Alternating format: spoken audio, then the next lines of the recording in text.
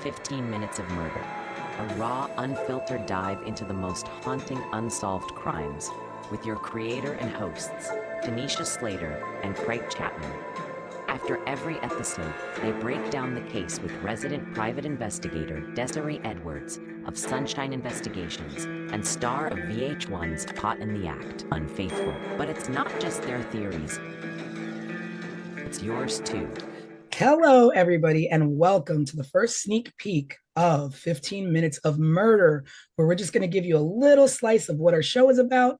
I am one of your hosts, Tanisha Slater. And I am Desiree Edwards, your resident crime expert. And my name is Craig. We just wanted to give you a rundown of how this series is going to work. Every episode and every story and every case that we go through, we'll start off with a sort of like preview television series that gives a rundown of the case that we're going to be featuring that week. In the first week, we will show this video, and then after that airs, people will be able to submit questions to us. You can also go to our website, 15minutesofmurder.com, and join our Substack. So we'll have a case file there for you to look at, and you can submit questions there. You can submit questions on our YouTube channel and any other social media outlet. And then the following week, we'll deep dive into the case through a podcast where we'll all join in, and you at home will have your questions answered, and possibly one or two of you will join us on the series. Craig, that's a big deal. The viewers get to join us and try and break down what actually happened. We can go from who done it to what's missing to what they missed. And with the crime expert, we'll be able to pick apart cases a little bit deeper. And our viewers get to kind of like keep us in line and let us know, Desiree, you think you know everything, but you don't. Here's what I think. See, I'm ready for that part. This will also give not only us, but everybody at home an opportunity to explore things that maybe weren't explored at the time that the cases happened. So alternative theories, things maybe we see that were missed, or any sort of like ideas that we might have or you might have at home. Yeah, I think the best part about this too is that we're going to be featuring all unsolved cases. So it also brings light to the 15 Minutes of Murder, which is also our title, obviously. But 15 Minutes of Murder doesn't mean like 15 minutes of murder. We're going to show you a 15-minute clip. It means every murder somehow gets its 15 minutes of, so to speak, fame. So hopefully with this, with cold cases and unsolved cases, we're bringing to light some things that maybe got overlooked. So you never know what we can crack. I'm hopeful that maybe some of these cases can become solved just from renewed interest, right? And new advancements and crime investigations and all that kind of stuff. So I'm excited. I think this show is going to be hugely beneficial, and I think our viewers are going to enjoy it. And we're going to be covering cases specifically from like the 80s, early 80s, where technology and crime solving was a lot different. It was more boots on the ground. That whole perspective of these investigating agencies just have experience overall that they may not have had 30 years ago. And they can employ those things and get some of these families and communities some closure. Maybe we should also take this time to sort of introduce ourselves in case people are wondering like where we come from and sort of what we're all about. I was a television producer for 20 years in New York, working on some good and some really terrible reality shows at MTV and VH1. And I started at Nickelodeon. And that's kind of how I met Tanisha. Yes, and my name is Tanisha Slater, and I have been in the television industry for over 20 years.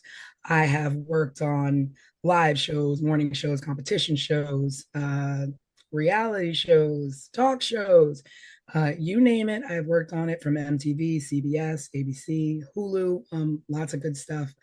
Like Craig said, lots good, but also some, you don't really want to mention. But I am a big true crime fan. Me and my gals, we get together on Fridays and we watch crime documentaries and throw our 2 cents in there. And that's why this show is going to be really exciting for me. I will be editing your shows, bringing you all the details from what happened to what didn't happen. And I'm really enjoying that a lot as well. I am Desiree Edwards. I am a criminal defense investigator in the proud city of Detroit, Michigan. A woman approached me, said, "Hey, Des, I like your vibe. I like the way you talk, the way you move. I own a private investigation agency. Do you want to come work for me?" I didn't know private investigation is a real thing. And that's what I've been doing. I went to work for her. It's been more than 10 years, and this is what I do. My work is kind of different from other investigators because I specialize in criminal defense. So 15 minutes of murder isn't just an interest for me, it is my career. This is what I do in real life every day, which is solving crimes and figuring out who did it and who didn't. Okay, let me just interrupt you really quickly because Hey, girl. don't let Des fool you. Des is at the top of her game. Des now owns this private investigation firm, which is her own. Okay, and she is the top sought after private investigator. That is Fool true. you. That all of those things are true. She just Where wants status. Yeah, where do we put these things? We put it out there for the people. Let them We know. put it out there for everybody to know. That's right. Not only do I do these criminal defense cases here in Michigan at the state level and the Fed level, I do them across this country. I've worked in more states in this country than I have not. I get international phone calls inquiring about my investigation services. And what Tanisha, while she's checking me, what she ain't tell y'all is that she casted me for the second season of MTV's Caught in the Act Unfaithful, where I was a featured investigator for season 2. So when Tanisha say that I do it all, she's not lying. Nope, not one tell. And we're going to bring you some good programming and we're going to have lots of amazing, great conversation and hopefully, bring some things to light and hopefully you will enjoy our show. Yeah, lots of really good cases coming up. And again, just another quick rundown. Each week we'll feature a short sort of television style series that gives a background on the case that we're featuring. You can then go to our website, 15 Minutes of Murder, check out what we have going on there, and to also link to our Substack where you can download a case file just to get more information.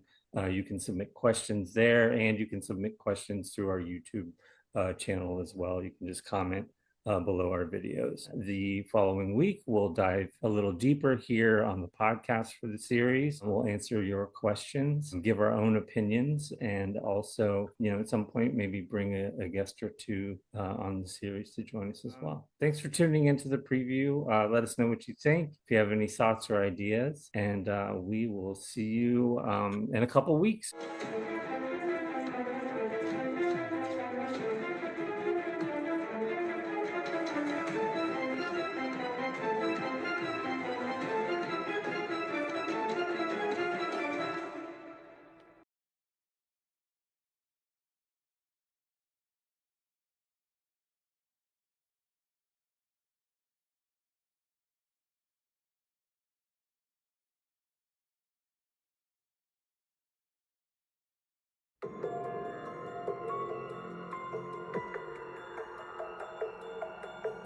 April 11, 1981. A quiet mountain town in Plumas County, California. A cabin in the woods, and one of the most brutal, unsolved mass murders in American history. This is 15 Minutes of Murder.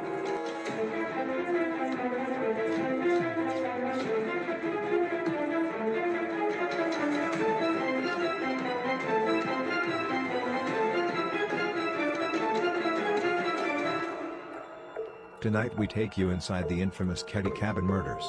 A case so disturbing it's haunted investigators for more than 40 years. Ketty was a tiny resort town tucked into the Sierra Nevada mountains. Population less than 100. In 1981, Sue Sharp, a 36-year-old single mother of 5, rented Cabin 28. She was trying to give her kids a quiet life away from a difficult marriage. On the night of April 11th, Sue's children were in and out of the house. Teenagers Sheila and Tina were with friends. John, 15, and his buddy Dana Wingate, 17, were out hitchhiking. The two youngest, Rick and Greg, were inside, watching TV with a friend named Justin. By dawn the next day, the peace of Cabin 28 was shattered. Sue's 14-year-old daughter Sheila returned home at 7 a.m. after spending the night at the neighboring cabin of the Seabolt family. What she found would scar her forever. Inside the living room, her mother Sue, her brother John and his friend Dana were dead, bound with medical tape and electrical cords. Their bodies, savagely beaten and stabbed. One of the boys had been strangled. And Sue was gagged with her own underwear, which was secured with tape, and her throat was slit. The room was chaos.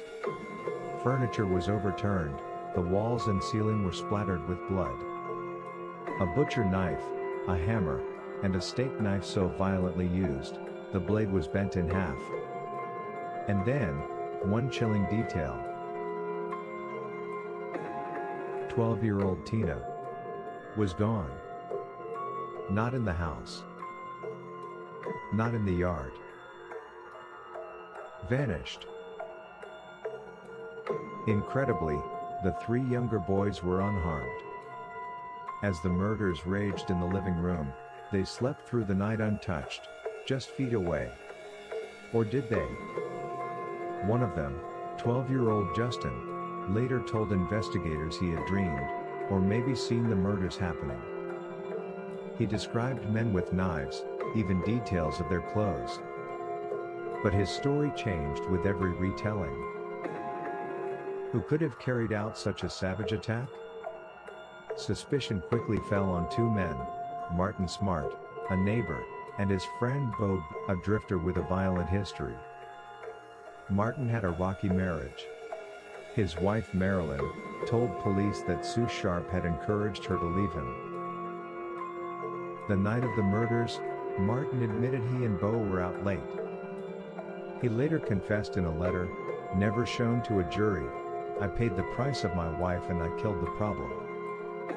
But no one was ever charged. Decades later, in 2016, investigators uncovered a hammer in a nearby pond believed to be one of the missing murder weapons. Still, DNA evidence has not yet solved the case. In 1984, a skull was found in the woods of Feather Falls nearly 100 miles away.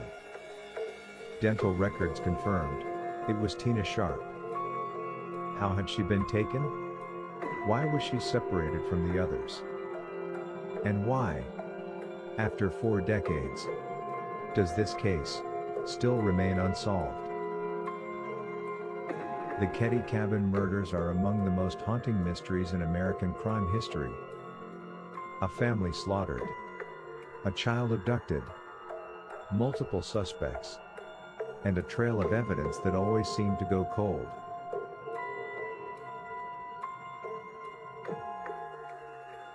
Was this the work of men fueled by rage and revenge? A botched home invasion?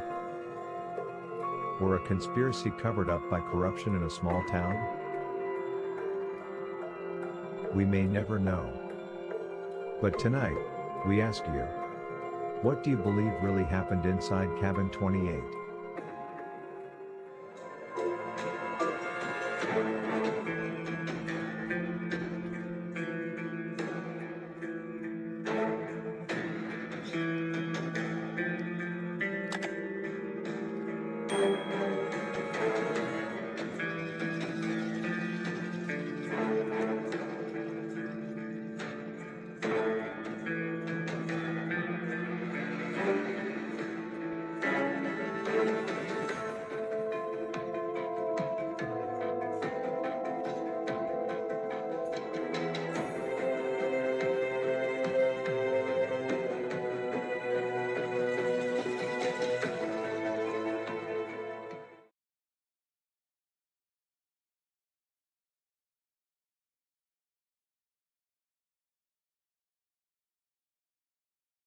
When officers stepped into cabin 28, they walked straight into a nightmare.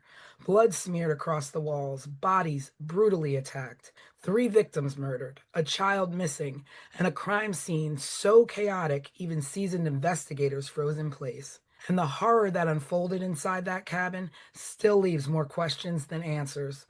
Welcome to 15 Minutes of Murder, case file, the Ketty Cabin Murders.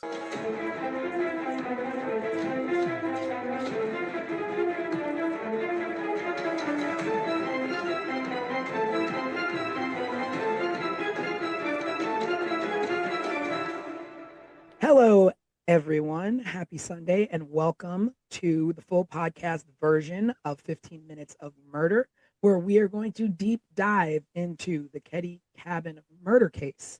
We're going to be running down everything from top to bottom that you saw in the mini case file, and we're going to talk about some questions that our viewers have had and submitted on our YouTube.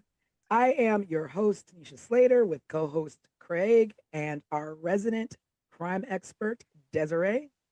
Present.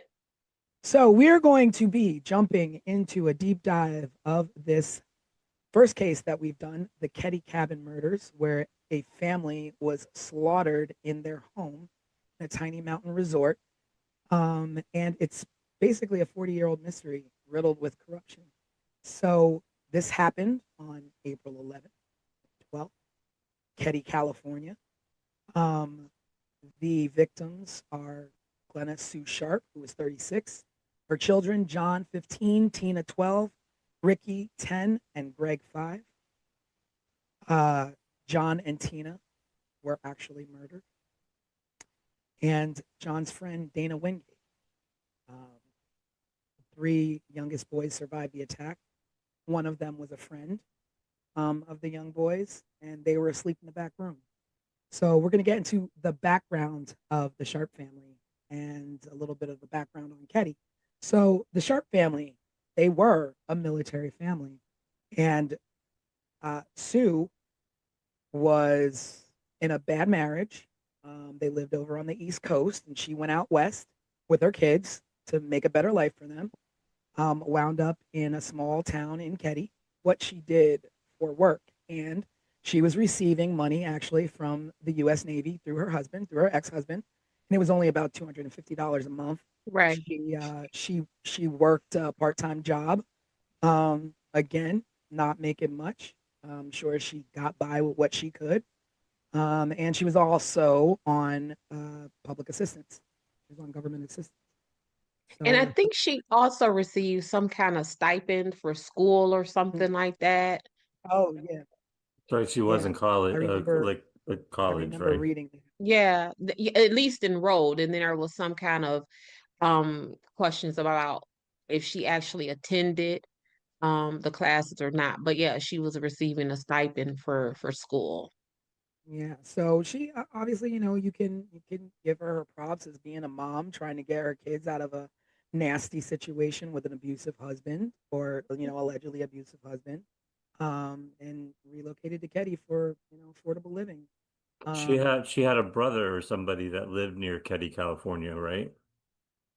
Yeah, that's when they lived in the, at least according to everything that I have come across, a really raggedy trailer park or something that was so bad that it made this cabin 28 in Ketty look luxurious. So that was their stop before cabin 28. Yeah, and we keep saying cabin, and like you think of like a little small cabin in the woods, but this was a sizably large home that they lived in. It was once a vibrant railroad resort town. It was thriving. But by the 1980s, it was run down. It was isolated. There was crime. Crime was getting, on the rise, and it wasn't so much of a safe place. You escape one, nightmare and walk into another. It happens. But a small population. I think, Des, you said, when you say small, we're talking small. We're talking if the three of us, along with maybe two other people, we could count the amount of residents on our collective hands and feet, right? I believe the Google census search that I did said it was like 100 people in Caddy.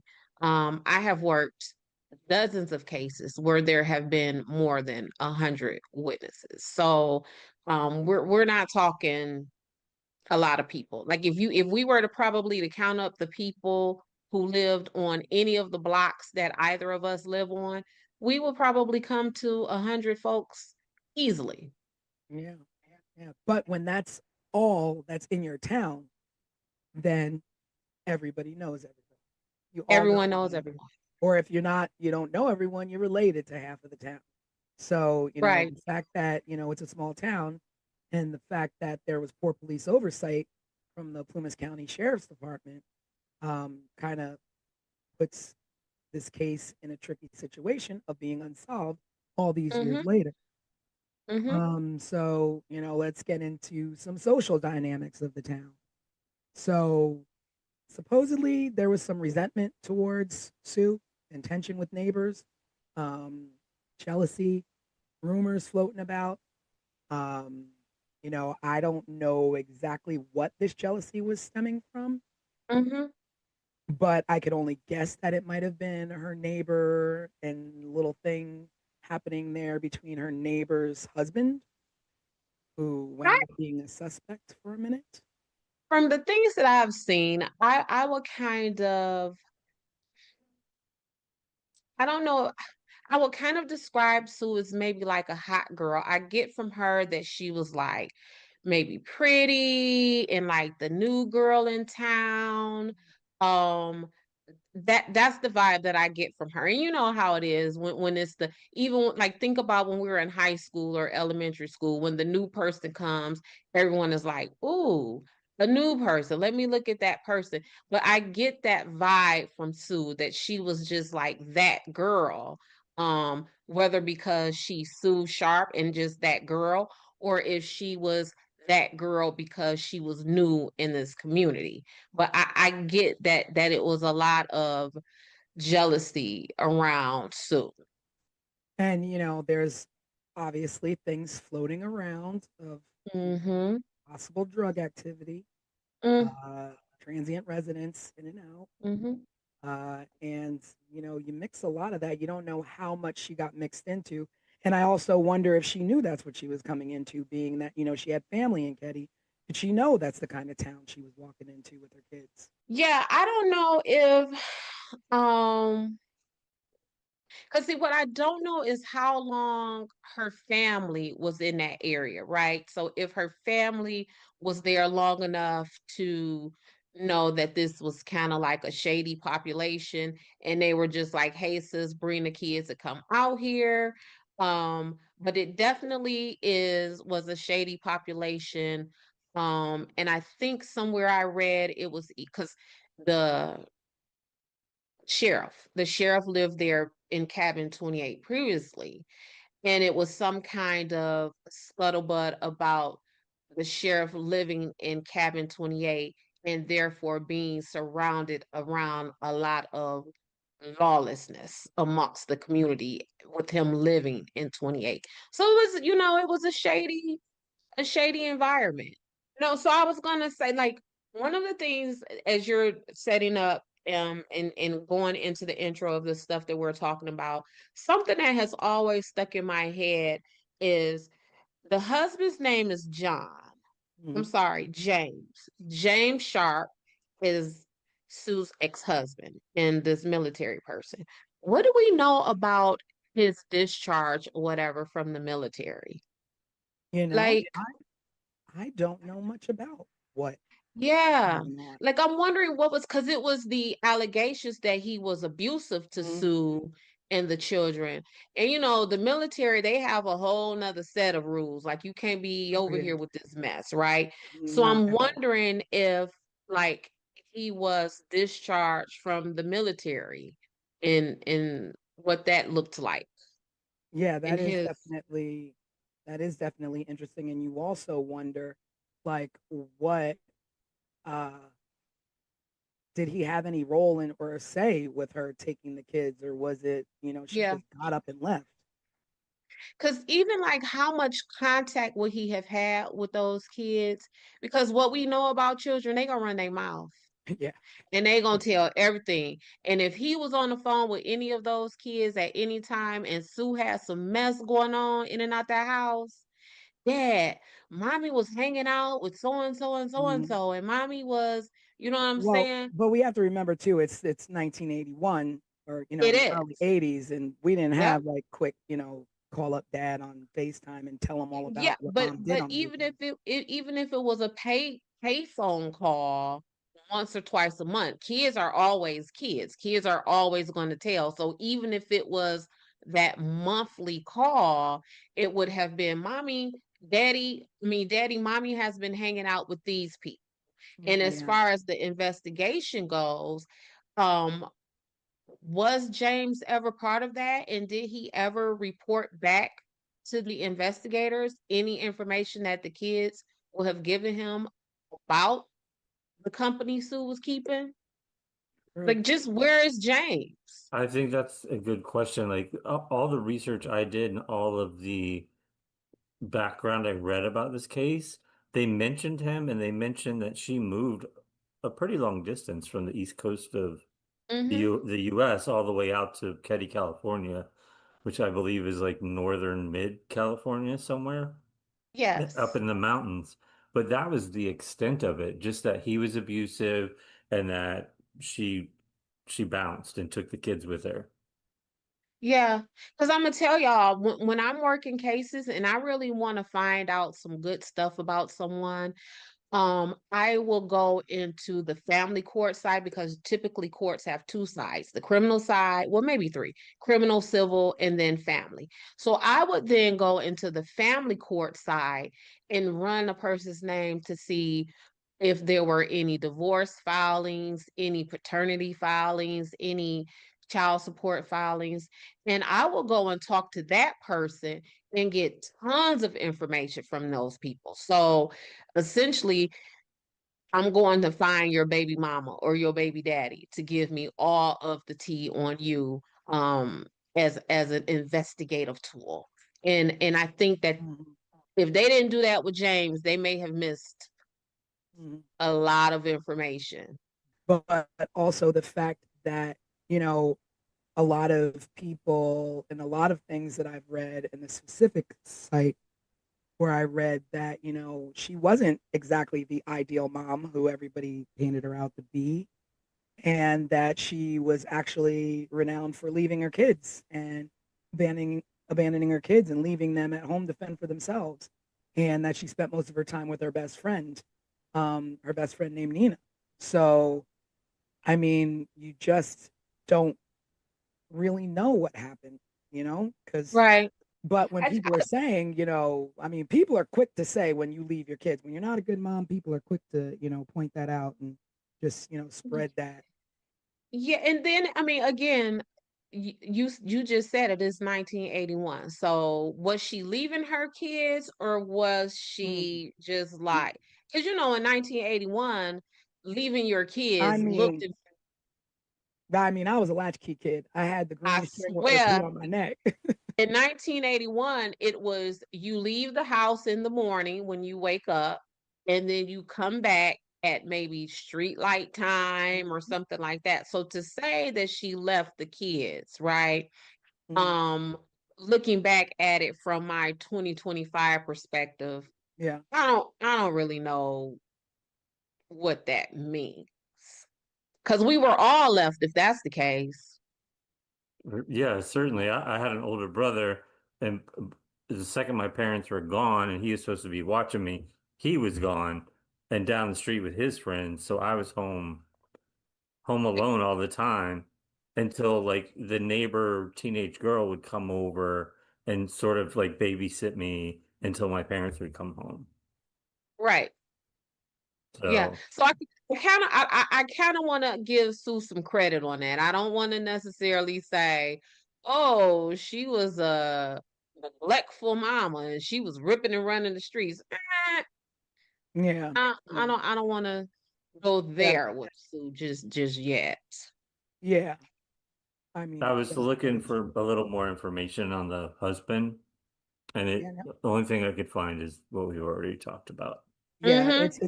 it's very slim. There's really not a lot out there about him, just that basically she left him and was trying to look for something better. I read that she even stayed with his parents for a little bit. Oh, really? Um, yeah, that She was a stay-at-home mom while he was in the military. Mm-hmm. but So yeah, there's just a lot about like her mothering, and sad to say, like when you have a lot, it makes me wonder if people were talking bad about her being a mom, be, are they recalling her being a bad mom because of what happened, or if they really thought that? Right. And so, like, basically, like an implied truth, kind of like, Mm. oh, well, now that this has happened, Yeah, hindsight, I guess she was a bad mom because how else could this have happened if she wasn't a bad mom? yeah. And I feel that's a sad and unfair assessment, right? Right. Um, I mean, because when you think about it, you could say somebody's a bad mom all they want, but with that amount of kids, and you are concerned with, she could have left and went to Ketty all on her own and left those kids wherever if she didn't care. she could If have she left was him a with bad James. mom, she could have left them with James. She could have left them with their parents. Mm-hmm. Mm-hmm. So like you, I won't Mm-hmm. go down that road and and speak ill Right. in that way. Um, Yeah, because that parenting thing, I like to kind of shy away from that because mm, I got 4 kids and a husband and it's hard, mm, right? So I yeah, can only imagine what it would be like as a single mother with 4 or 5 children and very little income. So I definitely want to give Sue grace and the benefit of the doubt on that. yeah. So the children she had from teens down to little ones, and we'll just like recap the activities of that evening. So what we do know is that on that evening, John and Dana went to hitchhike to hang out in Quincy, where I think that's where her brother had lived. Yeah, Mm-hmm. small place out there. And they went to go hang out with some friends. And their friends that claimed that there was possible encounters with drug involved teens. I don't know a lot about that, and that the friend Dana was seen with some sketchy individuals, some street locals. So Yeah, in this side of town where this activity where the kids were hitchhiking to and going to party to, that's the side of the town that everyone alleges that Sue would, when she was abandoning the kids, that's where she would go, mm, on this side of town. Um, and it was some like conflicting information about how the boys got back home and who took them back home and was that those sketchy people they were with in yeah, this were they sketchy part of followed? town. I mean, that's true too. If the kids Yeah, were like involved in something that mom didn't know about, did the kids owe money? Did the kids, yeah, get too cocky out there? Like we don't know. And yeah, and and who exactly was Dana Wingate? Like, like they couldn't have been, lifelong friends. These are new. This has to be a new friend. You don't know who he was or what he was into or what he got John into. Because I mean, you could go off on any angle and be like, oh, it was the kids hanging out with the wrong people, or it was right. Sheila hanging out with the wrong people. It was the neighbors who were jealous. There's just Yeah, so and that's what has frustrated me from the top to the bottom about this case because it has just been left with so many possibilities, right? So at some point, if we start off with 10 theories or 10 possibilities, at some point a thorough investigation will narrow that down. So now we went from 10 to now we're at 6. But with this case, all of these possibilities and all of these theories have been just left to fester and survive 40 years later. So we've got John and Dana who went off and they were out hitchhiking, doing whatever, young fellas do in the 80s. And Mm-hmm. then, you got Sue and the younger kids at home watching TV. Now, with Sue, her two younger boys, and their friend Justin. And, I guess they're all watching, TV, just sitting at home. Um, and I guess Sheila uh, was over at a friend's house.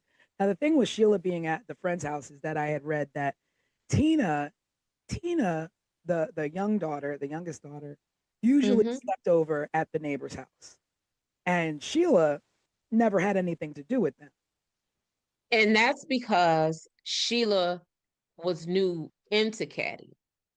Mm-hmm.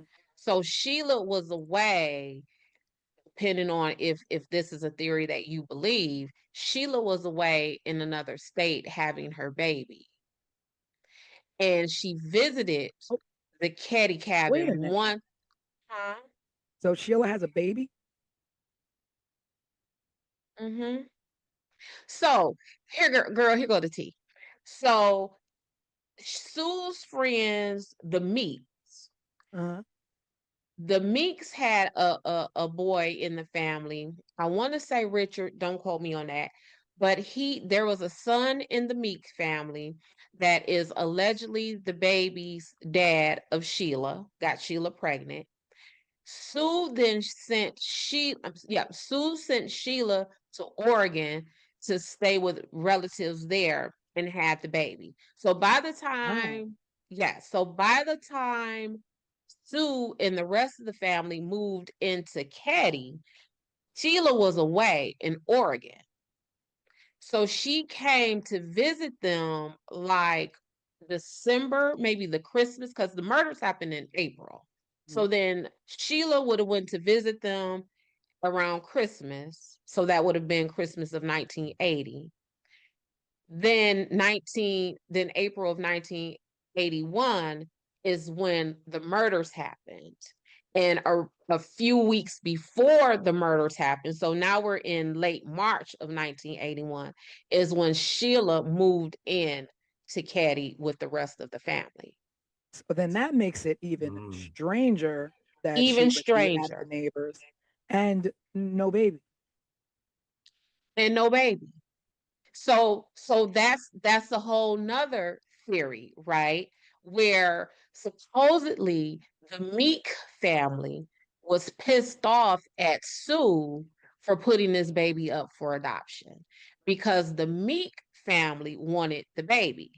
And the Meek family saw this baby as the first grandbaby of the family. Oh wow. And So where did the Meek family live? they lived on the best way for me to describe it is that they would have lived on that sketchier side of town. Not to Yeah. say that the Caddy cabin ain't the sketchy, because obviously it is, Yeah. but they live on that other side of the town. Yeah, Okay. because now that you say that, it makes it even stranger to me because my mind started going to like what Sheila into. And so I was reading that, it was typically Tina because the neighbors had younger kids that Tina would go over and Mm-hmm. always spend the night there and, hang out there. But that night, while Tina was there, Sheila went over and sent Tina home and Sheila stayed there. Mm-hmm. So Tina would have been spared had she stayed like she typically would at the neighbor's house. Right. But Sheila sent her home, Correct. which is odd. Which is odd. Sheila sent Tina home from the cabin that was right next Directly door next door.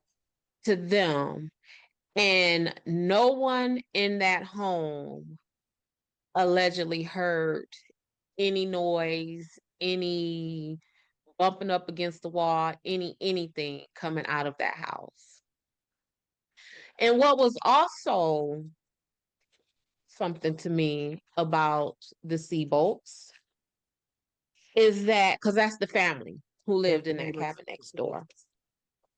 They said, I got it in my notes because it stuck out to me crazy. Y'all give me 1 second.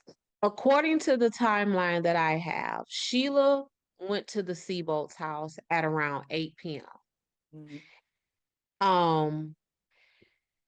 Then the Seabolts reported seeing a weird green van outside of cabin 28 at around 9 p.m. Then Tina is sent home at 9:30. Which is late for a 12-year-old, right? I think she was 10. No, she was 12. And that's 10. But not only that, this is what struck me. This is a town of 100 people. So that means we're a close-knit community, right? So if I notice a vehicle that I hadn't seen before outside my neighbor's home, and then the next morning I found out that neighbor's home that weird vehicle was parked in front of, people were murdered and slaughtered in that vehicle. Right. I mean, slaughtered in that house. If we're a small town like that, whose green van is that? I've never seen that green van. Yeah. If someone pulls up in a green van in front of my house right now, I might just look out the window and be pissed off that someone parked in front of my house, right? But I live in a larger city. Yeah. But in a small town like that, I think the first place I'm gonna go is to Quincy. Start looking for a green van. Green van. But also, when Tina was sent out to go home, and you saw that weird, awkward van. Oh yeah. You're not like, Tina, hold on. Hey, I'm finna walk Tina home. There's a car out here. It's just. Yeah, and we don't know how long that car was out there or when it left. So did someone send Tina away to be murdered? I mean, Tina was ultimately not murdered at first, right? We don't know that. We she don't could have know been that. murdered first and dumped, or she could have been held for who knows how long. She could have escaped from her captors and died on her own. Well, we know that she at least tried to escape because the back pocket of her jeans was ripped. Yeah. When they found her remains, so she was trying to get away from someone. But yeah, I think that timeline right there, that hour-and-a-half timeline, has been sticking with me since I started doing my homework on this case. So there were witnesses who did, report that they saw a bearded man with glasses earlier in the week, seen around the Sharps cabin. No leads were really ever followed up properly to check and see who that was, who the green van was. No, we don't know. And part of that is because back to the Seabolts. When Sheila made her discovery and she went and reported it to them, do you know that they didn't call? It took an hour before they called the cops. How in the world? What are you doing for an hour? What are you doing? And they are the people who went back. So Sheila reported what she saw to them, and that the boys were in the bedroom. So they went back and retrieved these kids. So you would have seen this scene and you not call the cops for a whole hour. How do you pull the kids out without? I mean, they walk through the living room and see everything that's happened. But let's just talk about the. I'm sorry. Go ahead, Craig. No, I was going to say maybe we should, just for people listening at home, describe sort of what. Yeah, I'm going to talk about what happened. Crime scene. Yeah. So the crime scene, they were found. The family was found on April 12th by Sheila. She was at the neighbors. She got up in the morning. She walked home, opened the door, and found her mom, John, and Dana slaughtered in the living room and bound with medical tape, bludgeoned, stab wounds, blunt force trauma, blood splatter everywhere, uh, Everywhere. everywhere.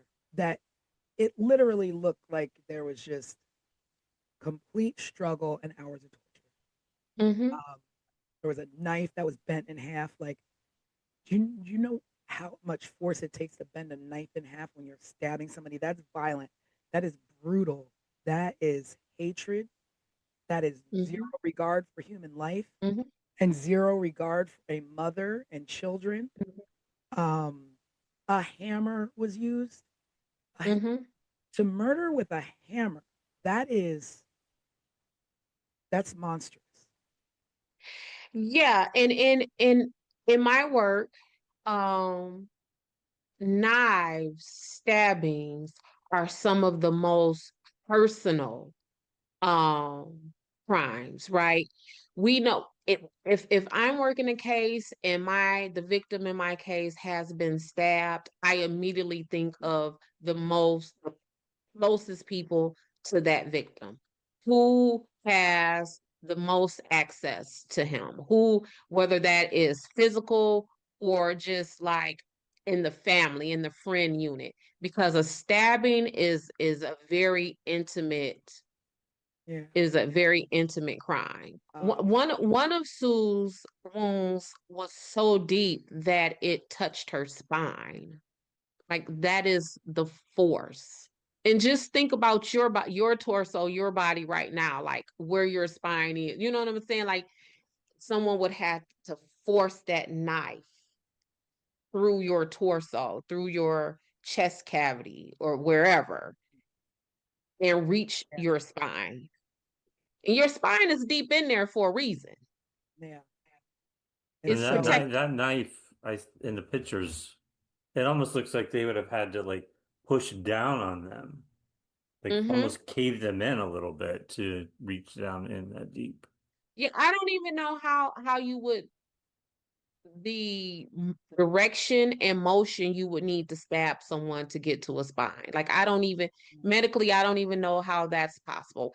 If nothing else, like I said, we were created for our spines to be hidden and protected because they are literally the backbone, right, of our existence. And for you to reach that, and so I I want to mean, say, just for our viewers who are like love timelines and accuracy and things like that, Sheila allegedly returned home that morning to make this discovery at 10 a.m. so the kids. So you're Wow, thinking kids. Now that I'm thinking, like kids are early birds, especially that age that of young, the yeah. children that were. Mm-hmm. There's no way they didn't get up and walk around that house before Sheila got there and possibly Mm-hmm. seen what was happening. Um, The neighbor, was it the Siebel father was the one that went to the back door to get the boys out? The boys that survived came out the back door. They didn't want to take them through mm, the house to see the murder scene, essentially, is what I read. Yeah. And so I get that, but what also I don't get about that is if you walk into the home and you see all of that carnage and you see in this other room over there that there are alive people, you just leave them there. You don't say, "Come on, y'all, let's get out of here." You what do Yes, you she left and she went back next door, right? right? She went back next door, but if she would have saw them, why wouldn't it have been, "Come on, y'all, let's get out of here"? Or if they saw her seeing them, then why didn't they say, "Don't leave, Sheila, don't leave, take us with," you know what I'm like it. I don't know. It's just so hard because it's just like, you want to put yourself in that situation, like just visually to try and think of what you would do or what happened. Mm-hmm. But if I walk in the door and I've just gone through having my own child, let alone these are my baby brothers, like I'm storming through there. I'm going out the back door with them. Is someone still in the house? Are they still Right, there? right. Like, how do you? Where's the sister? Where's my little sister? Yeah, where's my little sister? Like, what? Yeah, what are they? Ricky, Greg, Justin, where is Tina? Yeah, Hmm. Yeah. I mean, Where's Tina? So it's again, it's we could do this. This caddy stuff is enough to well, carry.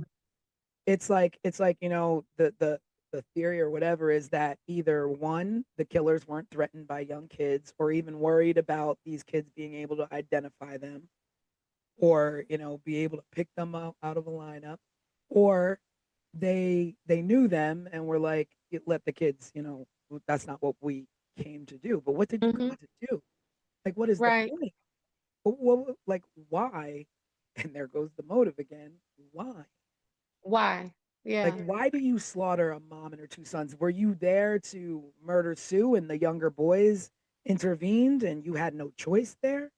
Mm-hmm. Or were they all sleeping? Like, when the boys came home, like, what were they doing when they were approached, or when someone broke in? Did they break in? Did they sneak in? There was no signs of breaking in, so they Right. obviously just came in. Right. Yeah. Well, no one needed to break in, because the way the house was laid out, like you see how the in the pictures, the front of the cabin looks very cabinish. Mhm. And the back of the house looks very houseish, right? And that's because it's a addition back there. And the older son, I want to say is John, he lived back there. And there was only one bathroom. And so they kept the house open so that John could come in and out to access the bathroom and, the kitchen and, sit around with the family. So the door would have always been open. No one would have needed to break in. No, there wouldn't have needed to be a sign of forced entry.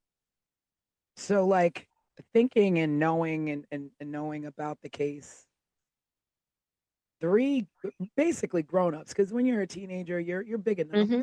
I mean, you see the boys, they're not little, you know. They were So 17 at the time, right? yeah, so I mean, Hmm. they're nearly on their way to being young men.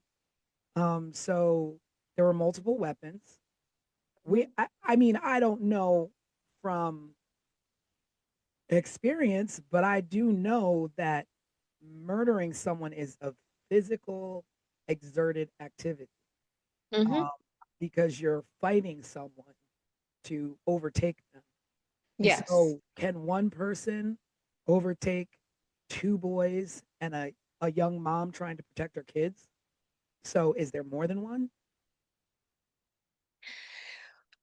Yeah.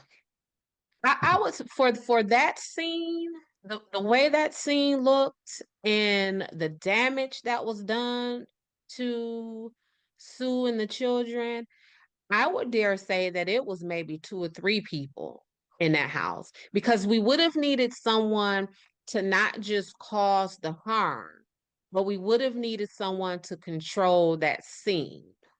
Because otherwise, you know, someone coming out the window, Yeah, someone's running out the back door. And yeah, in fact, while we're talking about the back door, there was a weird fingerprint or thumbprint on the railing of the back stairs, and linked to who? unidentified. Yeah, that's what. So, Ketty, this is what we're talking about. And but that jives with, maybe that's the reason why there is no forced entry, because if you are Sue's friend and you visited the family regularly, you would probably know that they kept that back door open. So if you're coming in to murder them, Yeah, where are you coming from? You're coming from the back door, and you may have planted that thumbprint on the rail as you're coming up and down the stairs. But yeah, that's the well, cabin. Well, yeah, but so that takes us to the investigation, right? Which had all kinds of problems. Oh, some of which we've already discussed. Yeah. Let me say this too, y'all. So this is the full timeline that I know it. So we have Sheila going to the Seabolt's cabin at 8:30 p.m. that night.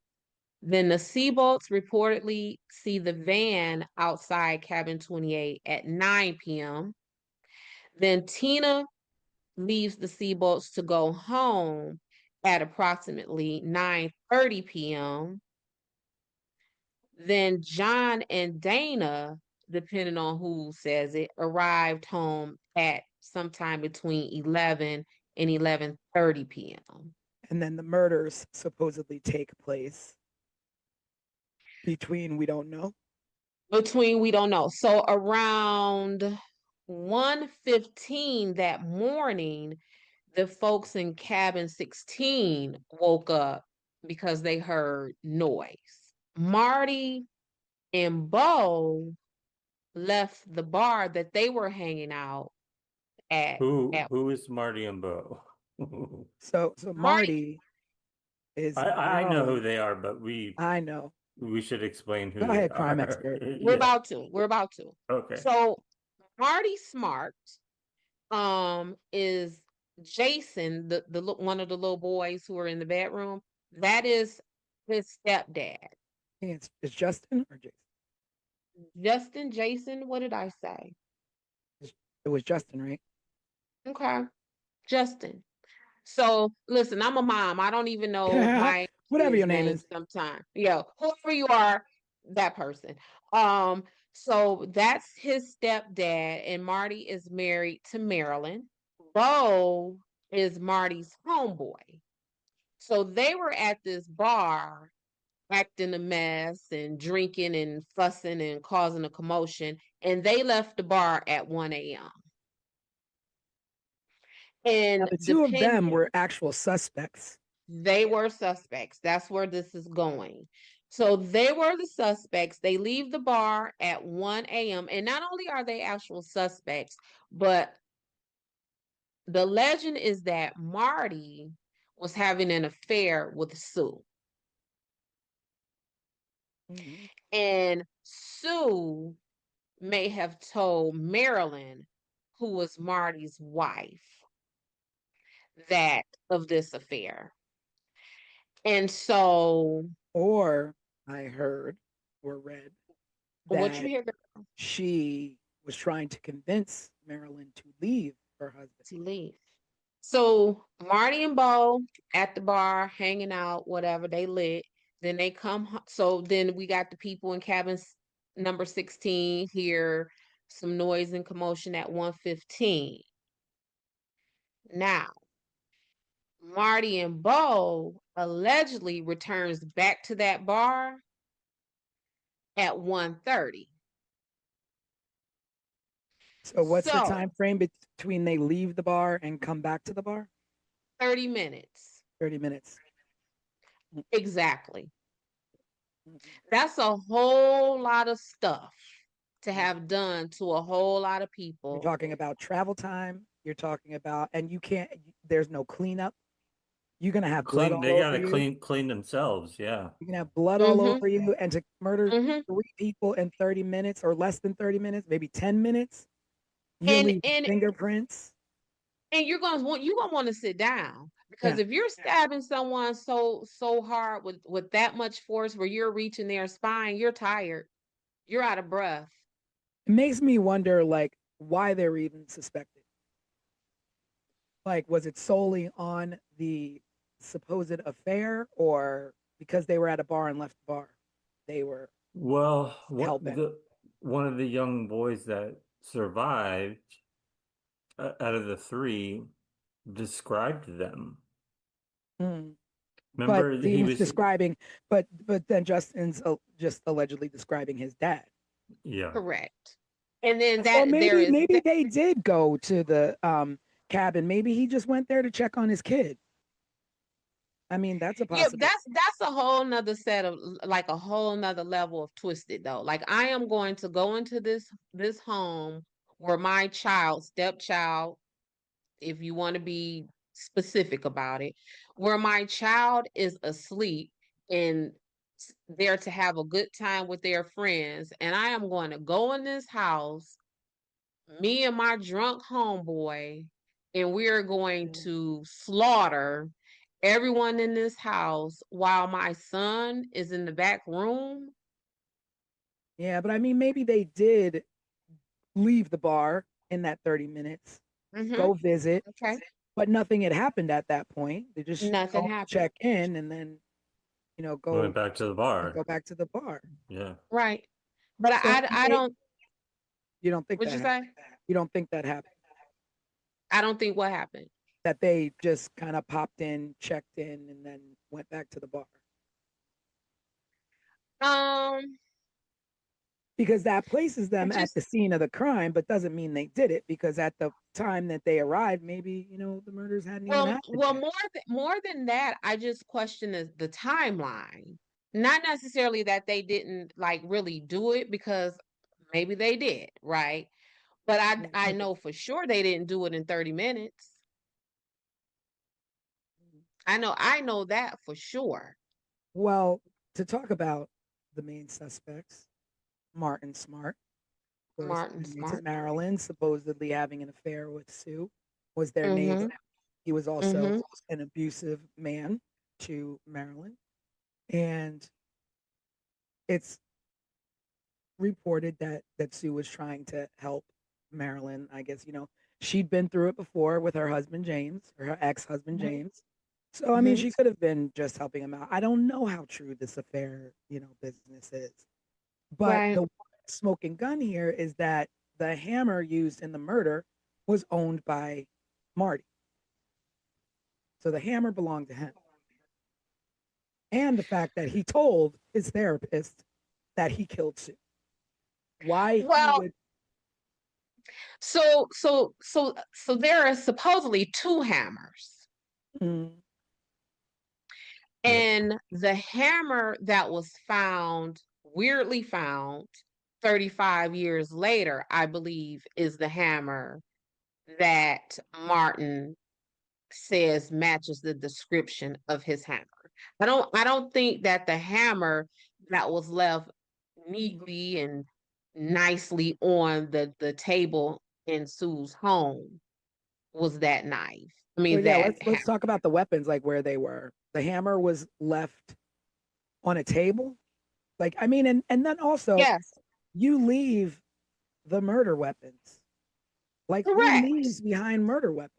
And you leave them not just scattered about, like where, like, okay, so if I beat you with a claw hammer, that claw hammer may be left next to your body because, woo, I'm done. I done beat you, I'm tagged. But for them to leave the butcher knife and the claw hammer, um, still bloody on a table, that's like a weird level of care and Yeah, concern. you're placing these items down that you just used to murder someone. Yeah. So are you what so when I try to unpack that in my investigator brain, it's like, is that a level of I don't care who finds out about this? Like, is that from a level of complete disregard? Maybe because Or not just I don't care who, it's that they know right, and but nobody. this is where I was gonna go. Do you, because if we're gonna run with the theory that Martin Smart and his homeboy did this, did Martin Smart and his homeboy leave those weapons at that table because they disregarded being caught because they are close friends with Mhm, Sheriff Doug Thomas? And if mhm. I just killed these people, I don't care where I leave this nice. My homeboy is the sheriff. He got my back. So at that point, she was still kind of the newbie, but she'd been living there for months. So she kind of, integrated into the town. Integrated, I'm Mhm. sure people, adored her kids or Well, integrated enough to where, she allegedly is sleeping with this woman's husband. yeah. Integrated enough to where her children were staying the night at other people's True. cabins and other people's children were staying the True. night at her Well, cabin. because my thinking was like nobody's gonna care because this is the new woman in town. She's not from here. Nobody's gonna care what happens to this woman or her family. Yeah. There is So some we don't kind of have to a, cover our tracks. yeah. And there was one more thing that I did read, which was strange. So I read that Ketty, the electricity in Ketty, the light supply or whatever was the lights were controlled by cabin 28. So in order to turn Yeah. off the lights in the town, you would have to turn off the lights on cabin 28. Mm-hmm.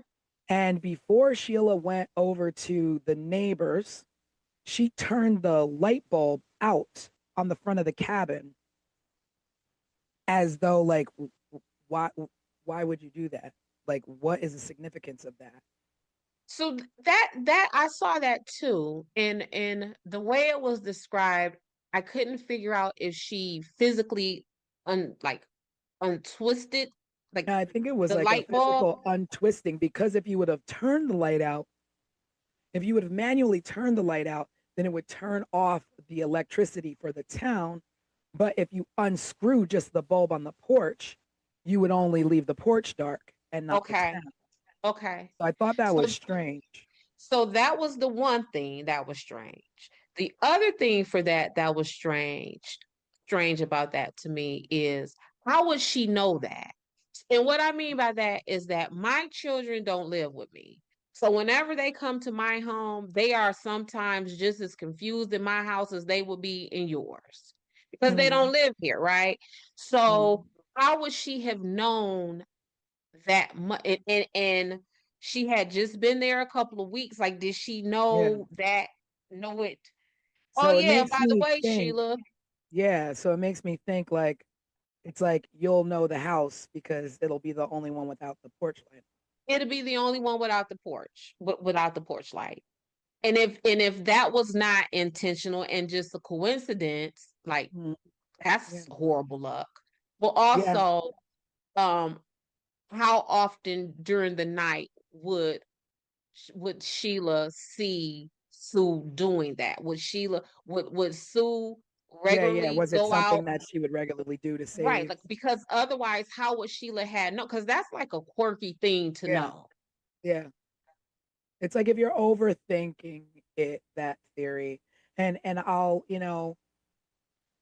there's no shame. I mean, I did go down a rabbit hole as we talked on the live. I like my rabbit Mhm. holes.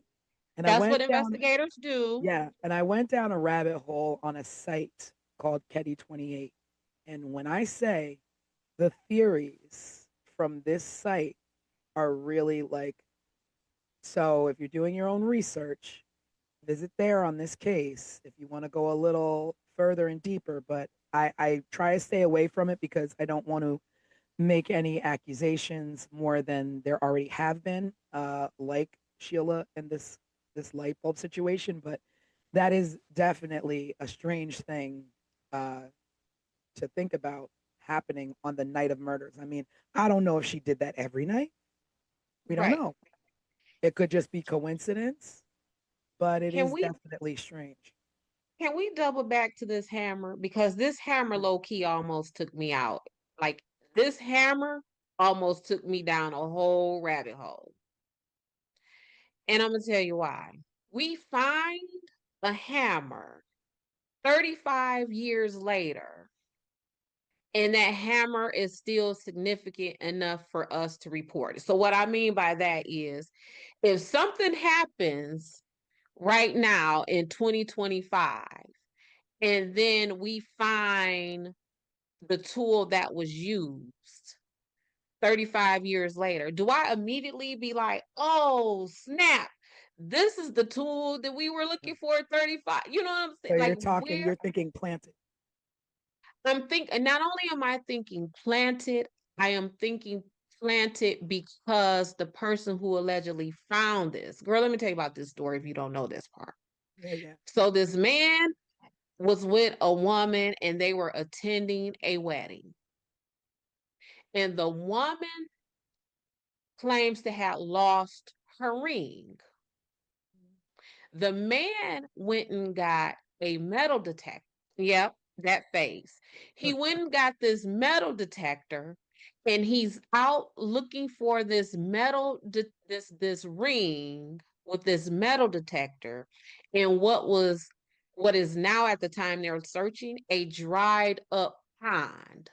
And it is in this dried up pond where this man is with the metal detector looking for a ring that belonged to a woman who attended a wedding. And then we find, well, maybe the pond was not empty at the time. Maybe it was a reservoir and it just happened to drain. I don't know. Maybe I don't know. That's But strange. ain't that strange? And so what this guy finds, instead of the ring, he finds the hammer and then goes and reports it as though the first murder in the town is in the back of his head. And he's like, let me go report this hammer because this has to be the murder weapon. And it's 35 years later. Yeah, because if I found a hammer laying somewhere, I wouldn't I think wouldn't anything think of anything. it. You Yeah. wouldn't think anything of it. I would just probably throw it to the side and keep doing what I'm doing. Yeah, I probably wouldn't even touch it. I just keep on moving. I wouldn't even have thought about it. Yeah. Oh, a hammer. A hammer. Hmm. And so that's the second hammer. Yes. Yes. And So that is the hammer that allegedly matches the description of the hammer that came up missing from Martin Smart's I know house. I want to say Martin Short all the time. Me too. Oh, We're 80s babies. yeah, I know. Can you tell? So at that point, when he found the hammer, then Marty was already dead. I guess so, because he found the hammer in 2016. So was Yeah, so Marty dead? So because they had him in, I mean, they questioned them, but now it's like he's dead. So Mm-hmm. there's nothing that can be done finding this Mm-hmm. evidence to try Mm-hmm. and close it out. So who's to say the man who picked up the hammer didn't do it? Well, I think of course the I'm evidence going just crazy. was not going to close this out because it was reported to the detective from the Sacramento Department of Justice because that's who they called in to work this case to take it out of the jurisdiction or whatever for the Plumas County Sheriff. Mhm. But those Department of Justice people were not homicide detectives. They were organized crime agents. So, you know, not to say that they don't know how to conduct a homicide investigation, but that Yeah. So to that's recap about botched evidence, now we're talking about a hammer mm-hmm, found 35 years later in a dry pond. in a So there's tripod. so there was contaminated crime scene evidence. Mm-hmm. There was no neighborhood sweep done. There was no forensic preservation whatsoever. There was interviews were delayed, and in delaying interviews, you give people enough time to get their story straight. And tips were ignored.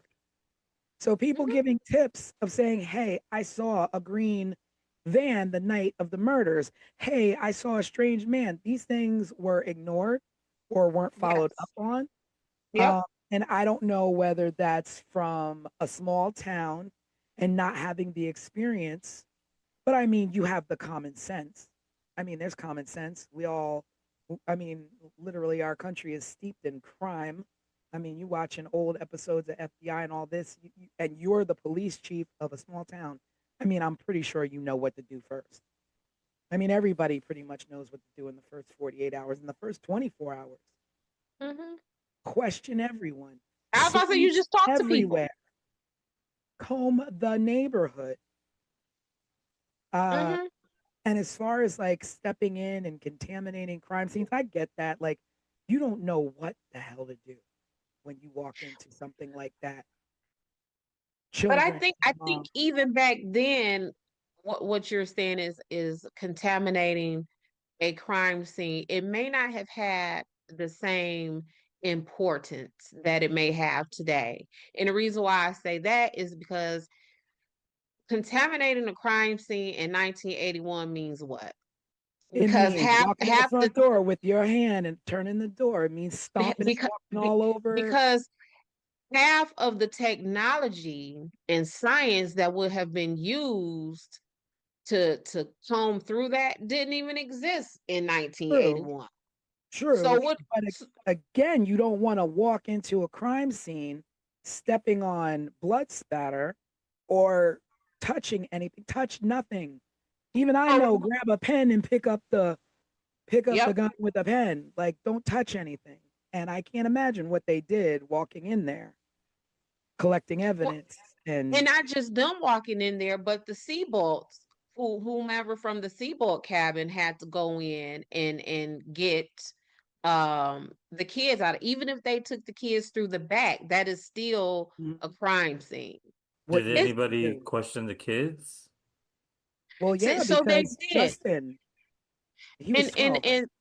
yeah, they talked to the kids, and Justin is the one who gave them the varying descriptions. So at one time they interviewed the kids and Justin said he saw this.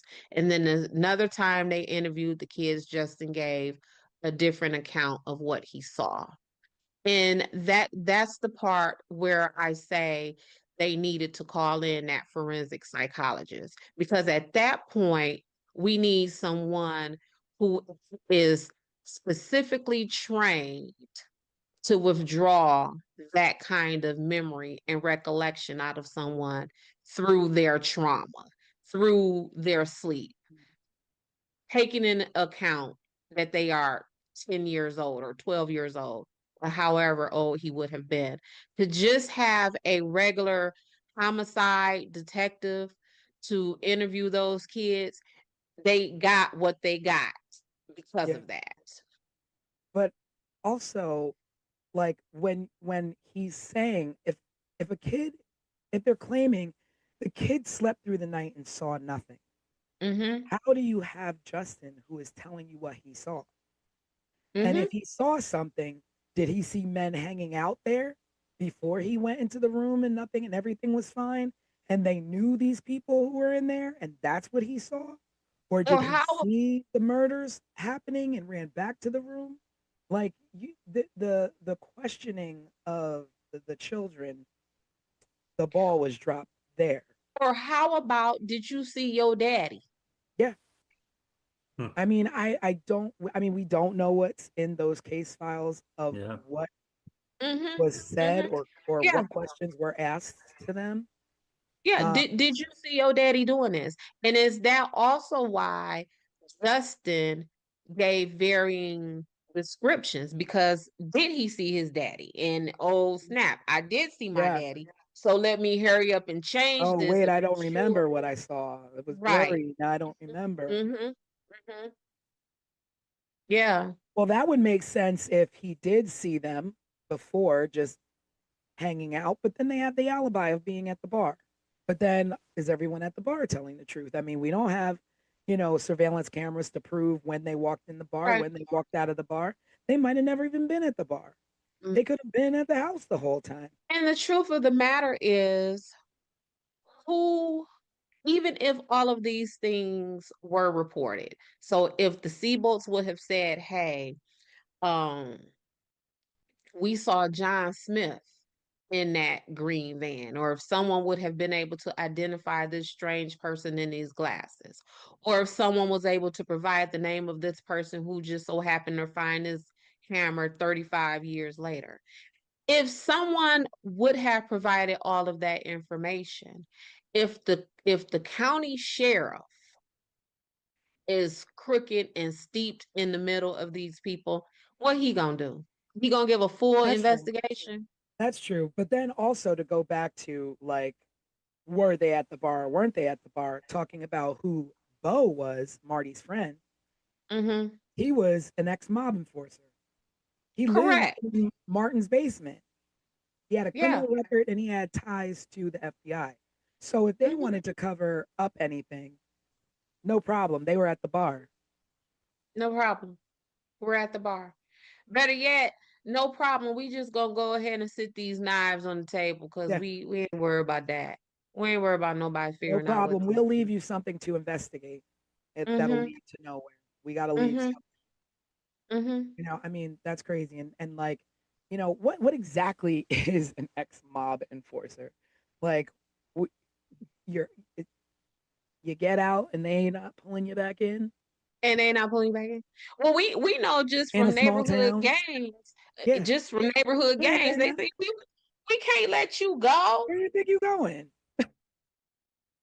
An ex-mob enforcer. Like An I don't ex-mob feel like that is from just Chicago. So in a small town. Yeah. somebody from Chicago finna move to Caddy, California, and live in a cabin. No, Yeah. live in someone's basement in the cabin, Yeah. and you from Chi-Town. Nah. That's not happening. Mm-mm. Well, What you about to say, Craig?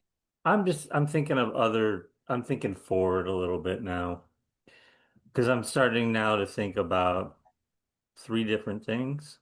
Um, Okay. the letter that Marty wrote to his wife, where he Yeah, that's going back essentially to him telling admitted his therapist. admitted that he did it. The phone call that came in about Tina and her skull, I feel like it came from a payphone or something. And then I'm also now going back to Dez's theory of this family who wanted the the grandkid that Sheila had. Like, what happened to them and What happened to them? all of this? And Well, I don't do y'all know that that call to report Tina came in almost 3 years to the day that the and do we Katie know murders who the happened? call came in from or it was anonymous? It was allegedly anonymous. Because I feel like Yeah, that's a whole nother element to Mm-hmm. this. Is where did Mm-hmm. Tina go? Where's she been for 3 years? The skull was found 100 miles away from Ketty somewhere. Yeah. so And Tina how old when the murders happened? Who, Tina? 12, Yeah. She was And 12. so and so at the time they found her skull, she would have been how old? Like 15, 15. going on 15. But she could have been dead the whole time, you know? She could have been dead for Maybe 3 years. so Craig, you're thinking like she I was see your wheels turning, Tanisha. so you're thinking that the people possibly who no, that's not I'm not What are really, you about to say? I'm not thinking anything really. I'm just making sure we don't leave her out of the story because, Tina. Oh yeah, no. Well, yeah. yeah, no, we're just going down that rabbit hole of that whole who was involved and how criminal it was. Because like But I like the sheriff, like talking about the sheriff and being, Mm-hmm. tied to not only Martin but Bo as well. He was close friends to Marty. So again, he was at the bar. You know, he he like had conflicts of interest with everybody involved. He lived Right. in cabin 28. He knew the layout. And like you Mm-hmm. said, if you lived in cabin 16, you know the layout of cabin 28. Mm-hmm. Mm-hmm. And whoever it was knew that they can walk into cabin 28. They Right. knew they weren't going to have any kind of locked door problem or have to break into a window. Yeah, There's like just corruption all over. yeah. I like Craig's thinking of not allowing Tina to get lost in the fray of all of this. Um, Back to that word of motive. I think Tina could be herself a motive for some of this, just from the fact that Tina, there are reports that she was molested in the town, um, and no one followed up on that.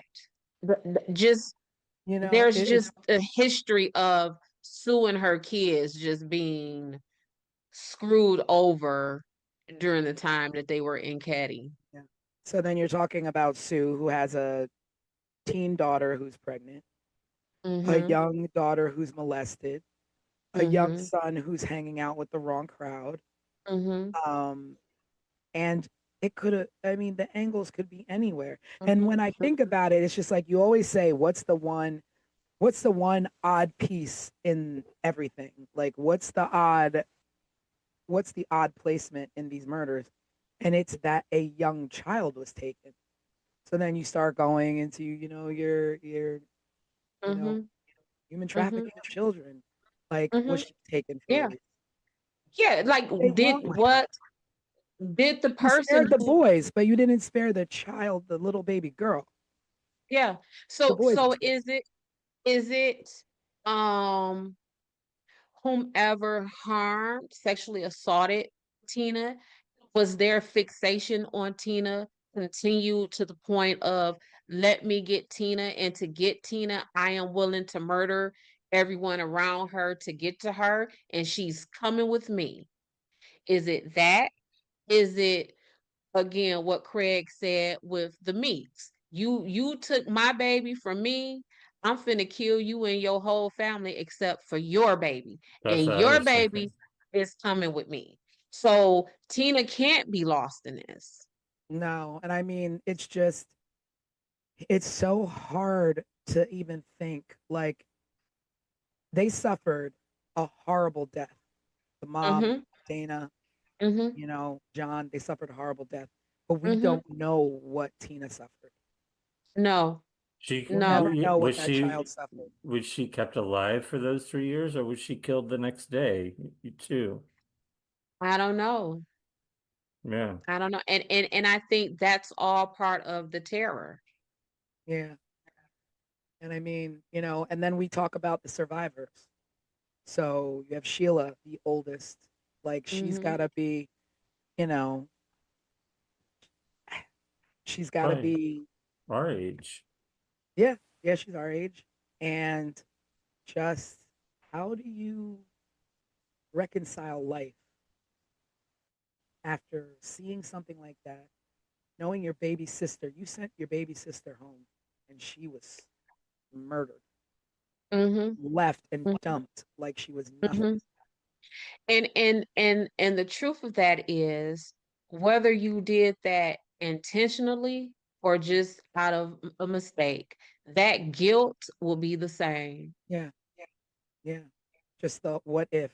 I mean, I What can't if? imagine the Yep. what ifs. Yep. And even the young boys who were in the other room, and though they were just young, I mean, they're at 12 and, even 7, I look back at things and go, what if I would have done this? What if I would have done, Right. let alone, my big brother, my mom, you know, done the way they were done. And it's just so sad to me that, people are quick to, oh, I found this hammer. Oh, we found the skull of Tina. But yet there's still no further push in investigation. And Sheila to this day is still trying to investigate and have, answers for her family. And I don't yet nothing.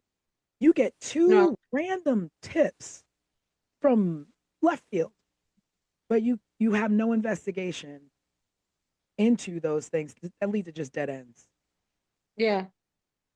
And Sheila Yeah. Sheila did do an interview, I think, with People in 2016, Mm-hmm. talking about her experiences. You can also find a lot of videos on YouTube of with her and her brother revisiting Ketty, actually, and it's very hard to watch them revisiting and recalling memories from that time. And it's just, I really hope that she can find the answers to what happened to her family. She deserves that. She absolutely deserves that. And I think um we all do. Mhm. Yeah. Um just because I think that the Caddy murders are so gripping because we all feel that human dynamic of this. And granted that for a lot of people who are listening to us, a lot of people who have researched this case on their own. These are people who, like, they may not have even been alive yet when these murders had taken place, but it's something about this case that just pulls at all of your human being fibers. Yeah, and I think too for me the draw was that this was our time. These are the Hmm. kids. This is when we grew up. Right. And in the 80s, things were like that. It was, you were free to ride your bikes until the street lights Correct. came on, then get home. You were over your friend's house for dinner, your friends were over your house for dinner. And it Hmm. was that it was a little bit of a more of a carefree. You didn't really worry too much about your neighbors. You could Right. leave your doors unlocked in some places. Right. And to just think like you put yourself in that, like, I think of the friends that I grew up with and I'm like, I just can't even imagine. Right.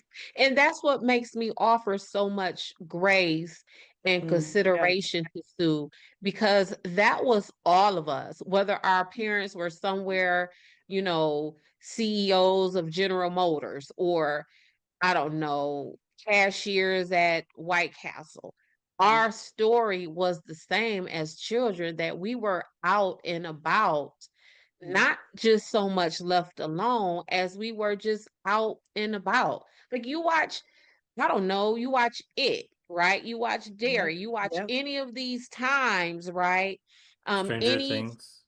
yeah, Yeah. any Spike Lee movie where he, That was the 80s. yeah, that is what that element was when it comes to children. So that's, again, I don't want to, you know, dog Sue out about that, because that of this whole case, that right there is the one thing that was closest to the normal Yeah. than anything else. And also, you in saying that you don't want to dog Sue out for the way she raised her kids. And I mean, I give her credit for breaking away from an abusive man and Mm-hmm. wanting better for her children, whether she let them run about or not. And kids are gonna, I mean, you could try and raise your kids as great as you want, but there's all kinds of influences out there. And Right. just like you don't, want to dog out Sue, I don't want to, you know, put this like Sheila did it. She's the only one who survived and the boys were too young. Like this is just, your brain tries to think of anything to grab onto to explain away what happened to these people. Because guess what else Sheila has to deal with? It's not just the guilt of, dang, did I send my sister over there inadvertently to be killed? Or, dang, I don't know who killed my family. She also has the burden of being the sole survivor, and everybody like, "Oh, you did it." Yeah. And not only that, she also has to live with the fear of Right. being no one's caught, someone's still out there. What did Mm-hmm. they want? Did they want my mom? Was it me? Was it my Right. who was it? Like you still live with that fear and that like, you know, that just you cannot trust anyone in your life. It, it's also her two younger brothers. They were ones that I could never find any information on during this Yeah, whole research yeah. process. And I But they're mean they're that's still alive and they're still out there. yeah. But I mean, at that point I'm like, they have to be protected. Um, what the psychological trauma that they've probably grown up with, had to deal with, and whether they got, professional help or not, that's another Mm-hmm. thing too. Like, were they just left on their own to figure out how to Mm-hmm. navigate life with a tragedy like that? Did they grow up with anger? Did they grow up with hatred? They grow up to be kind young men? Did they grow up to be family men? I mean, I don't know. Mm-hmm. Yeah. I don't know. Yeah, I no matter who actually committed these atrocities to this family, right? Um, I blame law enforcement. That is where I hang my hat for the blame of this, not for these people's murders, but for this to be so unresolved. Like, I blame them for every ounce of pain that Sheila had to go through, that she still goes through, that her brothers and other family members are going through. I blame them for that because it just feels like there was not just a botched investigation. I feel like there was literally no investigation. And Yeah. that's worse. Yeah. Because at least with a botched investigation, there is some effort, whether that you did that botchness on purpose or you did that botchness by, natural ineptness. At least there was effort. I don't feel that there was effort here. Yeah. And they deserve more than that. This is something we could talk about for another 2 or 3 podcasts. Yeah. Whole And it season. was, yeah, and it was strange. What feels strange to me going through this conversation um, tonight is that I don't know why, but for some reason in the back of my head, I kept thinking about this being a murder that was solved and it's done and it's over. And it was sort of like a realization hit me that like we could talk about this forever because nothing was ever solved.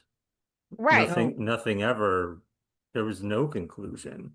And there Yeah. Yes. I probably mean, never will be.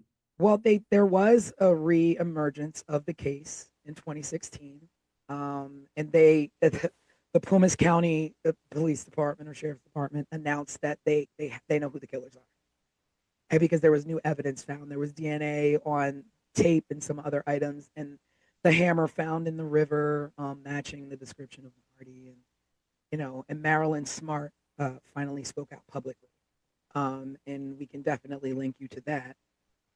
It's living on YouTube. Crime, cover-ups, and Connections. corruption. Yeah. Crimes, cover up, and corruption. Yeah, and I mean that saying that you know who the killers are and those killers are no longer. It doesn't close anything. It doesn't. No, no, And again, cause going back to the fact they were at the bar. Marty and Bo mm-hmm, are scapegoats post mortem. mm-hmm. Yeah, now they're dead. Yeah, they were. So we call that they liked them for this. Yeah, So, right? Maybe you did, maybe you didn't, but we like you for this. And I feel that was Marty and Bo. They liked them for this. and I gotta say that I think that the reemergence of this case reopening in 2016 has to do with the fact that people will not let this go. People will Mm-mm, not let this family go without answers. And I think that the more people who are covering this in podcasts like ours and mm-hmm, covering this and bringing it to small towns, small town newspapers, or even like visiting Ketty to visit where they tore down the mm-hmm, town, um, people will not let this go because it's so unsettling. And like you said, this was the 80s. This was majority of us. And I think that's why you had that in 2016, and the fact that Sheila won't let their memory go without some sort mm-hmm. of justice. Right. I mean, and even at this point, I think there's a difference between justice and truth because you can get justice in the wrong man, but I don't think we'll ever know the truth. No, no. And they're still playing around. So, oh, we have some DNA that matched a living suspect. Well, who is that? Mhm. Or, oh yeah, the new detectives from the Sacramento Department of Justice. Oh, and I think I saw this in an article from like 5 years ago. Oh, we're close to closing the case, or we're close to arrest. That was 5 years ago. Mhm. What's Still happening? nothing. Yeah, still nothing. So, Craig, I think you said there were some questions that were there questions that we could just circle back. I think that we kind of hit them all through tonight. Also through this conversation, I'm like, well, where do we wrap up with this? It's like there is no correct place to wrap up the No. story tonight. Um, There's not. I'll I look mean, at I think technically we can wrap up in our own take and theory. I don't want to accuse anyone, but I honestly cannot think of one thing that says to me, this one did it or that one did it, because there's so many different ways to go, and you don't want to accuse someone who had nothing to do with it. And Had nothing to do with that. And prisons are full of that. I know. yeah, I get the phone calls, right? But again, that's what I mean by the brunt of the blame, at least for me, lies with law enforcement. Because again, if there were 10 running theories at the time, if y'all would have done even a piece of investigation, maybe now we're only down to 6 theories. yeah, yeah. They do a little bit more, maybe we're down to 4. Like you chip away at it, right? And there was no chipping. No one had a wood chipper in Ketty regarding Sue Sharp and her family. Yeah. I So, think I think if we want to take a question that we got from one of the viewers at home this past week when we released the overview of this case, and of course everyone listening or watching this should check that episode out. We also have a case file that gives a little bit more of an outline of who was involved and how things sort of went down as well. But Kirsten chimed in, and we're encouraging everyone at home to be involved. So please send in your questions for any future cases that we're gonna be covering. Um, Kirsten said, when the case was reopened and DNA was found to belong to a living suspect, why did the case stall? And I think we kind of just covered that question. Mhm. Yeah, I again,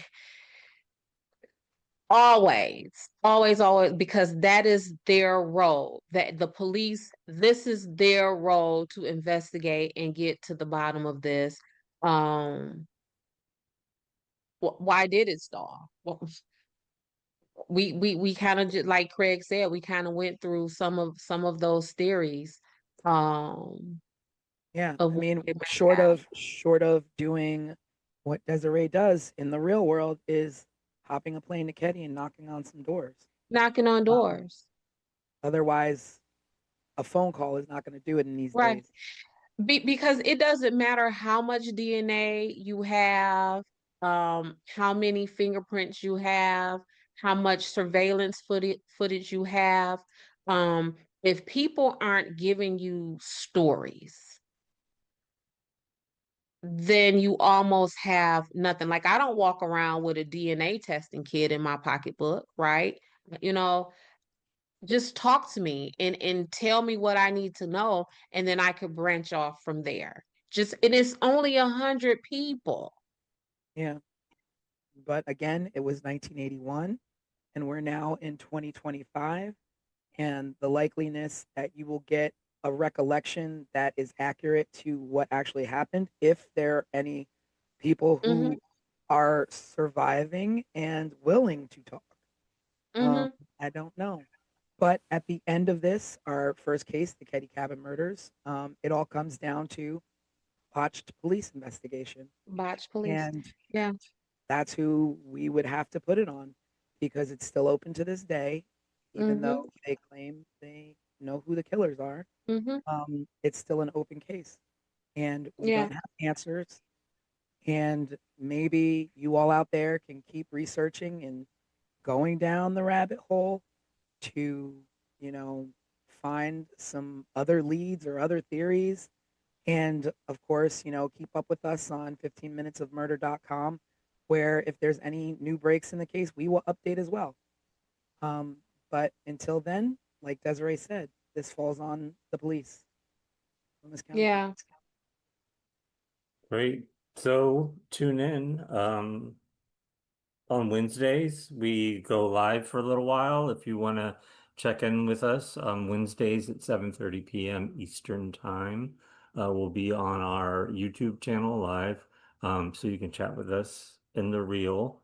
And then next Sunday, we'll be starting with a new case. So you won't get this podcast version. You'll get the produced episode that gives an overview of the case that we're focusing on next. And then, of course, keep following that channel, that timeline. And get involved. We want to hear Yeah. from you. We want to hear your thoughts. We wanna Yes. hear what your theories are. We want to hear from you, even if you want to speak out and include something that we might have missed in the episode. And I love me some Tanisha and Craig, but I would love to talk to some different folks. You know, I keep it spicy. Yes. Yeah. Yes. And going forward, we're trying to work and build on some exciting things to bring to you. I won't reveal what they are, but we're working on some extra features for our podcast. That's All right. right. Well, that's it for this time, I guess. Yeah. Yes. Thanks for Okay. tuning in, everybody. And Thank we will see y'all. you Bye. on Bye, Wednesday. everybody.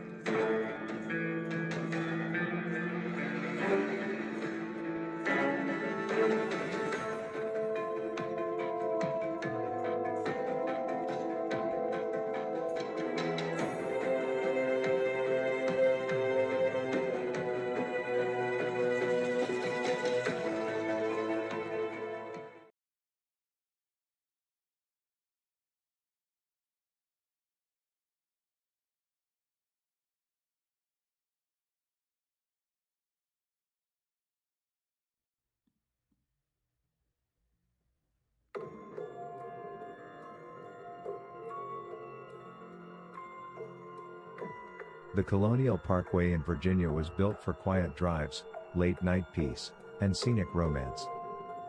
Between Jamestown, Yorktown, and Williamsburg, it's the kind of place that feels like America telling you to slow down and breathe. But in the late 1980s, this peaceful stretch of road became the hunting grounds for one of the most disturbing killing patterns this country has ever seen. 4 couples, 4 gruesome crime scenes, and not a single arrest. And what's worse, none of it ever made sense the way a textbook serial case should. This is 15 Minutes of Murder.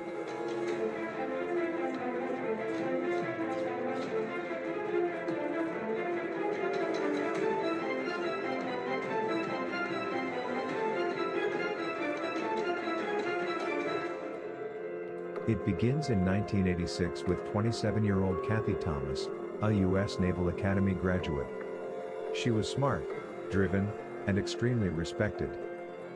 Her girlfriend, Rebecca Dowski, a 21-year-old college student at William and Mary. Rebecca was kind, academic, the type of girl obsessed with making her future matter. Kathy and Rebecca were in love. They drove the parkway that night, simply to be together and to talk privately, away from the world judging them. They were last seen by witnesses on October 9th leaving a computer lab on the William and Mary campus. What was supposed to be a serene night wound up being the most brutal scene in the string of murders on the Colonial Parkway. On October 12th, their bodies were found inside Kathy's Honda Civic near the riverbank. They were bound with rope and medical tape. Their throats were violently cut so deep, they were nearly decapitated. There were also signs of strangulation. Kathy was stuffed in the hatchback while Rebecca was found in the back seat of the car. She had a clump of hair between her fingers, which suggested she tried to fight for her life. The killer covered their bodies and the car with fuel, but didn't commit to setting it on fire. The car itself was pushed slightly over the embankment. Like the killer wanted to hide them, but not too well. This didn't feel random. This feel was more like a rage that knew exactly what it wanted. An extremely violent overkill compared to the later victims found.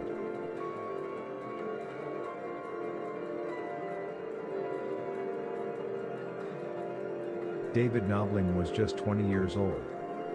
He was a young father, and a salesman. Responsible. Said to be a young man trying to do the right thing. 14-year-old Robin Edwards was an 8th grade student, a kid. Rebellious, yes, but a kid. She had snuck out later that night, after already going on a date with David's younger cousin earlier that evening. But at some point, David and Robin made plans to meet up again later, just the two of them. Despite Robin being underage, it was presumed the two had a romantic, sexual relationship. One of the last calls Robin made was to her mother, letting her know she had made it home safely after her date. Her decision to sneak out and meet up with David proved to be a fatal decision for the both of them. David's car was found on September 21st. Eerily, the doors were open, the driver's side window was partially down, the radio playing, headlights were left on, and the engine and the wipers still running in the rain. On September 23rd, their bodies were found along the James River shoreline on the opposite side of the river, partially clothed. David had a single shot to the back of the head, execution style. Robin was shot twice, once in the head and once in the shoulder. Robin's jeans were unbuttoned, and her bra was around her neck. State police later released she was sexually assaulted.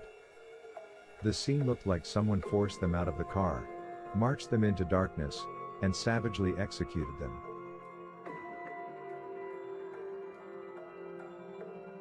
Richard Keith Call was 20, from Newport News, Virginia. He was close with his family, worked locally, and was known as responsible and protective. On April 9, 1988, Keith picked up Cassandra Sandy Haley, an 18-year-old college freshman he had recently begun casually dating. Sandy was well-liked, social, and excited about young adulthood finally beginning.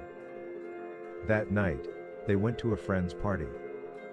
The plan was simple: leave the party, drop Sandy home, then Keith would return home himself. They never made it. Keith's car, a Toyota Celica, was later found abandoned along the Colonial Parkway. It was left neatly parked, keys missing, wallet left behind, with no signs of forced entry or violent struggle. Their clothing and belongings left inside suggested nothing chaotic happened inside the vehicle. Police later confirmed the clothes left behind were in fact the clothing Keith and Sandy were wearing at the party. It was suggested they may have gone skinny dipping and possibly drowned, but it was early April, and the water temperature was 40 degrees, making that suggestion highly unlikely. But the fact remains, to this day, Keith and Sandy have not been found. This disappearance became one of the sharpest and most frustrating voids in this entire series of murders, because you have victims, but no bodies, no cause of death, and no physical closure for their families.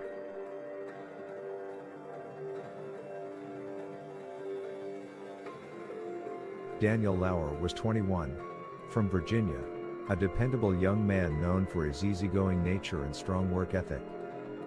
In the summer of 1989, he had been spending Labor Day weekend having fun in Virginia Beach while staying with his younger brother Clint and Clint's live-in girlfriend, Anna. Anna Maria Phelps was 18. She came from a hard-working family from Amelia County, Virginia. Life with Clint was a financial struggle, but despite that, was independent freedom. Over that weekend, Daniel decided to move in with the two, to help financially. The plan was for Daniel to go return home to gather his belongings. Anna saw the opportunity to tag along and spend some time visiting her family back home. On September 5, 1989, Daniel and Anna Maria set off back to Virginia Beach from their brief visit. They were traveling together in Daniel's 1972 Chevy Nova heading eastbound on Interstate 64 toward home. The next day, Daniel's car was found abandoned at a rest stop in New Kent County, Virginia, but in a baffling location. It was parked in the westbound rest area, which was the opposite direction they should have been traveling to reach Virginia Beach. The keys remained in the ignition. Anna Maria's purse and other personal items were left inside, and there were no obvious signs of robbery, making a random theft motive unlikely.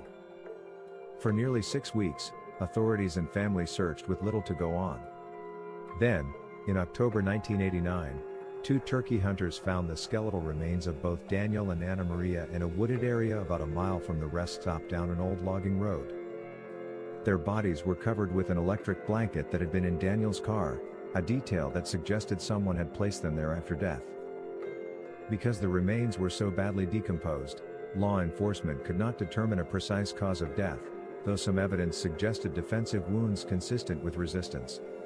A small clue also suggesting either a struggle or a clue left behind, was a locket found worn by Anna Maria. A chilling discovery with no understanding why, or how it was left there. There was no definitive weapon or trajectory that could be confirmed.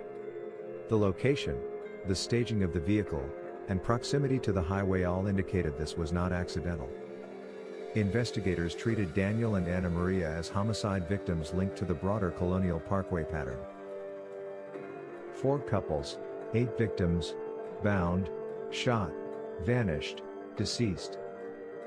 Each case, different details, same signature. No suspect has ever been charged. Some believe it was a rogue law enforcement officer.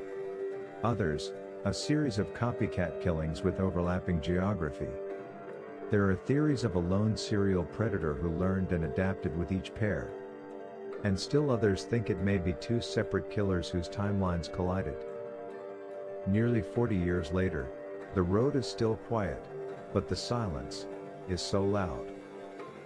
Because whoever hunted on the Colonial Parkway knew exactly how to make people disappear. And maybe, the most frightening disappearance to this day, is the killer's own. Join us next Sunday evening when the 15 Minutes of Murder crew breaks down the details of these haunting and gruesome murders. We'll see you then.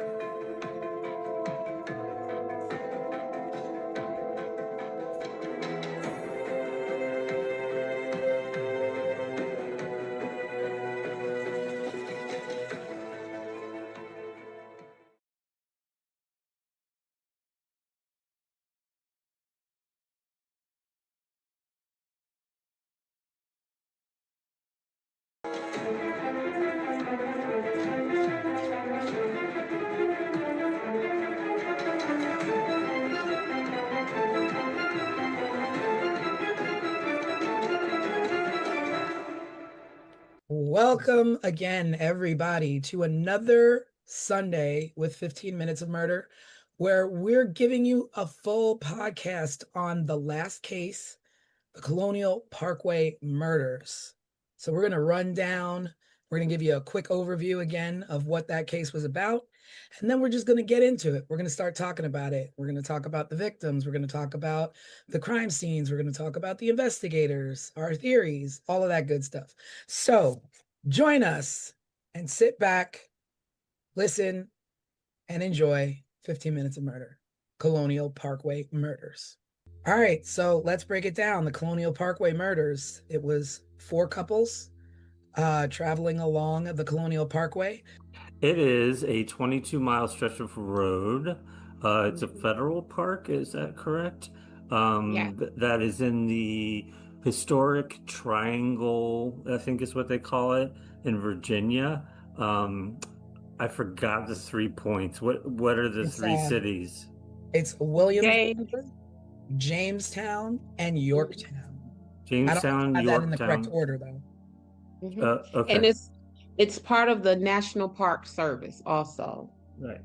Right. Yeah, let me just tell you, this Colonial Parkway is stunning. Like Mm.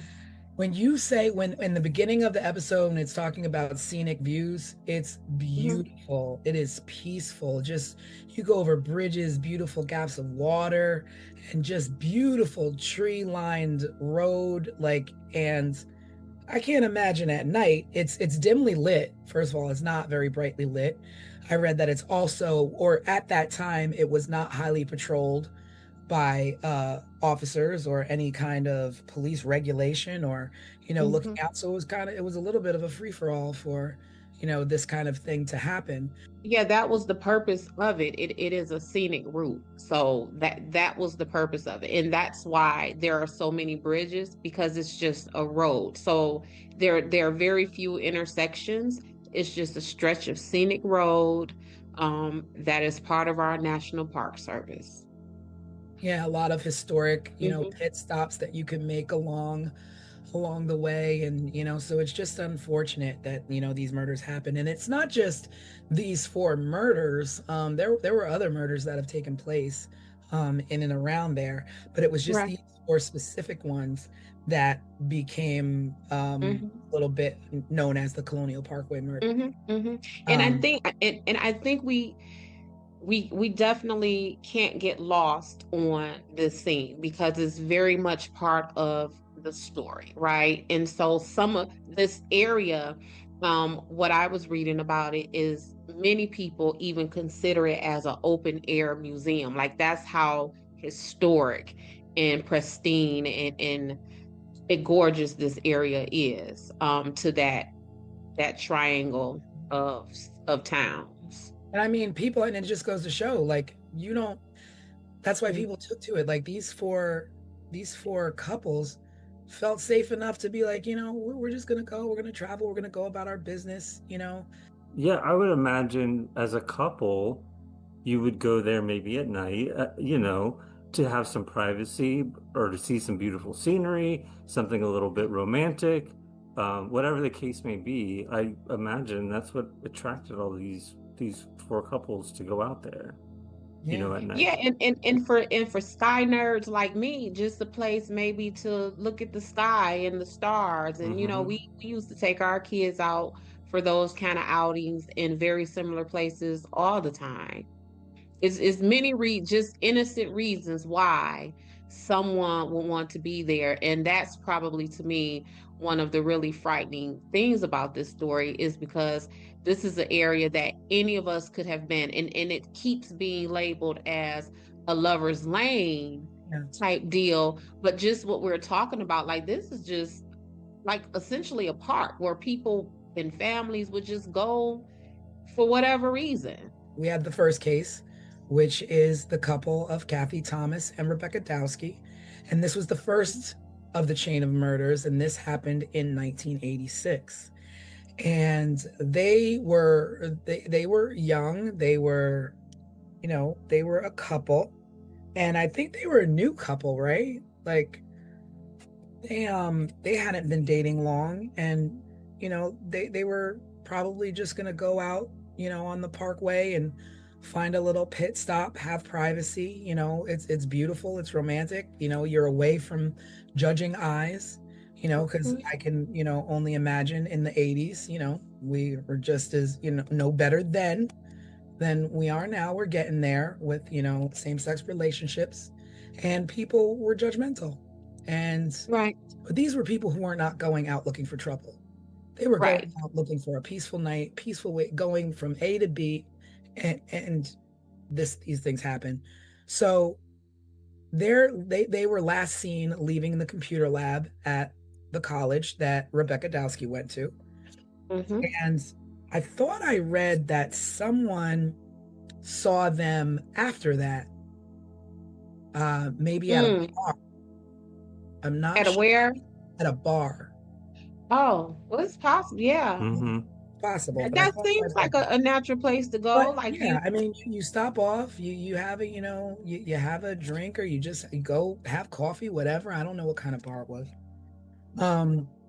But that was the last time that they were seen, was pretty much leaving that computer lab. And the car was found. Kathy was driving a Honda Civic, and it was found near the York River. Both of the women were bound with rope and medical tape. Their throats were cut. And there was evidence that strangulation was involved. The vehicle was hidden. The murderer pushed the vehicle like close to the embankment. So it was like said that it was pushed just enough to be hidden, but visually enough to be like, oh, what's that? Something's going on over there. So it's not like he was hiding the car so that they'd never be found. So the way he placed this vehicle was intentional. And it was extreme. I mean, as you see in the episode, what was done to them was extreme. And again, like you said, Des, choice of weapon is always a big deal and an indicator of whether it's personal or haphazard or a defensive. This was definitely personal. We don't know exactly when it happened, but whatever happened was brutal, and the killer left their bodies in the car, stuffed in the car, and left there like they were like they were nothing. No one's loved one, sister. In my background, what I actually am is I am a trained social worker. That was my trajectory before I even got into being a private investigator. And so with that, I approached all of these things from that socio-economic perspective. And Kathy and Rebecca struck me immediately, because one of the things that I first thought of was why, for me, whenever I hear about unalive people who identify as LGBTQI plus, all of that stuff, like, why are we in a society where whenever any of these people who identify with these groups are found unalive, like immediately we think of like the most heinous things? Because when I thought of this, I thought, oh, hate crime immediately, right? And we're not, like, these people are targeted so viciously that anytime they're found unalive, it goes into that, oh my God, someone sought them out and sought them out specifically for that reason. Yeah, so that was the first thing. It felt, I immediately thought of like, okay, is this someone who is wanting to attack sin, was what I thought immediately with Kathy and Rebecca. It's strange. I believe this was the only case where they were still in the car. They were found in the car. Other murders, they were outside of the vehicles and a ways off. But or not found at all. Yeah, or not. Yeah. But I think from what I saw, theirs was the most vicious. Attack. Yeah. Yeah, like one of them was nearly decapitated or something like that. Yeah. And it's like, and investigators have been debating like whether it was a targeted attack, whether it was a sexually motivated crime, or hate motivated, like you're right. And and just to be official, the law enforcement, the officials, they never ruled this as a hate crime. Now the thing is that had they labeled it as a hate crime, it may have attached to some other murders. But because it's not labeled a hate crime, it's more like a one-off. It's coupled with these other murders. because it happens to be on the same roadway. Like Des is like is your expertise. Like, do you think that mislabeling a crime can like offset who the murderers are or group Yeah, it? because it what it does is it now puts you in a position to where now you're chasing false leads. Now you're looking up this road when you really should be up this road. Now you're looking for this type of person, because what law enforcement does in their investigations, they create a suspect profile. So kind of like what I was just saying about this possibly being a hate crime, right? So why aren't we looking for someone who is anti-gay or maybe even racist? Because what we know is hate is hate. So if you hate these people, you're going to hate these people too, right? So when you don't include all of these things, then yeah, because it's even like if you go to the grocery store, right? If you're trying to shop for spaghetti and you're over here buying pork steak and all that kind of stuff. Now, once you get home, that spaghetti is not going to be a properly cooked spaghetti. So it's that kind of thing.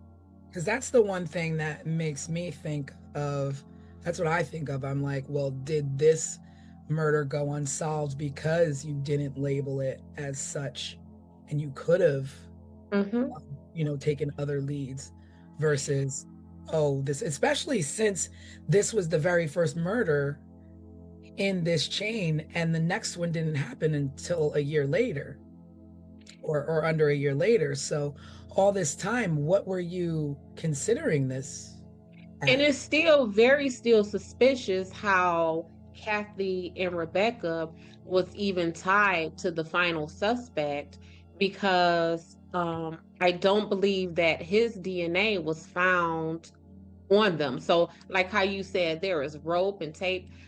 How do you rope and tape and gag and bound someone and there is no DNA, there is no evidence, right? But for somehow, um, they still decided to go ahead and attach Kathy and Rebecca to this gentleman. His name is Alan Wilmer Sr. That's his There you name. go. There you go. Alan Will, yep. I kept wanting to call him Adam, but I didn't want to put the wrong name out there. I had to go to them notes and make sure. But yeah, those ladies, his DNA wasn't even connected to them. Yeah. And it's just like, So you start wondering, like, well, was this, a hitchhiker? Was this someone they picked up? Because at the same time, you're like, these are two women, one in the Naval Academy, so she's no punk. correct. She can hold her own, I'm sure. Right. And one who was in the Naval Academy, and back to what we're saying about the hate crime, she left the academy because of her identity. She figured that she would not be safe there, right? So that is what this time period was. So to not I was just very disappointed that was not labeled as a hate crime. Yeah, same, because I just feel like for me, this one feels different than the others Yeah. because of the brutality that was done to Mhm. them and the carelessness in which they were left. Right. Because they're, And as thick as it is, you do have people who stage people and think they're staging them with care because they killed them for whatever personal reason and they want to, take care of them and place their bodies where these Mhm. women were just discarded. Yeah, and doused in diesel fuel. It Yeah. was just some other stuff Now going on you don't with pour them. diesel fuel on a car to not set it on fire. So what was the intention there? Like was this person Right. interrupted while they were doing so? I think I read that diesel fuel doesn't ignite in the same way as regular gasoline does. So maybe the intention was to catch the car on fire, but they just couldn't get it to start. Hmm. Or maybe it was poured on them to try to compromise any DNA or other evidence that may have been left. Yeah, but there's just so much there that is. So my continued suspicions behind Rebecca and Kathy is that her brother, Bill Thomas, says that they were told by investigators that they suspected that a police officer was involved in Kathy and Rebecca's murders. And so kind of like what we talked about in on this week's live is like you got to have a whole lot of evidence and suspicion and circumstances for investigating law enforcement agents to believe that another law enforcement person committed stuff like this. And for investigators to be the ones to say that, not even like word on the street is. Nope. And then for them to say that to the victims' families, like they don't take that lightly. You know what I'm saying? Like we see in the news all the time when police are beating people on the side of the road, and we're not going to say anything. That what do they call it? The blue wall of silence.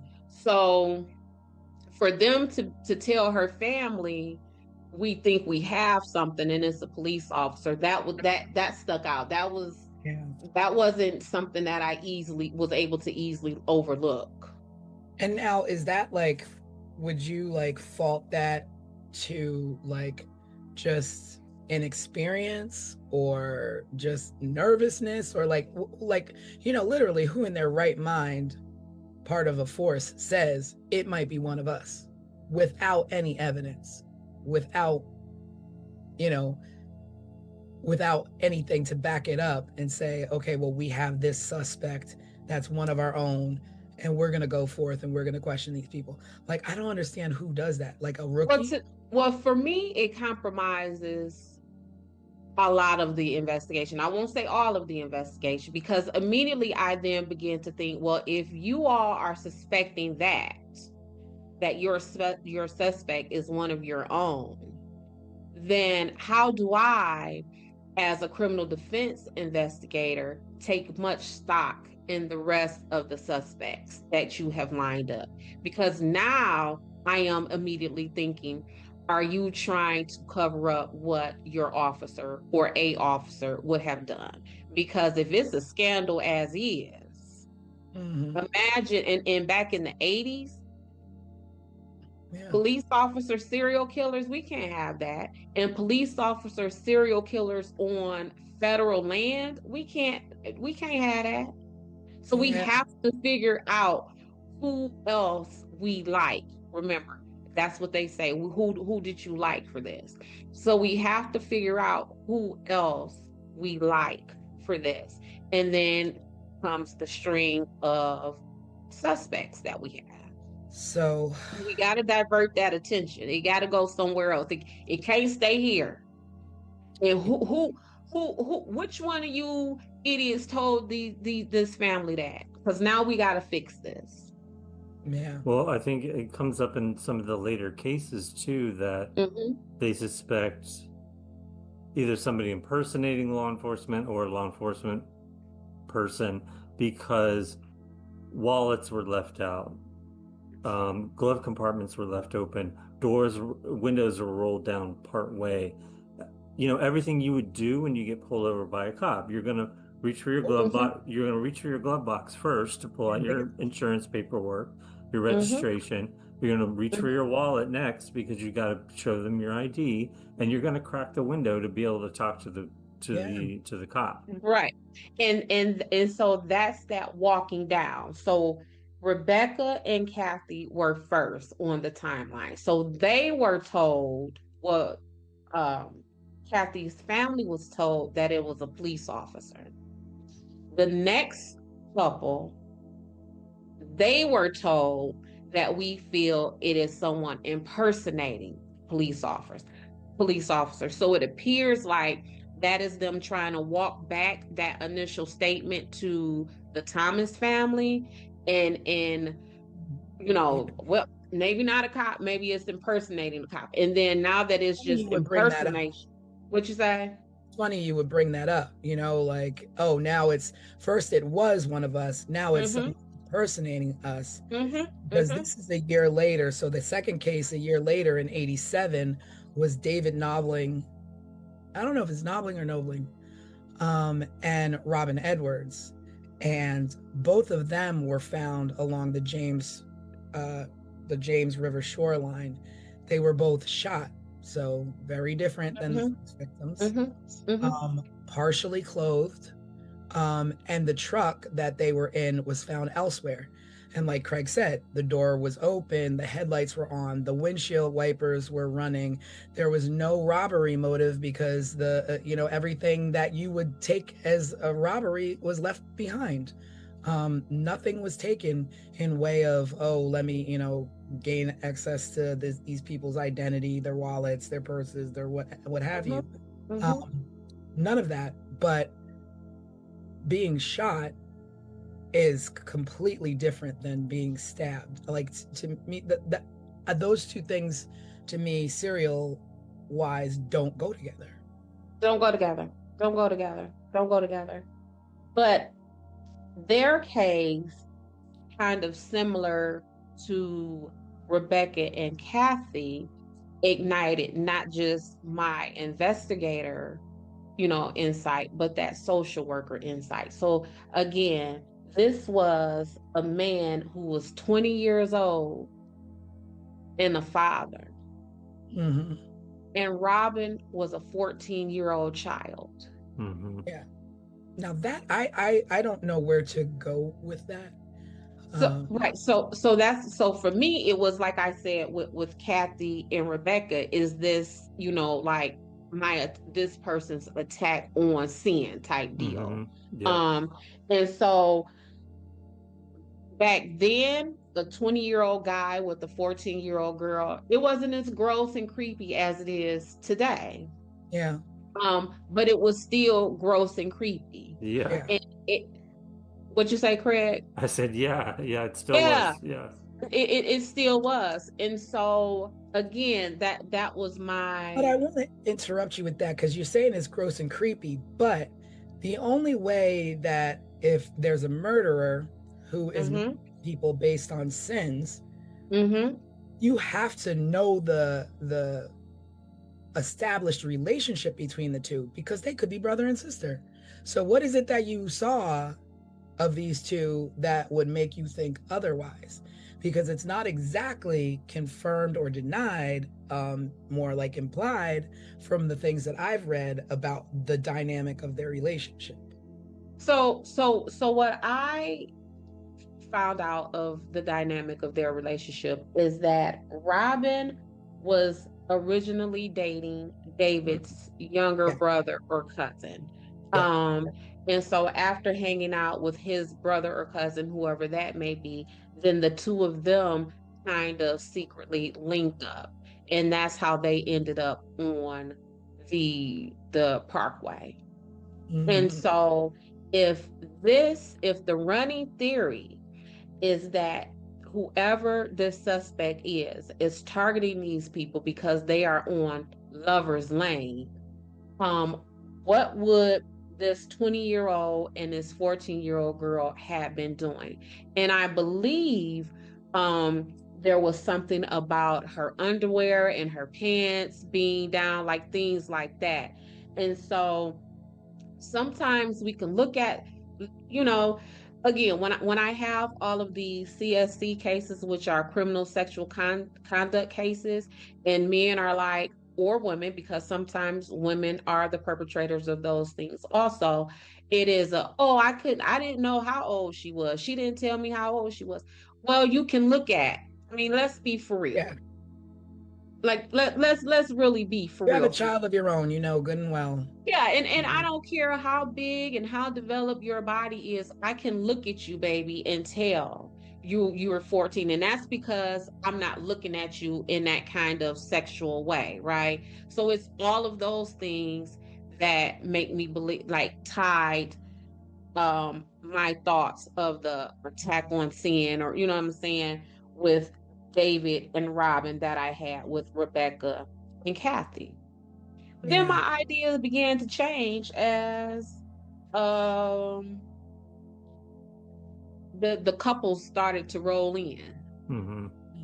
Yeah. They're all Mhm. they're all very different. Yeah, it became real weird. So much so, like, because you mentioned it a little bit, Tanisha, I'm still not sure how this can be labeled as serial killings. Yeah. Yeah. I mean, I don't, I'm not even sure at what point it was labeled serial, as Mm-hmm. you have the first one a year later, and you're just saying, okay, well, it's two people on the same road Mm-hmm. murdered, um, different ways, but because it's the same road, we're gonna label it as that. We're So gonna label that as that.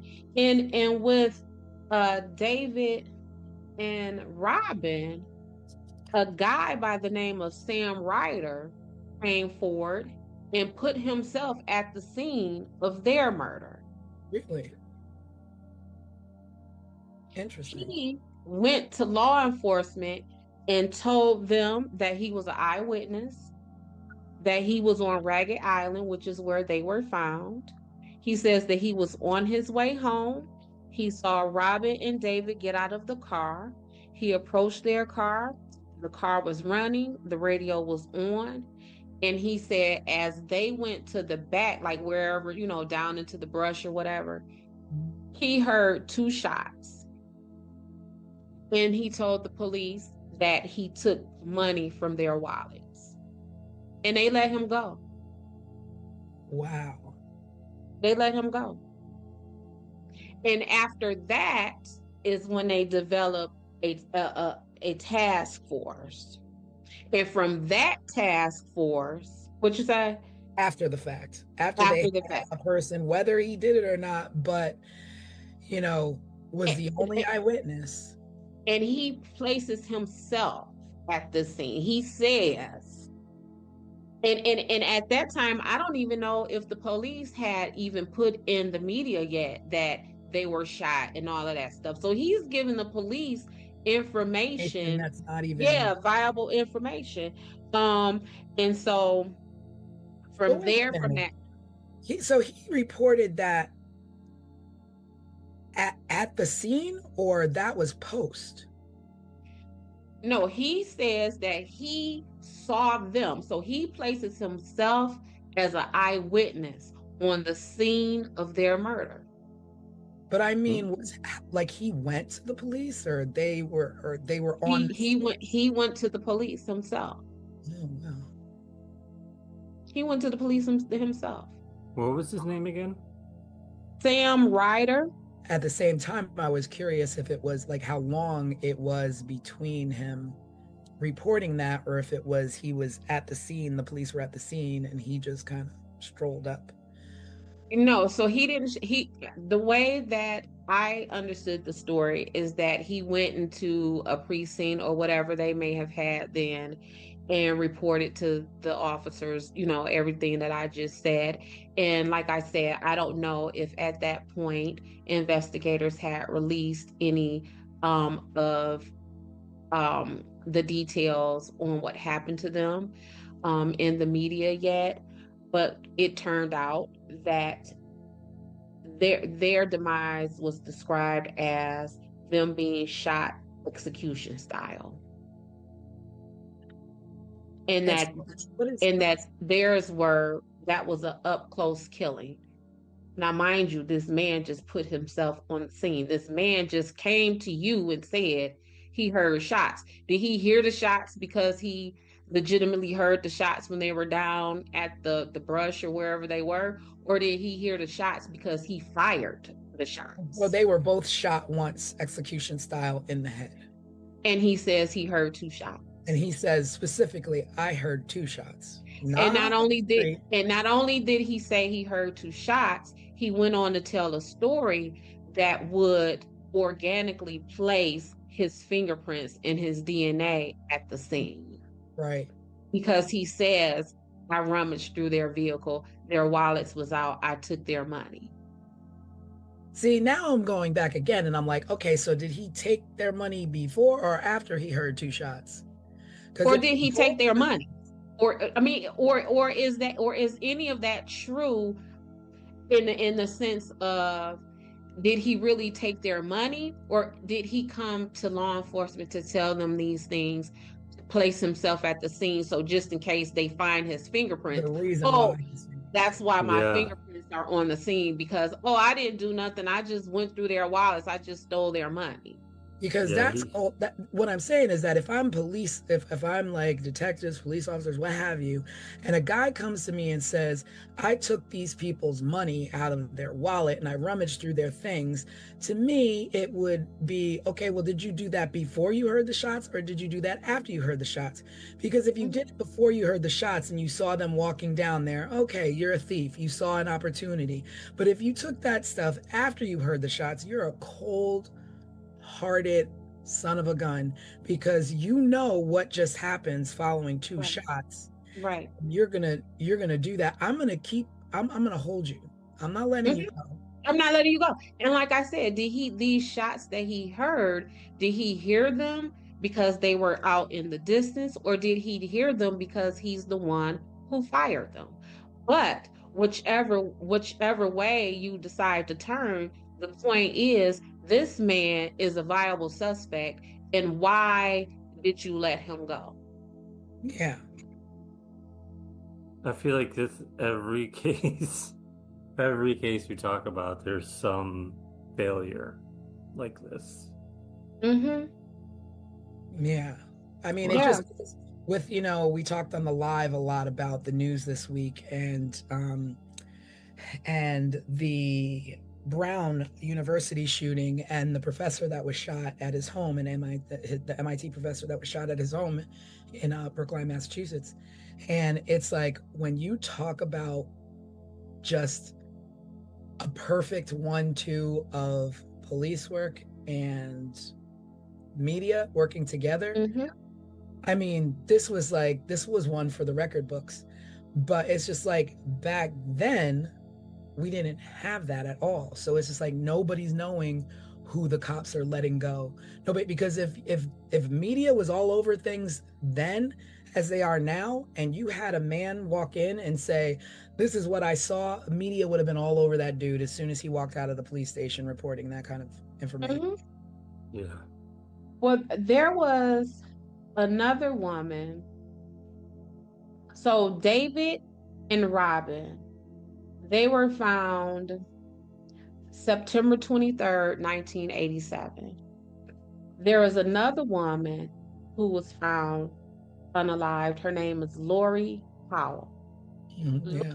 Was found March 8th of 1988. So although Lori is not one of the official 4 of the Colonial Parkway murders, they essentially went on to link her murder with the rest of them. Why was that? I don't know why, because it shouldn't have been, and I'm gonna tell you why I think it shouldn't have been. Because Lori, the story with Lori is that she was hanging out with her boyfriend, a gentleman named Chris Cutler. Chris Cutler and Lori got into an argument, and Lori got out of Chris Cutler's car and decided to walk. The argument was about him speeding. Lori was never found again. So why wouldn't the last person who was seen alive with her not a suspect? Not only was she last seen alive with him, but through his own admission, they had an argument. And through her family's known knowledge is that the two of them had a tumultuous, toxic, and violent relationship. But yet, so there's this on a suspect they don't even have yet, based on and how was she? Oh, she was just never seen again. She was never seen again. So at this point, she's not seen again, but you're going to connect her to the Colonial Parkway murders, where both couples of victims were found murdered together. And this is a one-off. This is one person who's missing. You didn't find this person murdered, but you're going to tie it into. Right. It's more like, oh, this person happened to be missing on this parkway, and treat it individually rather than group it with something, because then you could be going astray yet again. Yeah, it's just too, it's so much, it's so many possible suspects that, again, in all of these missing peoples and unalive bodies, it just does not seem cohesive enough for this to be called a serial killing. Like, I don't get that from this. So then in 88, we did have our third case that was directly related as a couple, which was Keith Call and Cassandra Sandy Haley. And they were, in fact, on a date. They went to a party, and they were leaving the party, and Keith was going to bring her home. And I had read somewhere he was going to go out and go to another party and spend the night at a friend's house. Yeah. The next day. So the parents, they weren't expecting him home. So it wasn't odd, that he didn't come home because after that party, because they weren't expecting him till the next day. But, Sandy didn't return home. And then and then he goes missing, and they find their car neatly parked on the highway, on the parkway. Keys were missing this time. All the personal items left inside. There were no signs of struggle, but both of them vanished. No remains have ever been found of the two of them. And it's the first case that has no bodies found. So now it's the first case with no bodies found that are couples, because Lori was not found, but she was singular. So you don't put, this is like a difference between missing persons versus murdered victims. So if it's single, then it's going to be a pattern. There's no pattern here. No, there is no pattern here. The only pattern here that I found is the way the investigators seem to have gone out of their way to make Wilmer the suspect in this. So Cassandra and Keith, like you said, their bodies weren't found, but the investigators went down to the water area where their car was found, and they used cadaver dogs, and the dogs went down to the water and attempted to try to get into the water. So investigators believed that meant that maybe they went swimming or something like that. But they're saying they were found in like April. So, I mean, this would have happened. When did they happen? Yep, they went missing in April. So the water would have been too cold for that kind of stuff. But that the dogs went down there, wanted to get into the water. I mean, what's too cold? Like, it's April. Yeah, so I mean, you got people who, you got the Polar Bear Club. You got people who aren't bothered by that. Correct. And this with that in this day and age, right? And this is an outdoorsy type environment, right? So what's cold to me, a regular person who not outdoorsy, might not be for these folks. Right. So this is where Wilmer comes in. He was then questioned by the FBI as a suspect for them. Why? Where did they find him?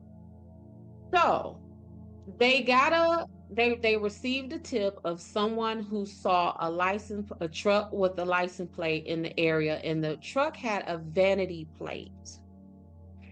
I don't know how it is in any other state, but a vanity plate is a unique plate. Once you get a vanity, there are no other plates of that. So his vanity plate was E.M. Raw. So Edom Raw. He was what they referred to as a waterman, and we can go into that in a minute. So he was a fisherman essentially. So he fished for fish and clams and oysters or whatever else is there. So they saw his vehicle there, and they went to question him. But this is what ties. There was in between, right after Richard and Cassandra, there was Teresa Howell, who came up missing. So what the cops did was they tied Wilmer to Teresa. And so what they did was they matched the DNA that was found on Teresa with the DNA that was allegedly found from David and Robin.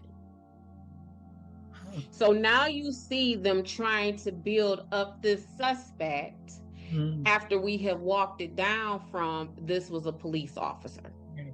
Because my first question of that would be, and this is why I wanted to be very clear about this vanity plate, because I don't know an idiot, a drug addict, or anybody who will drive their vehicle that is registered to them with a vanity plate to a murder scene. Where they have murdered if all of this is correct, they have murdered maybe 6, 7, 8 people at this point. Up until this point. And then they're going to take their vanity plate. And you're going to take your vehicle? Yeah. So, I think it's more like they liked him. They liked him. They liked him for this. Yeah. And so then as they questioned him, the FBI, not Craig, not a regular person like you or I, Tanisha, but the FBI administered a polygraph test, and he passed it. So they let him go. But this is also why when we have had discussions before, Tanisha, where I have always said I'm not particularly impressed when investigators talk about they got DNA, because all DNA proves is that you existed. Yeah. That's all it proves. It transfers so very easily. You can have someone who was, SA'd and there is no trace of DNA there, or you can have someone who has someone's DNA on them, but that doesn't mean that you were SA'd, right? So DNA just leaves too much room for interpretation, and you can place it in whatever boxes and categories that you want it to go into. Because again, we want to talk about how inadmissible polygraph tests are. Well, if that's the case, FBI people, why did you give him one in the first place? And then now that he passed the polygraph test, now what? You want to keep at it? Yeah. And that is exactly what they did. So like when we're like thinking of this, and like now all of a sudden they're like, oh, it was law enforcement, and then it was not law enforcement, it was somebody possibly impersonating law enforcement, down to this actual suspect that they want to place, but then he passes a lie detector test. It's like, so this isn't, if these are all done by the same person, then this person is extremely smart and calculated on how to get away with murder. So after he passed his polygraph test and they continued to investigate him, they went to his home, and this is what the investigator said really drew their suspicion to him. They went to his home and they found him there doing what? Bleaching out the interior of his truck. Well, y'all just said he's a fisherman. Why would that? If you pull up to my house at any moment, you might see me in my driveway with a vacuum because I'm cleaning out Dutch's, hair, right? So if I am a fisherman and you pull up to my home and I am bleaching my car, how dare you be all that suspicious of me when I might just be trying to clear out fish guts or spoil fish But- water. But when you think about it, like, I'm a water baby. I live at the beach. I don't, my car is full of sand year round. But when you're a fisherman, I get it. But when you're a fisherman, it's expected. So do you really wash your truck out with bleach, or do you just hose it down? Who knows? I don't know, because I'm not a fisherman. That's This right, and that is the profile that they created of him. So when they went down to the edge of the water where Cassandra and Keith with these dogs, it is at that point where investigators flipped their investigation to possibly this person may have been someone who uses boats and is off the water.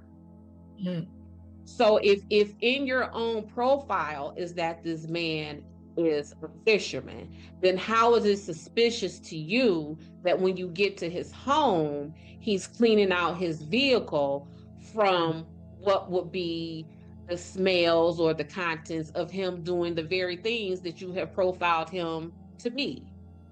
I mean, is this even a popular fishing area? Well, so according to them, it is. And that was another thing that made me very suspicious about them singling out Wilmer. So what they decided is that whomever committed these crimes is what is known in that area as a waterman. And the watermen, as described in all of the information that I read, they're really described as kind of like degenerate type way. One of the investigators even referred to them as an unusual lot. So again, with them liking building a suspect, right? They are suspicious people. We don't, we kind of, they're on the outside. They're outliers of the primary society.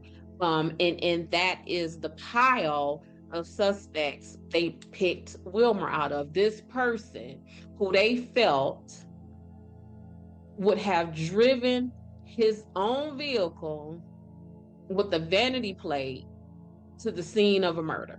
So am I. A bit, and then when we fast forward, this is the man who, after he has been dead, you say is the suspect. So you backtrack, he passes the polygraph, and then you kept using bleach, what have you. But then umpteen years pass, and now all of a sudden he's back to being a suspect. So remember Lori Powell, who I said was last seen arguing with her boyfriend, who they did not label as a suspect? Well, he died a year before Wilmer died. So Chris Cutler, Lori Powell's boyfriend, died October 20th, 2016. Well, there goes that suspect. So now we got to keep building another suspect. Yeah. No sense in chasing that lead that we didn't chase. Yep. We don't no longer need to chase the lead of the man who was last known to be with and arguing with this suspect. So then they keep at Wilmer. And so how they find out about Wilmer is that they got a random notice of someone being dead in a home. Someone is unalive in a home. Just a random anonymous call. And they go to the home, and guess who's there? Guess who's deceased in this home? Alan Wilmer. Wow. And it is from that deceased body that they pull his DNA. And now they start, because you can't, because when he was alive, what'd he do? He passed your lie box. You're right. He beat the box.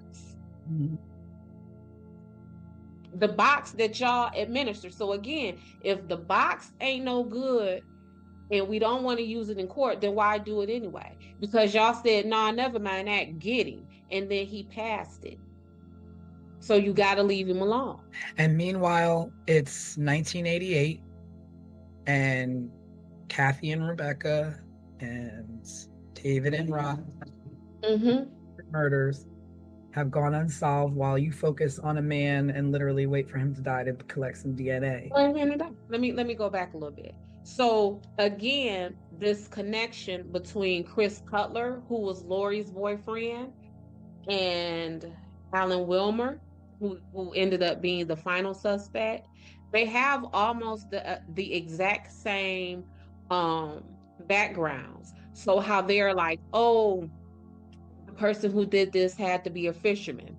Well, Cutler, he was known to be a self-employed fisherman. And that ain't a rumor. That is what I found in his online obituary. So here's another possible suspect, but he died before Wilmer died. You go from, like you said, what do you call them? What did you call the fishermen? The watermen. They call it the watermen. Watermen, but basically not the upper echelon of the community. So you went from a high-ranking, controlled police officer, aware of surroundings and knowing the road and the terrain.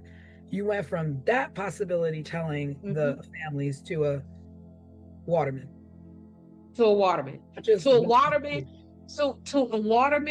that the lead detective on the case referred to as an unusual lot.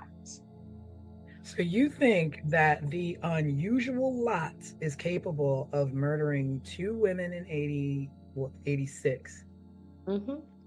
Male and a female, separate ages, hate.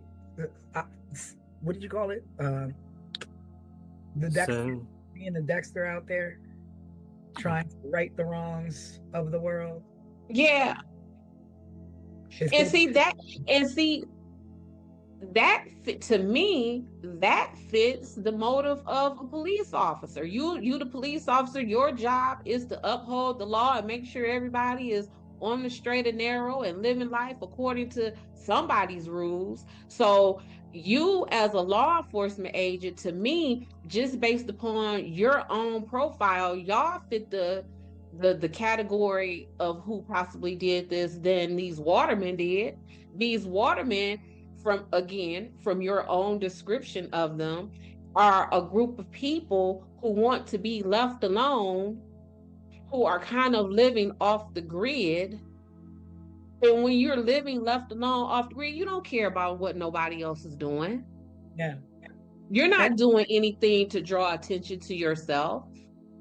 Yeah, and the other thing is that this began, I mean, I don't know what was before 86, but this Colonial Parkway murders started in 86. So in 86, 87, 88. By 88, you have 6, 7, 8 murders along this stretch. And so what are you all doing to protect the people? What are you all doing? I was going to say, and then there's one more murder we still have to talk about. Yeah. And we still have to talk about it. But before we get into that, let me just say this.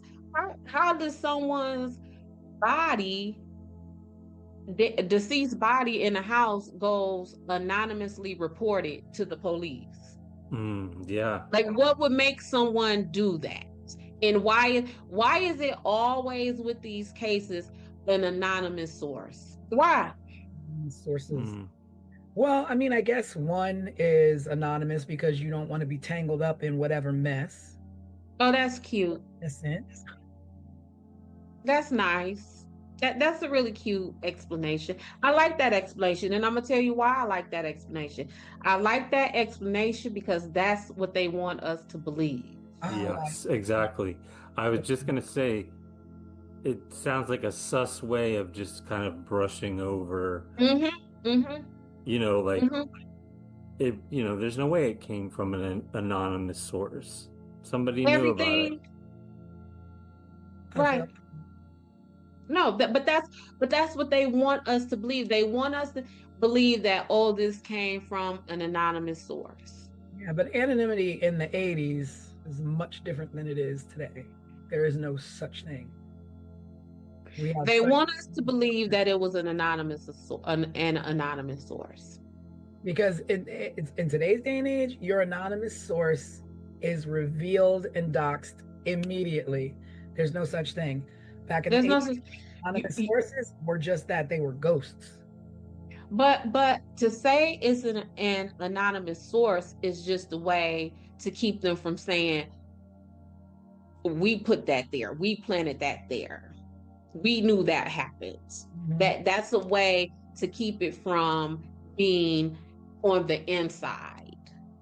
We could just say, yeah, and it came from an anonymous source, especially when we're talking about a group of what appears to be unrelated murders that originally had a suspect who was a member of law enforcement. Yeah, and then this is the case. The third case is the one that pretty much fueled the fact that maybe law enforcement is involved, or military, or what have you. Because at this point, it's just like someone is out here getting away with it. It's not getting away with it. They're getting away with it. This is an 8 body count. Mm-hmm. But see, and again, that's back to what I always say. You don't have to play around with this stuff. I mean, somebody gonna get away with it anyway, just because of the environment. It's an isolated and desolate environment. So someone does something out there, they might get away with it. Well, I was gonna say, what about the fourth couple? Yeah, so what about the fourth? Leads us right into 1989. Mm-hmm. That case was Daniel Lauer and Anna Maria Phelps, and so they were not even a couple. They weren't even a couple. Yeah. Oh, Anna Maria was Daniel's brother's girlfriend. Mm-hmm. And they lived together in Virginia Beach. And so Daniel was visiting his brother and Anna Maria, and, kind of saw, they were having a little bit of financial difficulties and struggling. And Daniel was like, you know what, I'm going to move in with you guys. And, probably was a relief to help financially.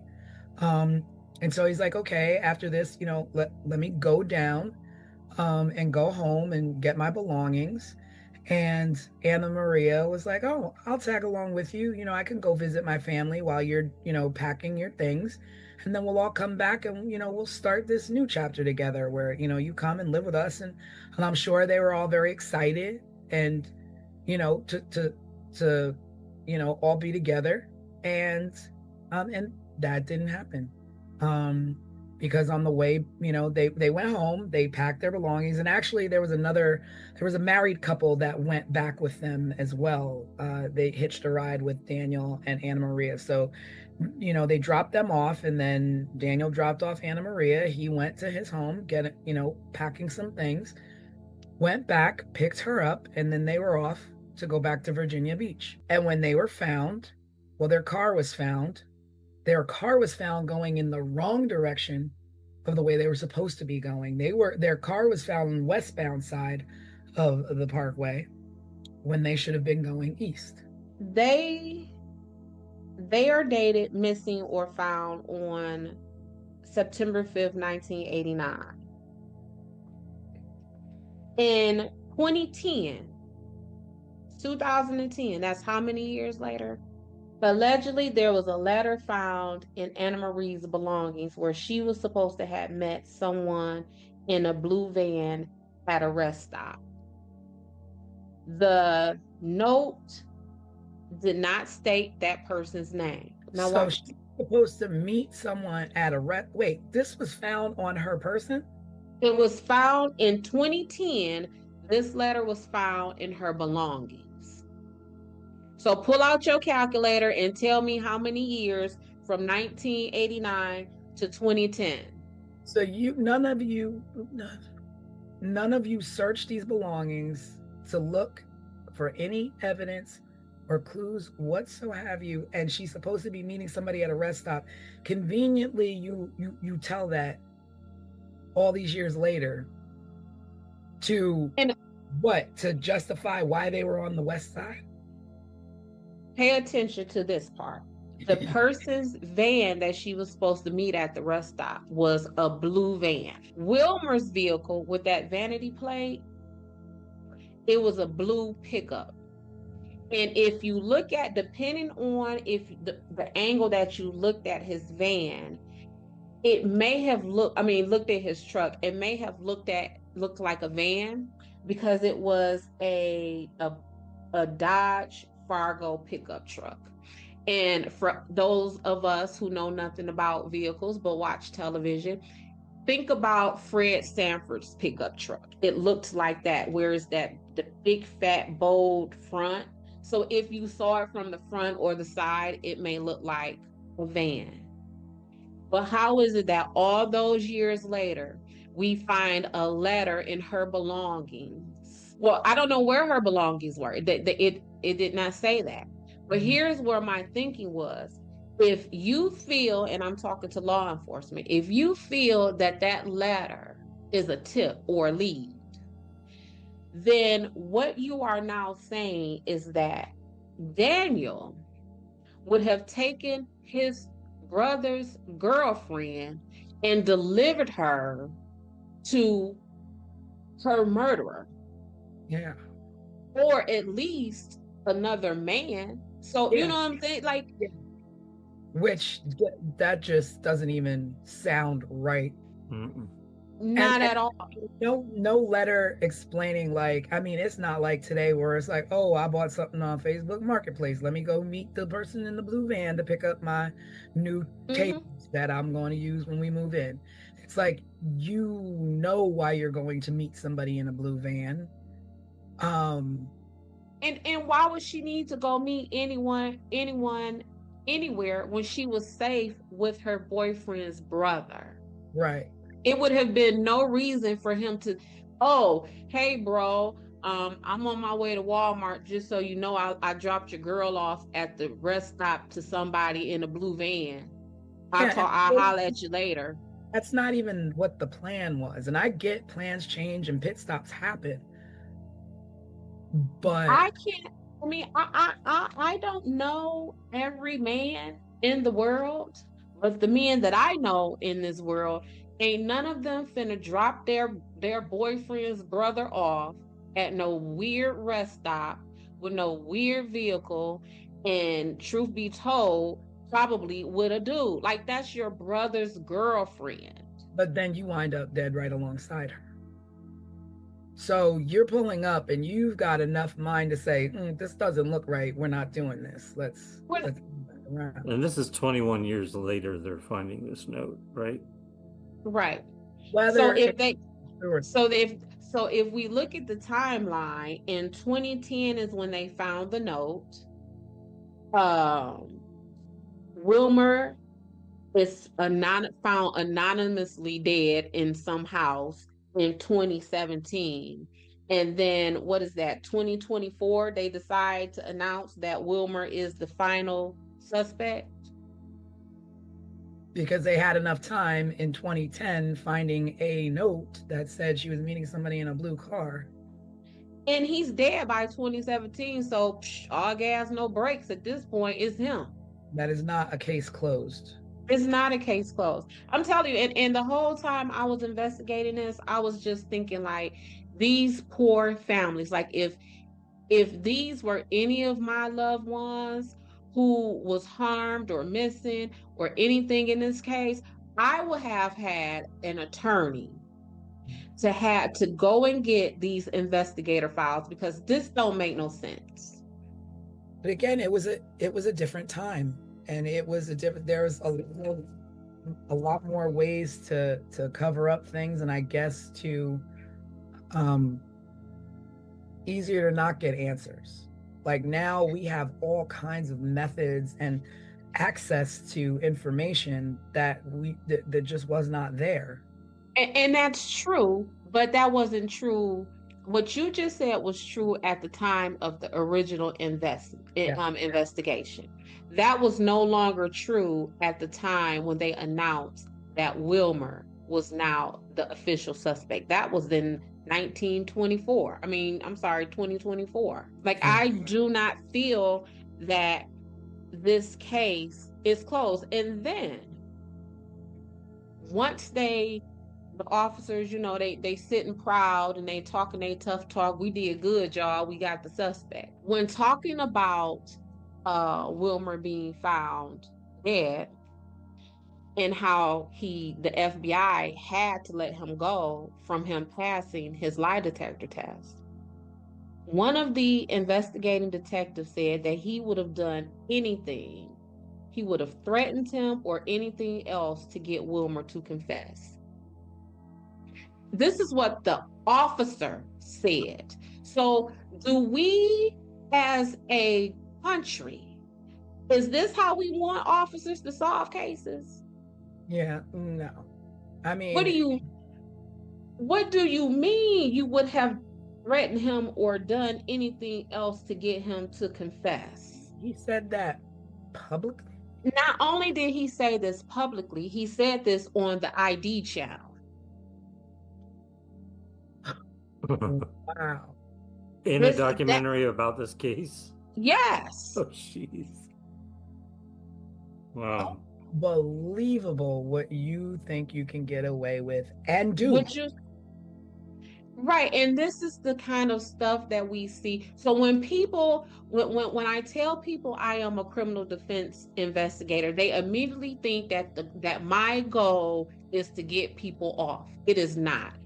My goal is to make sure that whatever my client has been charged with, that he has not been investigated by an officer who says and believes that it is okay to threaten and do anything that you need to do to get someone to confess. This is why these prisons are packed the way that they are. This is why when everyday citizens are at home watching the news and they are taken aback and angered when they see that someone has been released from prison or when somebody's conviction has been overturned, this is that right here. What do you mean you would have threatened him or done anything else to get him to confess? But now that he is gone, now that he is off of you all from your original statements from Kathy and Rebecca, that a member of law enforcement did this. We have gone from that all the way down to this degenerate waterman who passed a polygraph test. And then they said, oh, he passed it because, he's a psychopath and he's so smart and he's so this. Well, if he was so smart, why would he drive his own vehicle with a vanity plate to the crime scene? So we can't have it all these ways. You can't have your cake and eat it too. And so putting it back to him being this degenerate and all these labels that you want to put on Waterman, which are so stereotypical.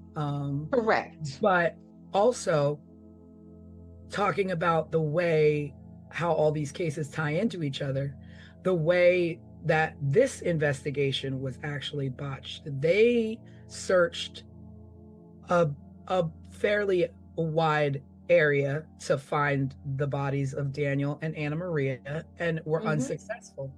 And it wasn't until 6 weeks later that they found their skeletal remains down a like a path or a road going towards the water or whatever. And it was like a hunting trail or something. Yeah, like two turkey hunters found their remains down a trail, and these bodies were almost done with, I don't know if it's care or being hidden, but they were covered with a blanket, with an electric blanket from the car. Again, the same MO, nothing's taken, wallets left behind, belongings left behind, and Anna Maria's locket was left behind. Now, was it left behind because she left it behind as I was here, you could find me? Or was it in a struggle? Was it purposely left by the the killer. Again, Was it left in the car, or did they find it in the woods? it was in the woods. Yeah, it was out thrown about. I want to say somewhere near, like Tanisha said, in the woods, or maybe down near the water path where those dogs would have tried to get into the water. But yeah, it was left behind. Yeah, and cause of death is undetermined because it was 6 weeks before they found them, and evidence washed away, a lot of rain, weather Mhm. elements, and nothing's traceable. And because they were so badly decomposed, there was no way to tell how they were murdered or how. Yeah, I mean, by then it's like animals have gotten to them, weather has Right. gotten to them. So yeah, they definitely liked him. And like I said, um, me being a trained social worker, all of these themes really popped out at me. One with the non-heteronormative couple of Kathy and Rebecca. Then we have um, this disenfranchised folks of these watermen as the suspects. Because the truth of the matter is, Wilmer, I mean, we look at what's his name, Gacy. He was a business owner also, but this man, he didn't have a criminal record. So I don't have a criminal record, but I'm just going to start, slaying, murdering, knifing, choking, and strangling and shooting people on the parkway. On a whole bunch of people, very violently. So he didn't have a criminal record. He was a business owner. He passed that polygraph test. But somehow, after telling these victims that this person the suspect at first was a member of law enforcement, to now we're walking it back to, oh, this person impersonated someone, to, no, we got to do even better than that. We have to get down to a suspect that gets us far away from who our original suspect is. So then in turn, they turn to the usual suspect. And they turn to the usual suspect. So where does that leave everything in the end?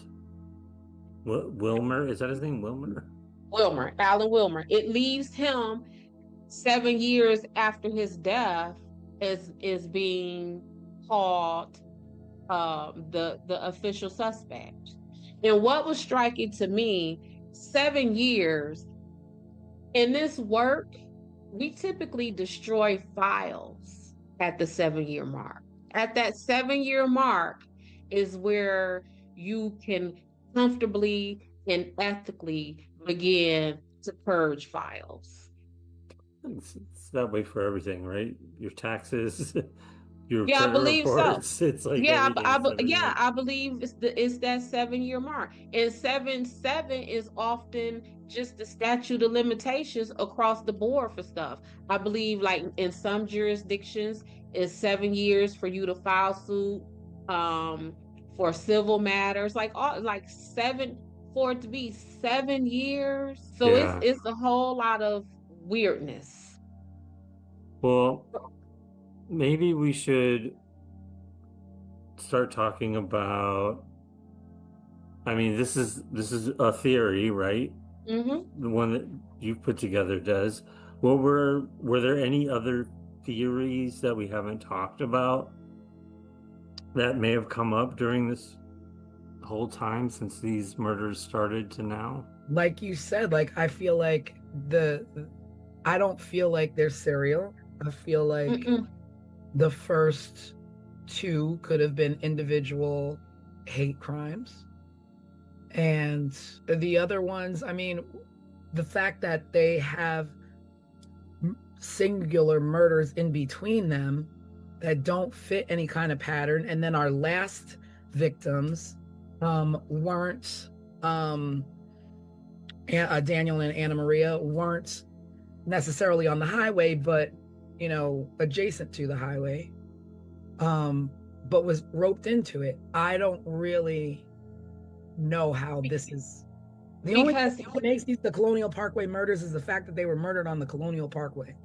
and if law enforcement use these outlying cases of Lori and Teresa as a way to tie Wilmer in as being the suspect, then why, when we look up Colonial Parkway murders, why isn't their faces there? You know, it's crazy What's- because you like to think that people and law enforcement are a lot like that, and I don't want this to always be like we're always coming down on law enforcement or what have you. This is like a case by case individual, like, and they themselves listed and labeled it to families, to a victim's family, as possibly being their own, and not only that, possibly a person impersonating them.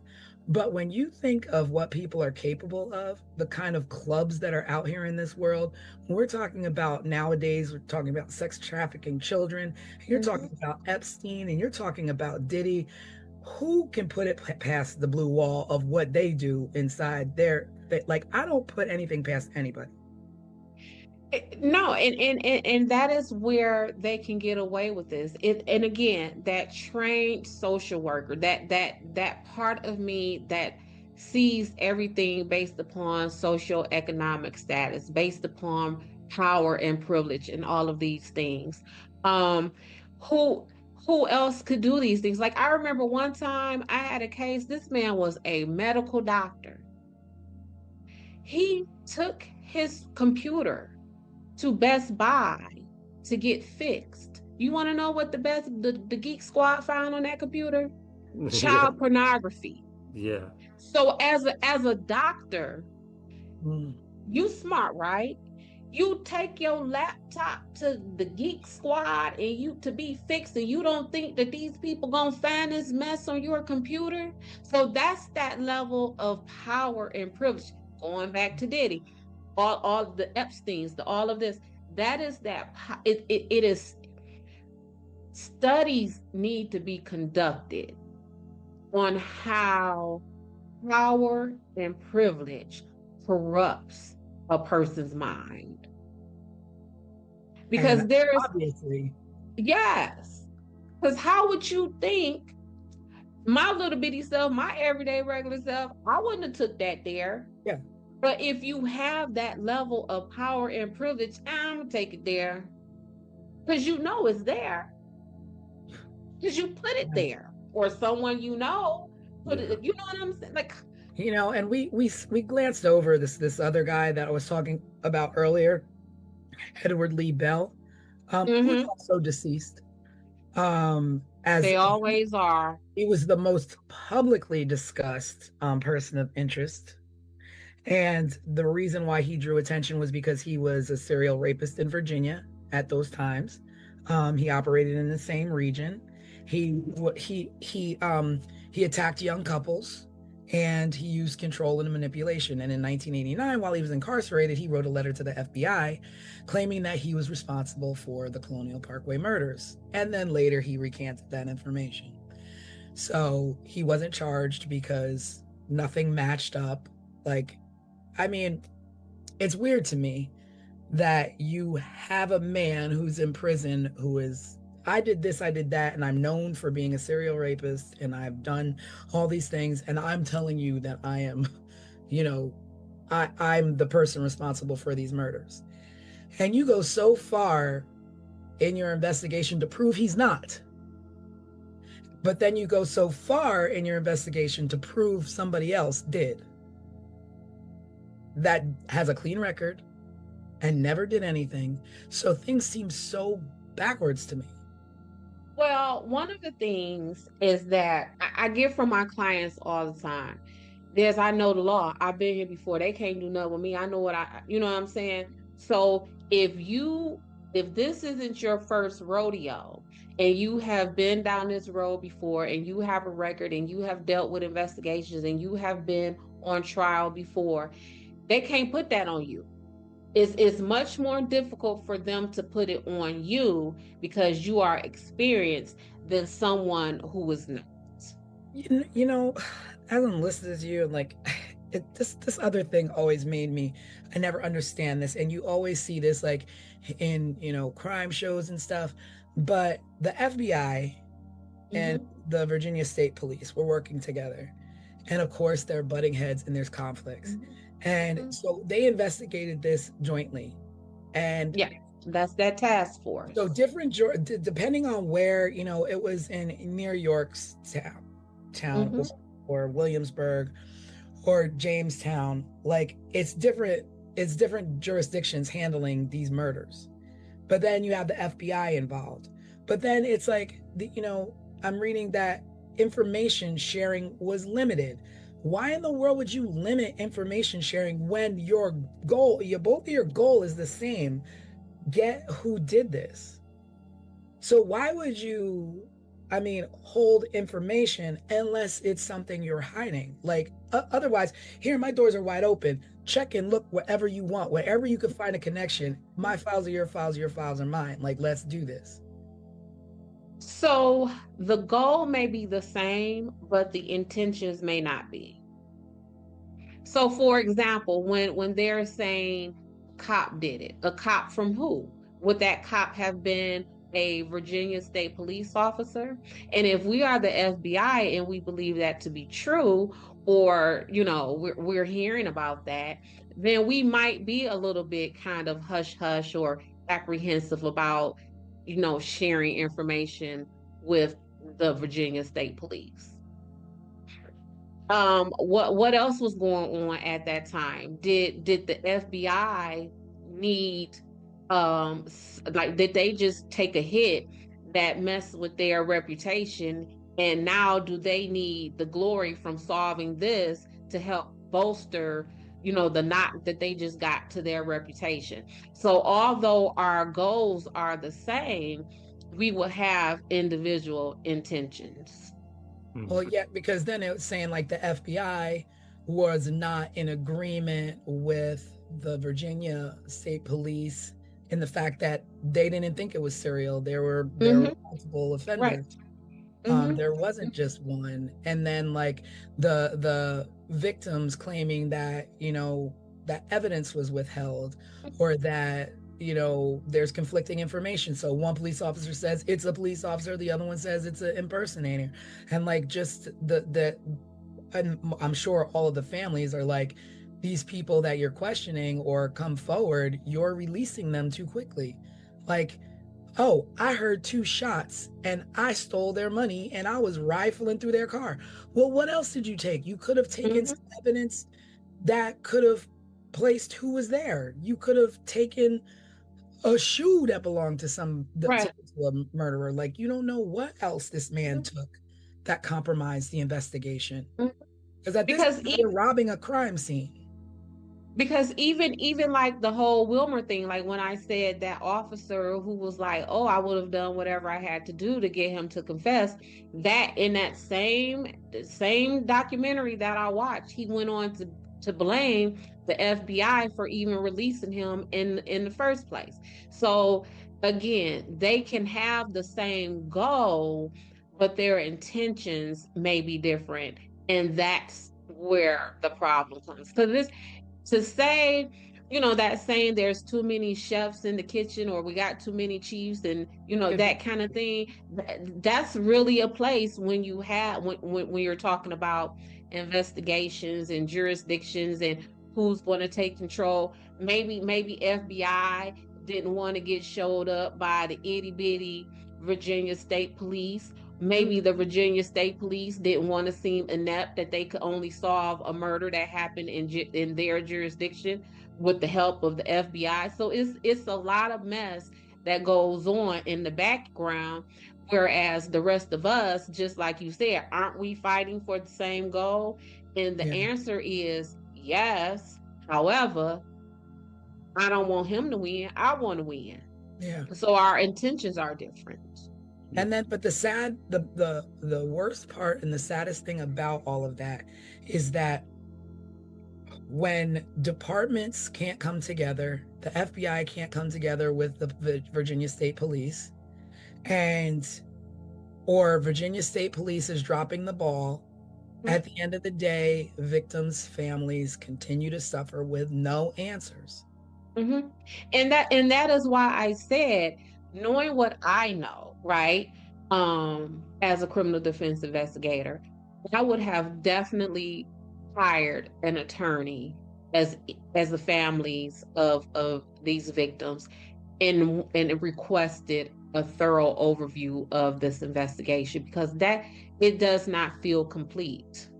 I mean, like, say at this point, like, I'm a family member of one Mhm, of the victims. And I'm mhm. like, I'm not taking no for an answer. Can I go to the courthouse there and demand, like, I want to see my loved one's case file? I want to see all of this stuff because you're obviously not doing anything. I want to see what I can do so I can hire someone like you to help me with my case. Like, can people do that? Yeah, I get those phone calls all the time. Is it met with resistance, like trying to go because a case isn't closed or because maybe it's still open? Are there like, Yeah, it is oftentimes met with resistance. And when I explain all of these possibilities to the families, they then decide that they want to back away because it's extremely costly. It's almost they're not going to release any files of a case that it remains costs you to open. find out what happened to Right. your family because y'all can't tell me what happened to my Yes. family? So they're not going to release the files of a opened case. Okay. But let's say this case is now closed. And this is my family. Say this is my aunt Rebecca. My auntie Rebecca was unalive 10 years before I was born, but I see the toll it has continued to take on my family. They don't really know. I want to get down to it. And so I go to request that file because this is a 10, 15-year investigation. That file alone may cost us hundreds of thousands of dollars because oftentimes these jurisdictions, these police departments, these courts, they charge $2 a page. And if we're talking about 10, 15 years of investigation, how many pages is that? How much does that cost? Yeah. So it's coming from the courts, like the courthouse, but this is not coming from police evidence file. Whoever is the holder of that file is where it will come from. So it will come from the court if the situation went to trial. It will come from the court. If it is still under investigation, it will come from the investigating agencies. So in this case, you may have Williamsburg police who may have their hands on it. You will have the FBI who has their hands on it. You may have the Virginia State Police have their hands on it. You may have the county sheriff at any one of these little triangle historical towns who would have had their hands on it. So you would have to get the files from all of those investigating agencies. And again, we're talking about how many years worth of investigation at $2 a page, even if they give you a bulk discount and say 25 cents a page. I mean, a penny a page is still going to cost you a pretty A penny. pen, correct. And that's before you have you've even hired an attorney. That's before you have even hired an investigator. It's like just nothing but punishment after punishment for families. Like Mm-hmm. like Mm-hmm. seriously, like I will pay for the ream of paper and I'll bring my own reams of paper in to copy. I'll bring my own, like, I don't understand that. Like you fail four families, not four families, eight families, and two additional families by not giving answers, but now you got to pay to find answers. Well, I will tell you to make it even more difficult, they don't just charge you for the page. What they say is you have to charge us for the time and the work to do it. Somebody's got So to sit there. so what they do is they charge you by who is the lowest paid person at that police station, that police precinct. So if we're talking about the police precinct of Timbuktu, right? and the lowest paid person there makes $15 an hour. So what they're going to do is not only charge you the penny per page, but they're going to charge you $15 an hour to even gather those pages. And then you will be charged the penny a page. Okay, that was in the 80s. Okay, now I can walk into a police station and every single piece of paper that comes into the police station should be scanned and filed, and that when you walk in there, it's a matter of putting a little fob in the little thing, a USB, whatever you want. I don't know what you're using today, or take your phone and put it up to the thing and go boop and transfer my files to my phone. That would make my life so Sophisticated. much easier. I don't think they're that sophisticated yet. Is my mama would say that's too You're much not like that rock. sophisticated yet, but It's yeah, not that you sophisticated. are. No, we're still on paper. Okay, well, it's We're time. still on paper. It's time. And why are we still on paper? Is it because because Somebody wants to make money. Yeah. You want to make money on a penny a page, $2 a page? Like, that is like robbery. There should be laws about free information, about cases that should be available to family members who have lost loved ones due to the non-protection of districts that they live in.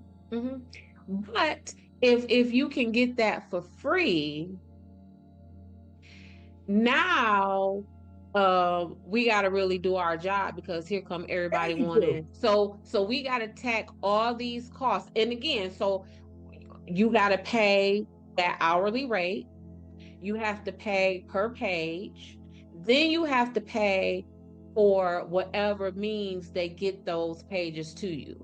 So if you say it's 15 years worth of investigation, that's going to take 2 external drives at like 3 teragigs, an external drive. An external drive that big, that in itself, 2 of those might be $300, $400, $500. I just want answers. Pay for them. Yeah. I just want to do everything. That's the answer. That's the answer. Pay for them or you ain't getting none. And so what happens? We don't get none. Because we don't have that power and that privilege or that wealth. This system is so driven by money. Yo, let me tell you, I once had a client and he was well off.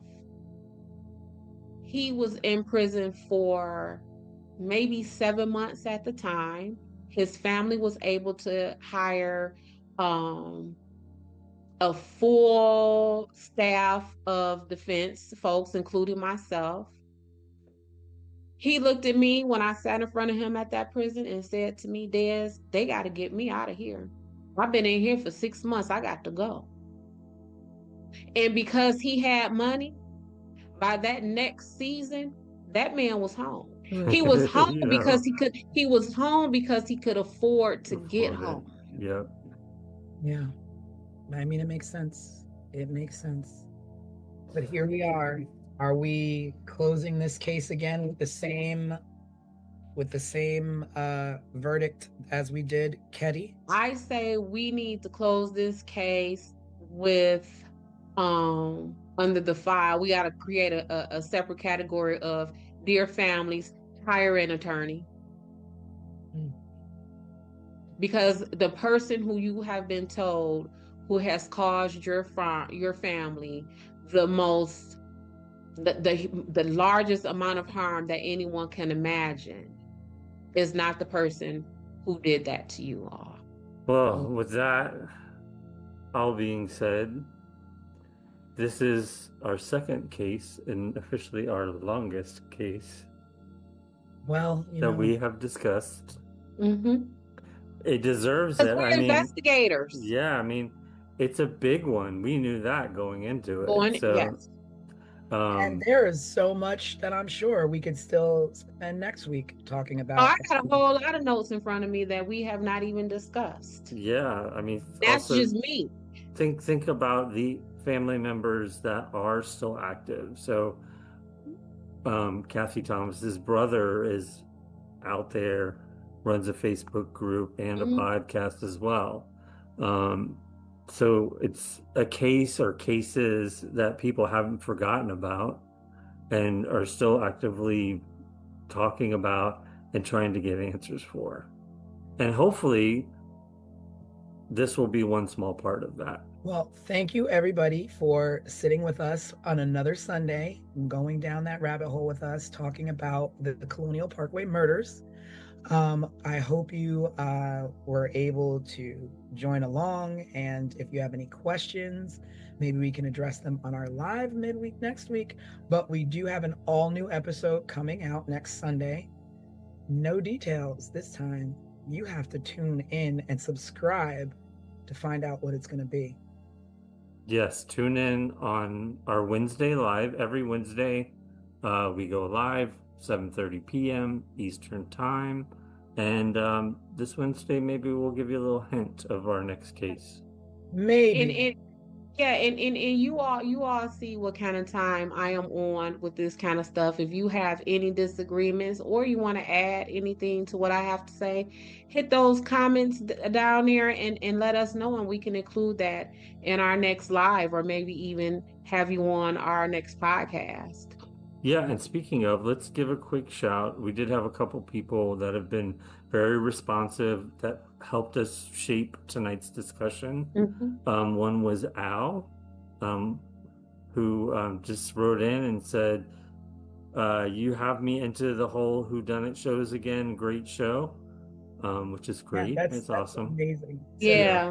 To have something interesting. Yeah, I think something we're doing. And I think that was our goal. Yeah. So, hearing that comment tells me that we, at least as far as I am concerned, we have hit that first marker, which is to reignite people's curiosities on these kind of things in a way where they are not just being fed information, in a way where they are being invited to ingest it and digest it and add to it, stir the pot with us, because I really feel that oftentimes a lot of this stuff that happens in these investigations, they occur in a way where they do not want us to think this stuff through. Because we see just here right now, if the everyday person is thinking these things through and not just accepting what is being given to us, then these investigations and these outcomes will look completely different. Yeah.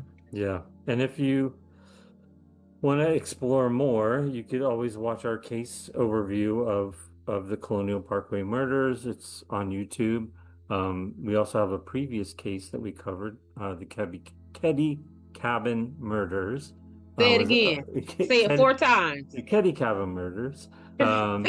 That was our first case, so take a look at that if you haven't already, and please be sure to subscribe and let your friends know about this if it's something you really like. So tune in every Sunday. We release new content. Every Wednesday we go live, and in between all of that, we trickle in little shorts and posts and information as well. So yes, hit us up, and we will see you Wednesday night live. Yes. So that's Christmas Eve. So. Oh. So then we get to have an audience. So it's you and your family, and y'all can sit around and watch us. Exactly. All right.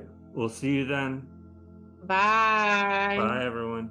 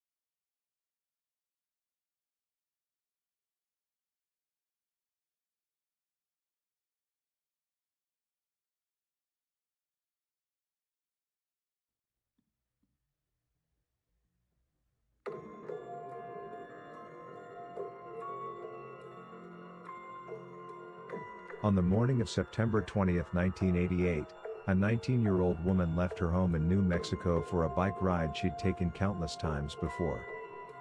She never came back. No body. No bike. No witnesses who could say what really happened. But 10 months later, a single photograph would change everything. A photo so disturbing, so controversial, that more than 3 decades later, investigators still debate whether it shows Tara Calico alive. This is 15 Minutes of Murder.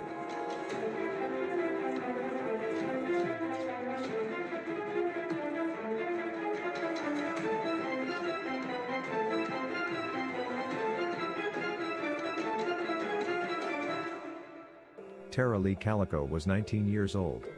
She lived in Belen, New Mexico, a small town where people noticed when something was off. Tara was athletic, outgoing, and driven. She was attending the University of New Mexico, studying business. She had a job. She had plans. This was not a case of a girl running away. On the morning of September 20th, Tara told her mother she was going for a long bike ride, a routine she followed often.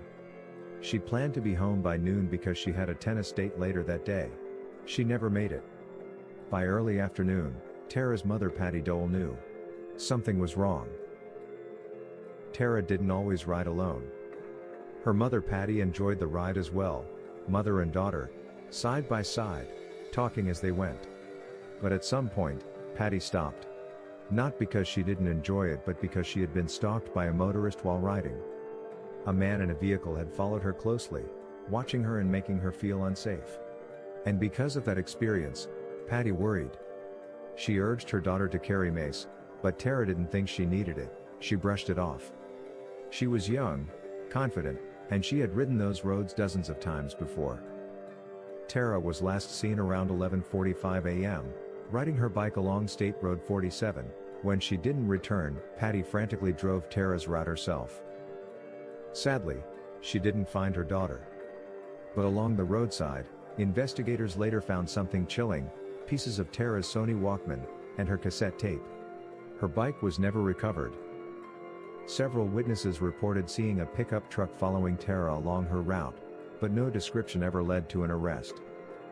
By nightfall, Tara Calico had completely vanished. Nearly 10 months after Tara disappeared, a Polaroid photograph was found in a convenience store parking lot in Port St. Joe, Florida, over 1,500 miles from New Mexico. The photo showed a young woman and a young boy. Both were bound and gagged. They appeared to be lying in the back of a van. Had someone purposely dropped it? Or was it clumsily left behind by her abductor? When the image was released publicly, a family friend of Tara's saw it and immediately contacted the Calicos. Tara's mother took one look at the photo and believed the girl was her daughter. Not just because of the face, but because of a distinctive scar on the leg, a scar Tara had. Investigators sent the photo to multiple agencies. Scotland Yard reportedly concluded the image was Tara Calico. But Los Alamos National Laboratory disagreed. The FBI had ultimately ruled the photo inconclusive. And here's the detail that kept hope alive: the Polaroid film used to take the picture was not manufactured until after Tara disappeared. If the girl in the photo was in fact Tara, she was still alive months later. The boy in the photograph sparked another wave of fear. Some believed he was Michael Henley Jr., a child who had disappeared years earlier. But when Michael's remains were later found, that theory collapsed. Over the years, 2 more disturbing Polaroids surfaced. One showed a young woman with tape over her mouth, sitting near a construction site in California. Another appeared to show a bound woman on a train, wearing large glasses. Both photos were taken using film produced after 1989. Families believed, or desperately hoped, these images were connected, but investigators could never confirm that any of the women were Tara Calico. Some believe these photos were cruel hoaxes. Others believe they were glimpses of something much darker, something organized. To this day, none have been definitively linked. In 1998, Tara Calico was legally declared dead. Her death was ruled a homicide. But in 2008, a former Valencia County sheriff made a stunning claim. He stated that local teenage boys had accidentally hit Tara with a truck. panicked, and covered it up. No arrests were made. No remains were found. No physical evidence was presented. Decades later, in 2023, authorities announced they had identified individuals connected to Tara's disappearance. At this time, law enforcement believes there is sufficient evidence to submit this investigation to the District Attorney's Office for review of potential charges. Currently, the identities and specifics of the persons of interest are sealed by the court and will remain so until a court order otherwise. But no charges have been publicly filed. And the details remain sealed. Tara Calico's parents, Patty and David, died without ever knowing what happened to their daughter. They left this world with so many questions. Was their daughter abducted? Was the photograph real? Was the truth buried by fear, or in silence? Somewhere between hope and horror, Tara Calico's story remains unfinished. Tara and her family have no answers, no justice, and no peace. The National Crime Information Center's NCIC number for Tara Calico is M4611178833. This number is used to identify her case in the national database maintained by law enforcement agencies across the United States. If you have any information regarding her disappearance, you are encouraged to contact authorities, Valencia County Sheriff's Office at 505-866-2400, the FBI at 1-800-CALL-FBI, or submit a tip online via tips.fbi.gov. Thank you for watching. Subscribe, share, and remember, someone is always waiting for answers. This was 15 Minutes of Murder.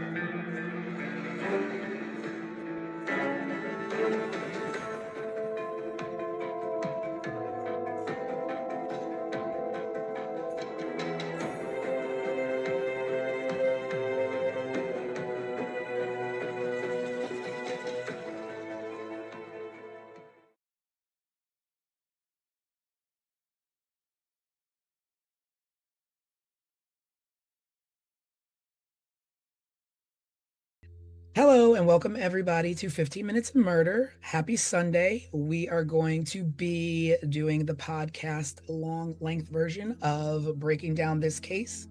So if you've been following us, you've seen episode 1 and 2.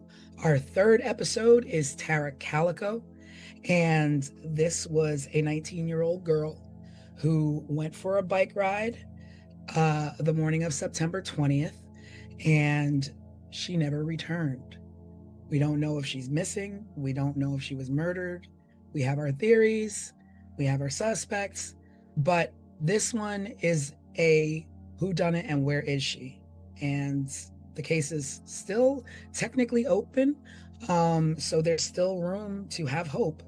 But basically, this is a young girl who went for a bike ride and never came home. There were some sketchy circumstances around her disappearance.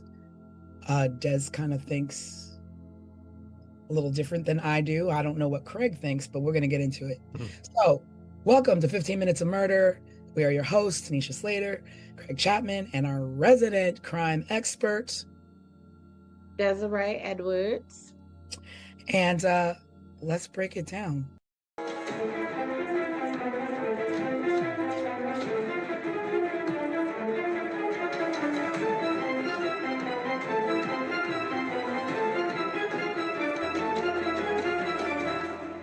So, Tara Calico, she was 19 years old. 19, a baby. A baby. Yeah, Innocently, innocent, doing innocent things, going for a bike ride. Now, she used to go on this bike ride with her mom, or her mom would come with her sometimes on the bike ride, but mom got scared off.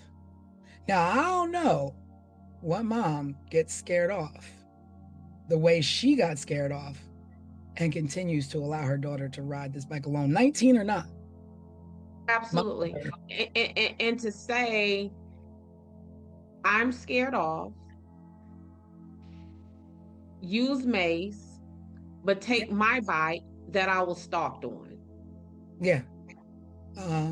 I don't know what that is. So basically, mom was riding her bike with her daughter and noticed that someone had been trailing them and stalking her and watching her on this bike ride. Or like what? And like, do you know the person?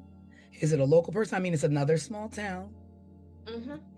So I am just stuck on the advice is simply go ahead and go and take this mace instead of, girl, we gonna sit this out, or at least do we find a different route? They were out in the middle of nowhere in a small town. There could have They been were 100 different routes they could have chosen. Okay. Yeah, I mean, it's definitely a situation where she could have chosen a different route easily. They lived in the middle of the desert. I mean, they were in New Mexico. I've traveled through New Mexico a lot, and these small towns, they could have gone any route they wanted to. Yeah, because her route was like 36 miles. So you can go 36 miles this way, 36 miles that way, 36 miles that way, 36 miles that way. Like, it was options. We did not have to continue to take the route that we felt was dangerous. Yeah, definitely. I think it's also maybe worth just getting to know Tara a little bit more. She was really athletic, really outgoing. So this bike ride was a normal thing for her. I think she had plans to go play tennis right afterwards. It sounds like me when I was her age. I was running, I was playing tennis, I was surfing at the beach, like she was an outdoorsy type of girl. And well liked, had friends. She had her boyfriend. It wasn't like I was reading that. Okay, well, she from what I thought, she was liked. Studious. She did have a boyfriend, and that's who she was supposed to have been meeting. Right, that's right. She play tennis with and play tennis with him in the afternoon. So she was gonna get through her bike ride, and go do that. I don't know. I think she's done this bike ride so many times before. And I think a lot of people know this, once my mother's always like, once people know your pattern, like always like try and break your pattern so that people don't exactly figure you out, especially when you're like kids walking home from school or like going out with your friends or whatever, just be situational awareness. Seems like maybe she didn't have that, being that she didn't even listen to her mom telling her like, some stuff is up, like maybe you should chill a little bit or carry mace. But my mom's advice is not carry mace. It's go the other way. We're not bike riding. Go the other way. Go the other way. And it would not be yeah.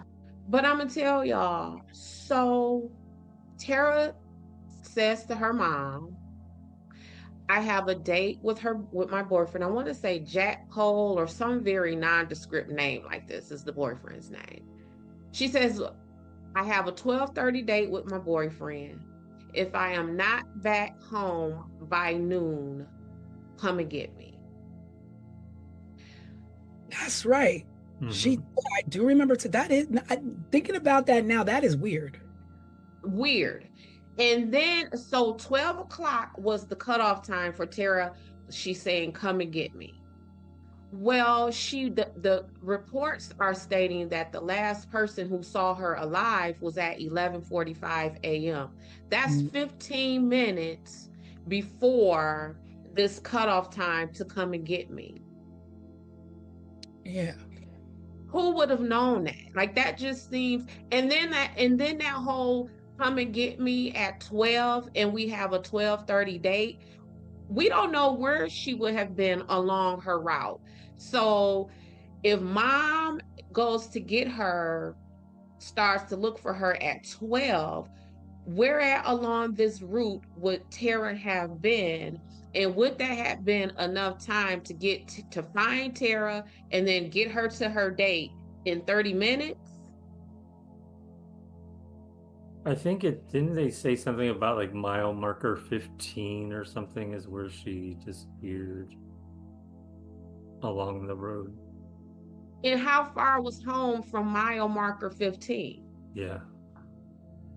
And it's just that timeline of 11:45 is when she went missing, and it was noon is the time when she told mom to come and get her.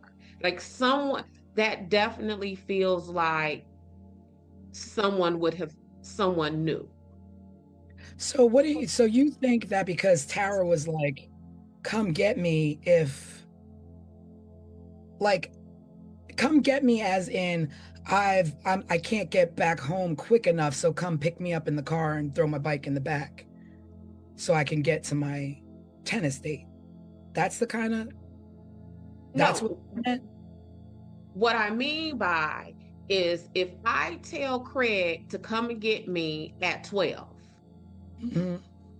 and no one who knew that I told Craig to come get me at 12 p.m. And then I go missing. Thank you, Craig. And then I go missing at 11:45, which is 15 minutes before someone was supposed to come looking for me.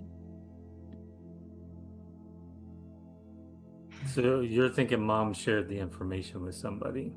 I'm thinking someone knew. Absolutely. No, Absolutely. no way. Absolutely. That is what I think, because that's just too much of a coincidence.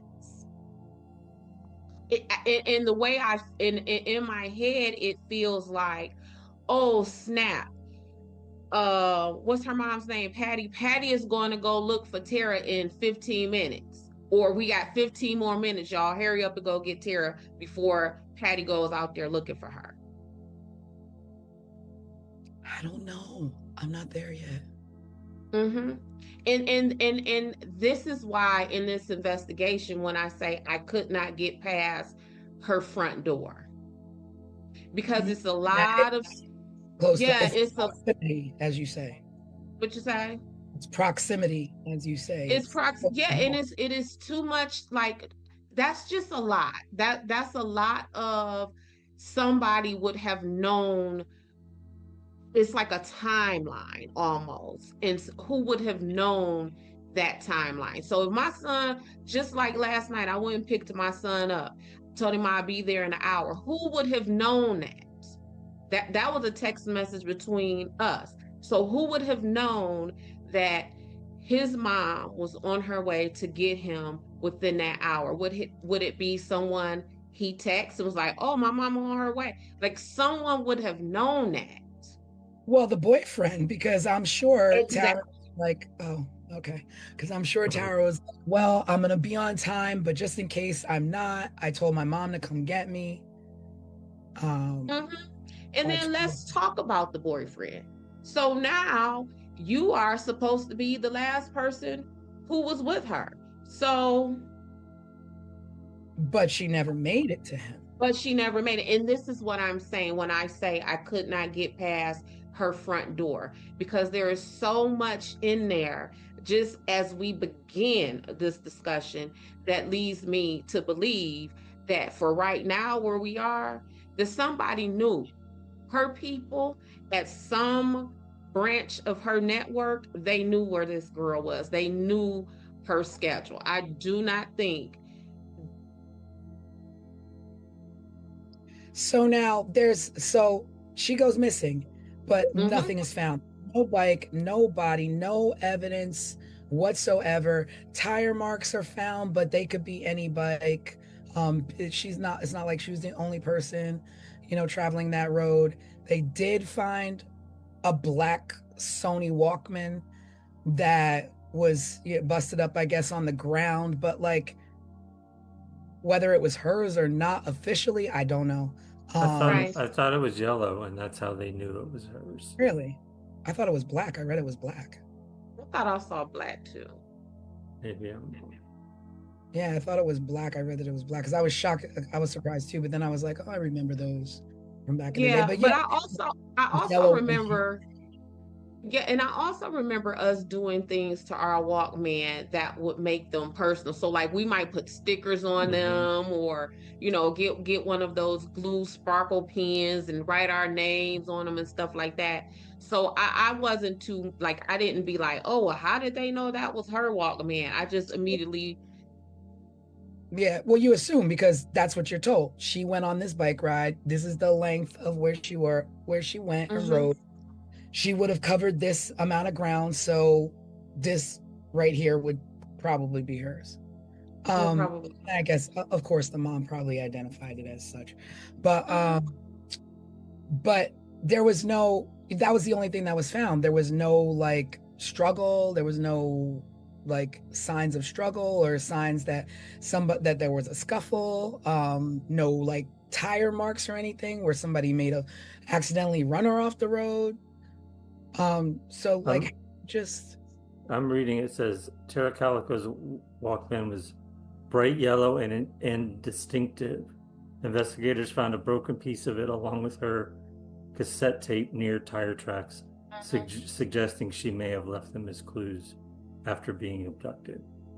yeah, that's strange because reading other reports, it was, and I think it was a what do you call those things? Like a police report.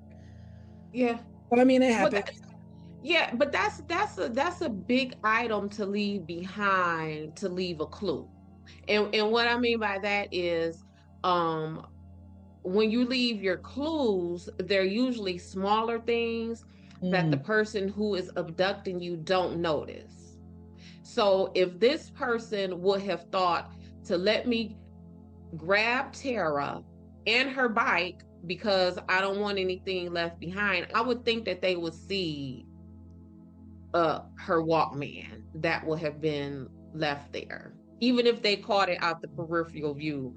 Like these I are don't. people who didn't care. Like you dropped something, who cares? That we're not here for that. We're here for you. Yeah, but her Walkman, if what Craig just read is correct, and how they're saying is distinguishable, they wouldn't want to leave that Right. because it would have been able to lead them back to Tara. Hmm. So that would have been leaving a distinguishable Walkman behind would have been the same thing as them leaving her bicycle behind because it could have been traced back to Tara. I don't know. So what are you thinking then does in this 15-minute window? Well, what I really think, Mhm. what I really think, and it may be a very unpopular opinion, but for right now, what I think is I think that Tara's stepdad had a thing for Tara, and that yes, and that Tara, yep, and that Tara rebuked him, and that he harmed Tara, and yep, and that is why because there was I read something about that the mom just latched on to this picture, right? Yes. So the picture. Right. So Tara Yep. went missing. She'd been missing, and nobody seen. I mean, they were looking for her, and all, Mm-hmm. and And a picture surfaced in Florida, in St. Joe, mm-hmm. Florida, which is Mm-hmm. 1,500 miles, right? It's far. So it's Other side of the 1,500 country. It's 1,500 miles from Belen, New Mexico. And there's a picture found in a like a rest stop or a convenience store area on the grounds of a female that looks to be about around Tara's age and a young boy with tape over their mouths and tied up in the back of what they're saying is a van. And there's something about this photo that made me be like, that is very weird that the mom kept insisting. Right. And so first of all, let's quit playing. That is not Tara in that picture. You don't think so? I look I at it over and over, and there's parts of me that think that it resembles Tara's 16-year-old picture photo, but not Tara at her 19 years no, age. no, I don't think that's Tara. And here is where I go with this. I don't think it's Tara, and the authorities don't believe it was Tara either, because it was the analysis of the photos remained inconclusive. This Oh agency yeah, said it's her, and this Scotland agency Yard said it is not her. said yes. FBI said no, and Yep. then the national what is that, the my gosh, I can't think of the name of it, but it was a third agency that wound up being inconclusive. So it's like yes, no, maybe. Yep.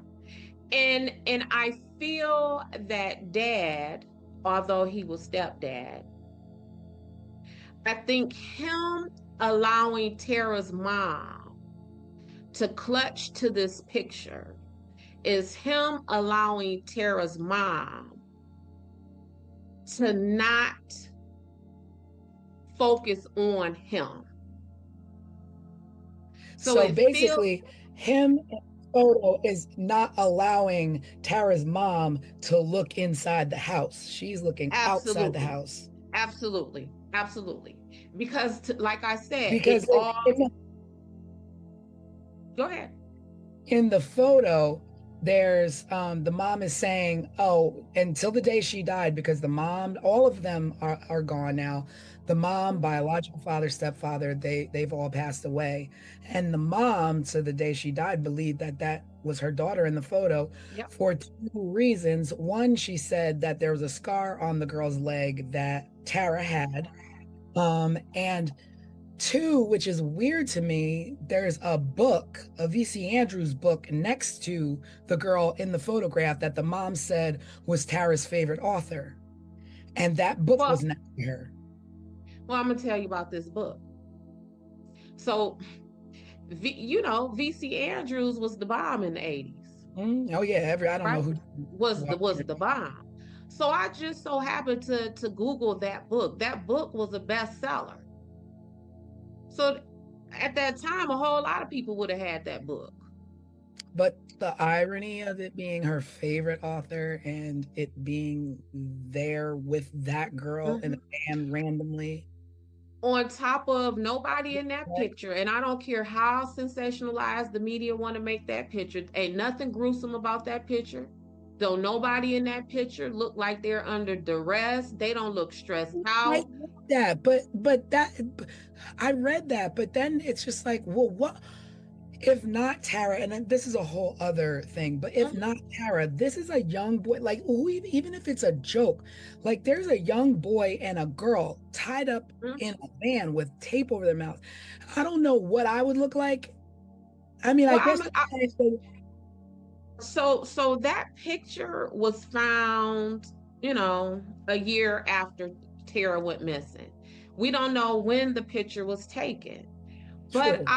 I would think that even if it was taken a week after she was abducted, that there will be some kind of signs of struggle and like fight and stress with Tara, because we opened with Craig saying how fit she was and how active she was.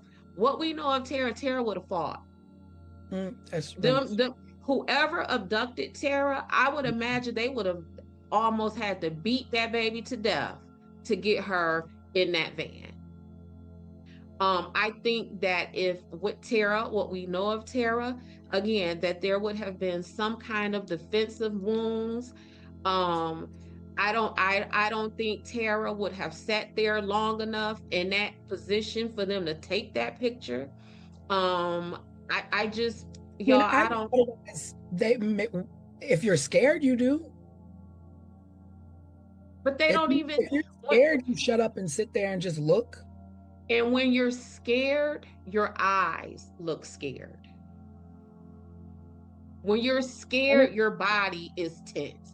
None of it, though. Tara and that boy, like. Maybe like, look. Let me look at this photo. Let's put this. They're just like leaning to the side, chilling.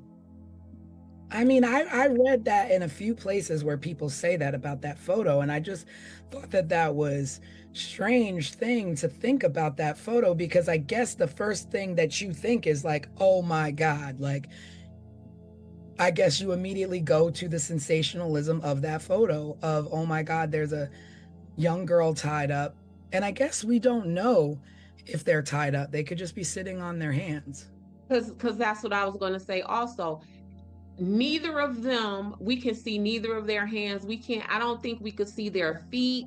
It just looks very I will planted to say that me. the little boy does to me look afraid, and the girl does not. I don't know. This photo And is just and who extremely and disturbing. who abducts a 10-year-old boy and a 19-year-old girl? Like that's kind of like either or. Like which one of these you messing with, Mr. Kidnapper, killer person? I don't know this photo. Like, and the other thing that is upsetting to me in this photo is, who are they? And why are they like this? And it's just like, And why does the pictures keep popping up? Like this is so weird, well, the y'all. first photo, I get it, but then everything else, then two more photos pop up. Another photo pops up in California, and then another photo popped up at a construction site. One, I don't know where the other one popped up, but then there's also like people calling the station and giving false leads, people saying that they're Tara, people saying that they know where she is, or, all these things. And I don't know what. My only thing is that the sensationalism of press then pull people out of the woodwork to want to be a Right, part of something right, in a right, sick way.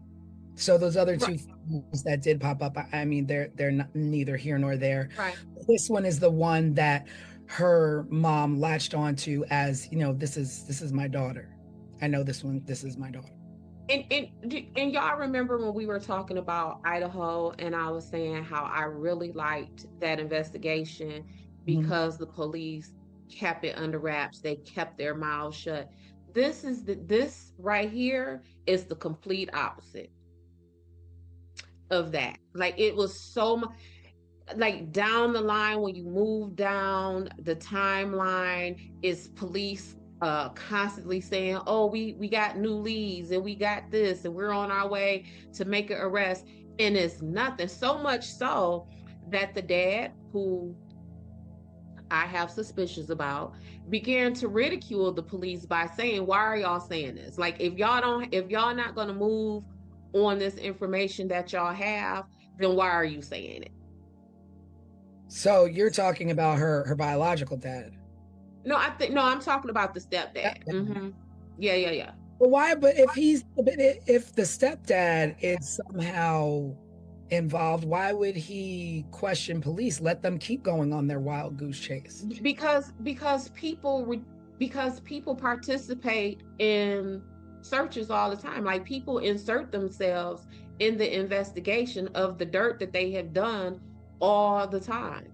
One of the things that law enforcement knows is that when you are at a crime scene and you know how like it's usually golfers standing outside watching, the person who committed that is usually in that crowd.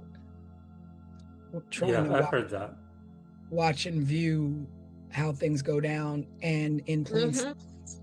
Watching how it went down out of just like curiosity to cover their own butts, but also watching how it went down to kind of sit back like, yeah, look what I did. Look at this chaos. Yeah, I done good. Like they're present. What'd you say, T? Cocky arrogance of it all. Cocky arrogance. And then we're also talking about the mind of a person who would even do something like this. So that alone tells us that person not thinking, like us normal folks would think, right? So yeah, It's strange. So then we talk about, okay, so the mom, so you suspect the dad. So then the mom is like, my daughter didn't return, and you're worried. So she goes out and she drives the road herself to look for her daughter, doesn't find her daughter, and then reports her missing. So like, I don't understand like how a mom to me, it looks like she did all the right things as a mom. Like my daughter, like told me to come get her. She's not around. Let me go look for her. I look for her. I don't find her. I immediately call the authorities. I mean, on that end, she did the right thing as a mom. Think on the front end, the right thing for a mom would have been, girl, don't go. Girl, change your direction. So she did the right thing as a mom, to follow up behind some not so great advice or direction that she had done, that she could have given her daughter to even possibly prevent this. The other thing too If about we're going to run with the, what'd you say? I'm sorry, go ahead. I just something popped in my head, and you know I'm like, what was it? The photo, like what? I'm not. Maybe I don't, because I don't know. Like the photo, this happened in New Mexico. The photo is found in Florida. In Florida. Like, who saw this photo in Florida and was like, this must be Tara Calico? Not only who found it in Florida, but the person who found it then says there was a van parked in the spot where I found it at. Right, that's right. So then technically there's ties back to seeing a van following Tara the day that she was riding her bike. So that's weird. But listen, I found a picture, and where I found the picture, a van was parked there. Huh? Yeah. So like you remember that? So if you pick up a potato chip bag off the ground, you're going to be like, oh snap, there was a van parked here. Like, how does that information? Because if you're like unsolved mysteries in the 80s, well, this was 1980, so this was super early 80s, so that wasn't a thing, right? But if I pick up a picture on the ground and it's disturbing as a girl and a boy with their mouths taped up around, I'm like, where do you think this came from? Oh snap! And we all know, like, stranger danger, Scooby-Doo vans, like, don't mess with them. But you would have led with the van. You wouldn't have led with the picture. You would have led with, oh snap, that van was right there, and then I found that picture. I don't know, like it's just weird to me. That's like somebody gets murdered in Florida and you're up in Vermont and you're like, oh, I just found this photo and this looks like how do you know? Like, it's not like it was that national. And this right here is why I say I couldn't get past the front door, because all of this other stuff that we're talking about, none of this kind of makes sense, and none of it really has a place.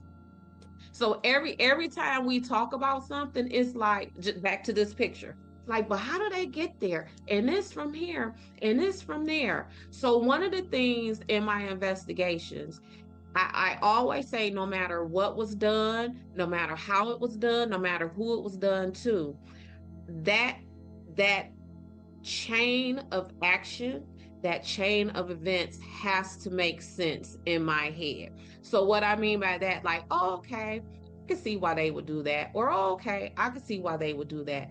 I don't have any of that here. And in this investigation with Tara, where my brain stops with clarity is who knew where she was at during this day, during her track. That, because nothing else makes sense. So you are definitely not on the wavelength of this was a random, or this was a serial killer, or this was no, like a stranger abduction. This is one of the situations where when people call my phone and say, Des, I've heard about Sunshine Investigations. My family member is missing or has been killed. And then when I listen to them, I say to them, you don't need an investigator. Y'all already know who did this.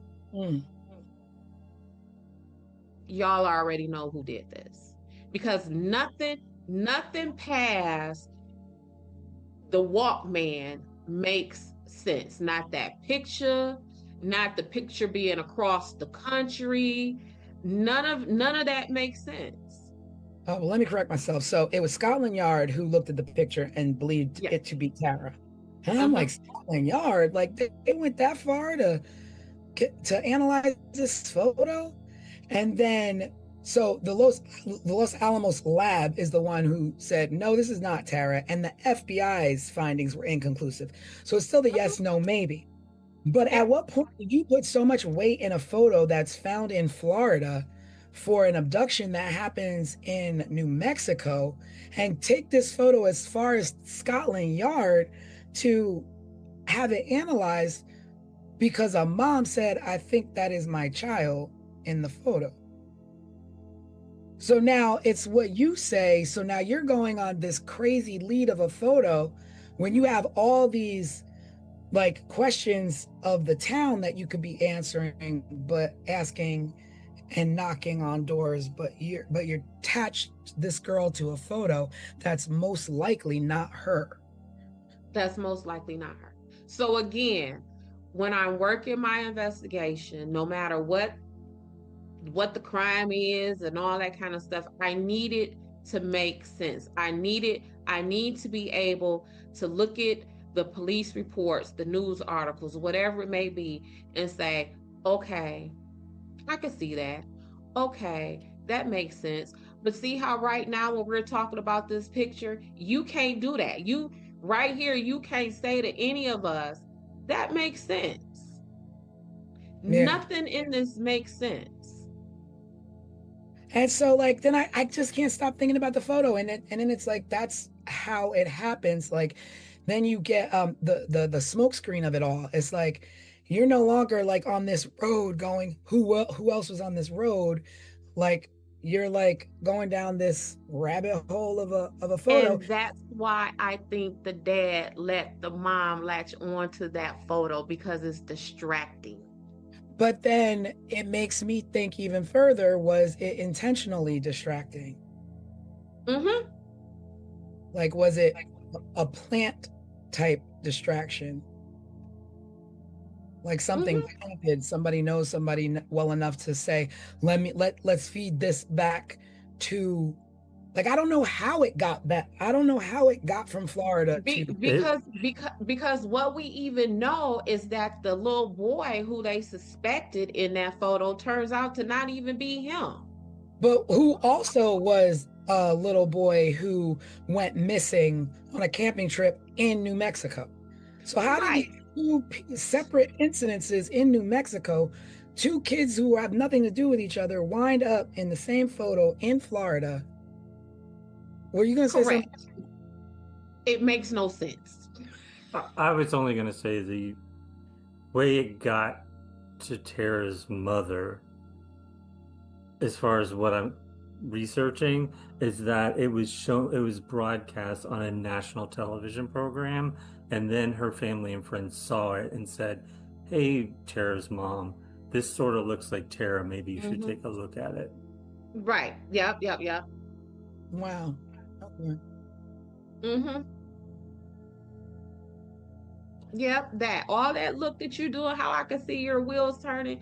Yeah, like it's just so weird. And as I was preparing for this episode, I was like, okay, I think this is going to be the first episode that we do that closely resembles what an investigation meeting looks like, when me and an attorney get together and we're talking over our police reports and we're talking over our discovery and evidence, and it is breaking down all of the information that we have to try to figure out again what makes the most sense. Like just pick all this apart and try to string it together. And Tara's case is not being strung together. It's not. So It seems a bit all over the place. Yeah, it's too much. It is. At what point do we fast forward to more recent stuff, like Sheriff Rene Rivera saying he knew the story of what happened, but the people were too well connected for him to say anything more. Well, It possibly being the sheriff's at the time, the sheriff's son that maybe had done this, and that's why it was covered up.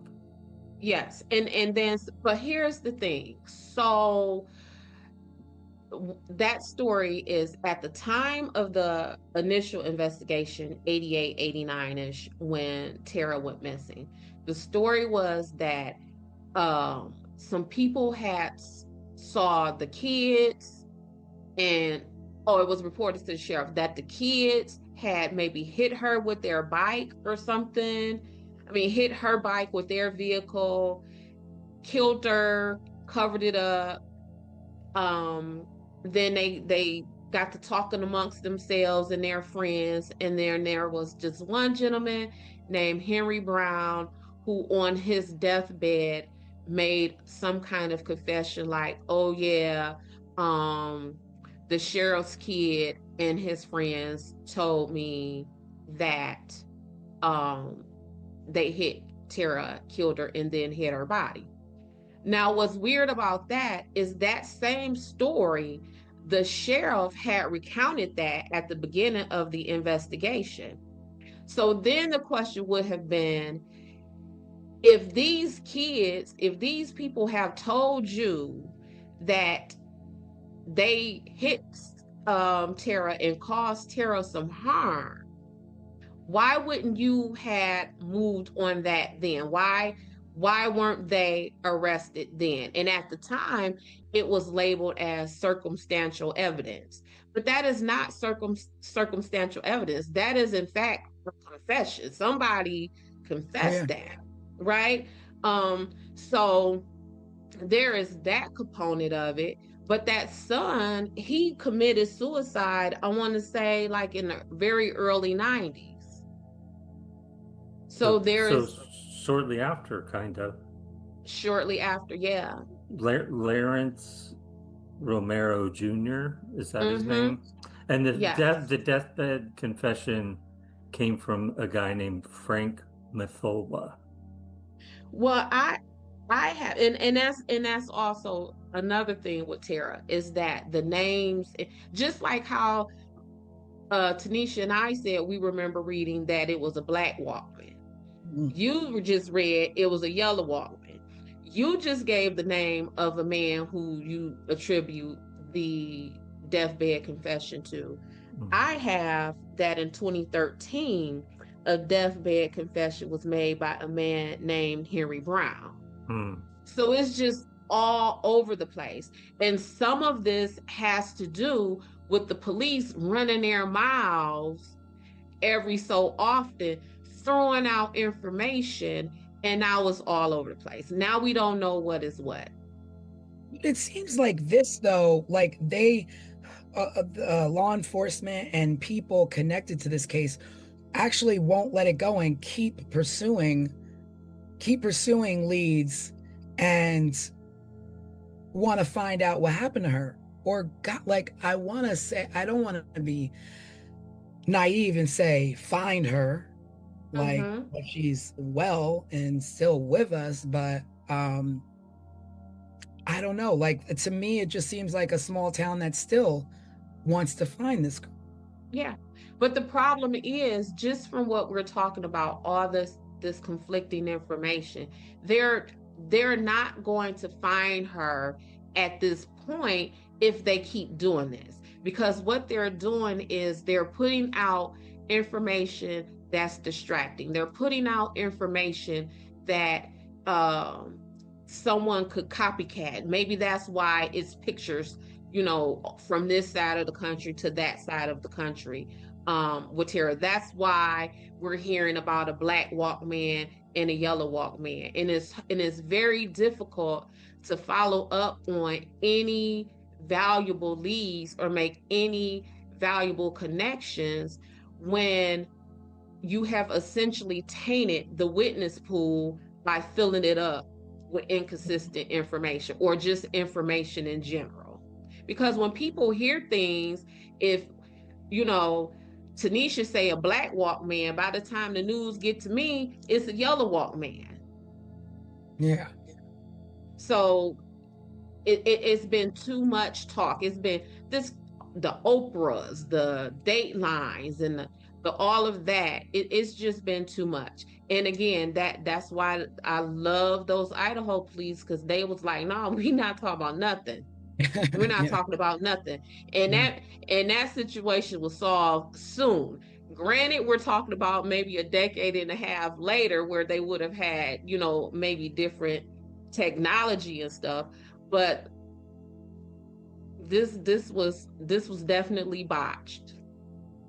So I was reading, because that's why the reason why I say that is because I was reading, I don't know if either of you saw this, but in 2023 there was a break in the case, and it led to an entire case file being sent to prosecution to be reevaluated, and they're not ready to disclose this information. They said that they're still reviewing it, but it was enough to conduct a search of a home and suspects on a lead that went dead when it should have been investigated at the time.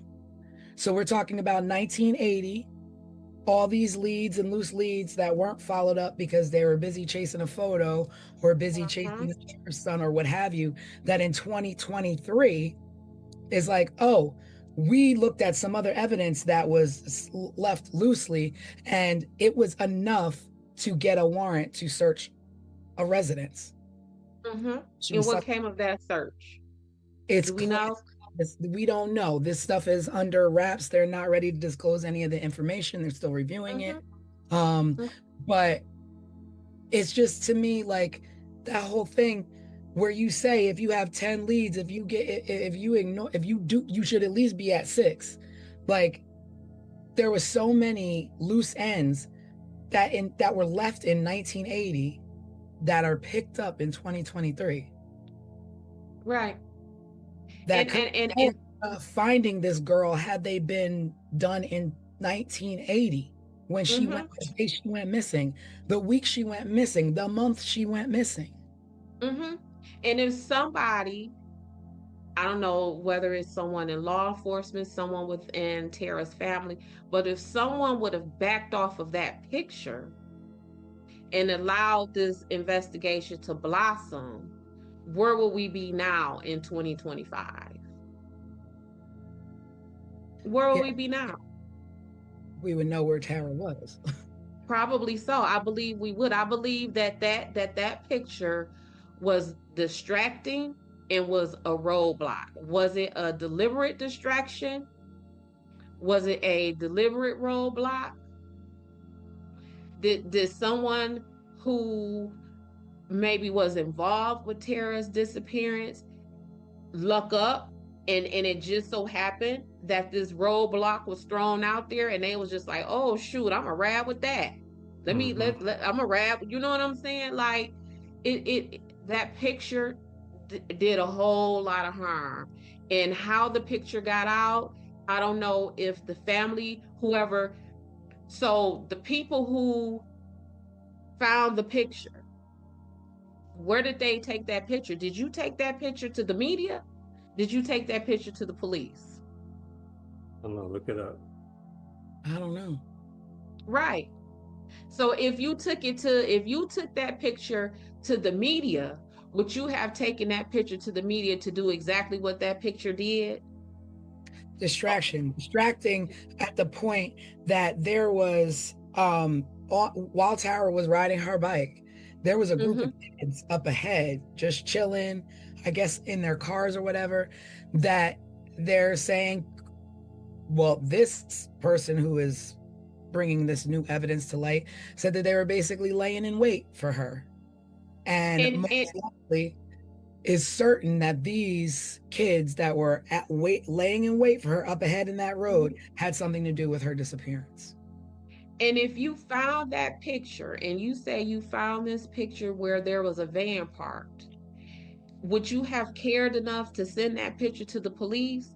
Or do you think that was a matter of sending that picture to the media?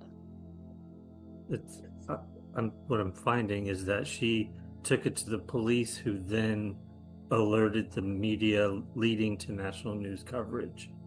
But they're also saying that the lady who turned in the photo is anonymous, so nobody knows who she is, where she was from. Like, they don't know anything about her. The tea is piping hot, baby. Well, and now makes me think about the Colonial Parkway murders, where you're like, oh yeah, let me guess, anonymous. Let me guess, anonymous. And very much so, like the Colonial Parkway murders, we got some anonymous tips in a case where we were trying to say has a connection with the police. So this is, and then going back to looking in your own backyard, is that this new information that was dug up in 2021, I guess dragged into 2023 as being sealed, and we're not going to talk about it. The evidence that they found at this residence was with I don't know what it is that they found, but whatever it is that they found and whatever documents that they found were related to new suspects in the case, in her missing, was sealed by a district court, by a district judge, and the person that they interviewed was a person who originally said they knew nothing about the Tara Calico's whereabouts and missing, but now in 2021 they have information about this that they're sharing. Mess. My thing is, like 1980 to 2021 to 2023 and in 2025, like what I don't understand. And now you have this information. So you didn't think that this information was of any value 20, 25 years ago? Is that what this, so the person is saying, I don't know nothing about it. So yeah, the person when this person, I don't know anything about it, all of a sudden now has information about Tara Calico's disappearance. Now all of a sudden has information. But we don't know who that person is because they're what, anonymous? We don't know who that person is because the reports are sealed. So we can't get that information to know what was found. But whatever was found was enough to say, okay, I think this is worth pursuing. You know, I often say the call comes from inside the house sometimes. And I tell you, I'm stuck at that 15-minute window of who would have thought, oh snap, we got 15 minutes to grab her before somebody goes looking for her. If her mom said, if Tara told her mama, come get me at noon, and she went missing at like 10:20, that wouldn't feel so suspicious to me. But it feels like our window of opportunity is running out and we got to get this done. And we have to get it done right now. That is what that 15, because it's just. Yeah. I mean, it's a short window from when she was last seen to when mom went looking. Mm-hmm. Yeah. So who would have had that opportunity? Would that have been this boyfriend who she was allegedly supposed to have met with? Would that have been stepdad? Like who would it would have been someone who knows, because how else would they have known it? I don't know. I mean, I don't know either, Tanisha. I guess near 20 years later, Tara was legally declared dead, and cause of death was ruled homicide. Mm-hmm. And I guess as of 2008, the theories are accidental hit and run by local teens, and allegedly covered it up, and there were no arrests. So if it's an accidental hit and run by local teens, Is it local anonymous teens? And there were no arrests, no remains found? Like you did, like, how do you say this is what we believe it is, but there's no arrests, there's no questions? Like, you can't just rest on that. Well, the teens weren't anonymous. I think the teens in question are the sheriff's son and his friends. My God, the 80s is just full of my sheriff's kids. The sheriff's son. Like, what? Twisted sheriffs, right? And family. Yeah. Don't grow up and be a sheriff. Yeah. You're gonna be suspicious. Yeah, the word. Yeah. Think about it. Like, I mean, we grew up in the 80s, like, in small towns, it's the sheriff. But like, the word sheriff has such a dark cloud over it that whenever you say sheriff, you're like, something sneaky. I don't know about that sheriff. Mm-hmm. Never really say, I don't know about that detective, or I don't know about that private investigator. I don't know about that police officer. But you do say, I don't know about that private investigator. Yeah, private. Like, I have to always make very clear with people when I tell them I'm a private investigator. No, not that kind of private. Not the sleazy private investigator you see on TV and in the movies. No, I'm not that kind of private investigator. No, see, I'm all about, when I think private investigator, I'm on my Magnum PI. I'm on my Equalizer business. I don't You want your Desiree Sunshine investigation. Sunshine, like, that's what I'm talking about. I don't have no doubts. I don't have no doubts about this type of private investigation, getting to the bottom and looking for truth. Like, that's the only kind of private investigating I know about. Thank you. But it's just, and so the sheriff also says that they believe that Tara was taken by someone she knew. In a small town. Small town. And that just, even in that, okay, someone she knew. Well, she would have knew your son and his friends, Mr. Sheriff. She would have known her boyfriend, Mr. Sheriff. She would have known her stepdad, Mr. Sheriff. Like, because this is a small town, when you say Tara was taken by someone she knew, Sheriff, you would have known those people too. Yep. I mean, there's a lot of paperwork out there. There's a lot of police reports that you can go read. Like, so much. There's so much out there with some things, and I found some stuff today, but we'll talk about that on the live. So join us on our Wednesday night live. I was just about to say, I think what I can't wait for the most is when we get off of this podcast today and Tanisha and myself and Des all go back and read through more information to see if any of this gets any more clear than it is right now, because it's a hot mess right now. It's a hot mess. And then now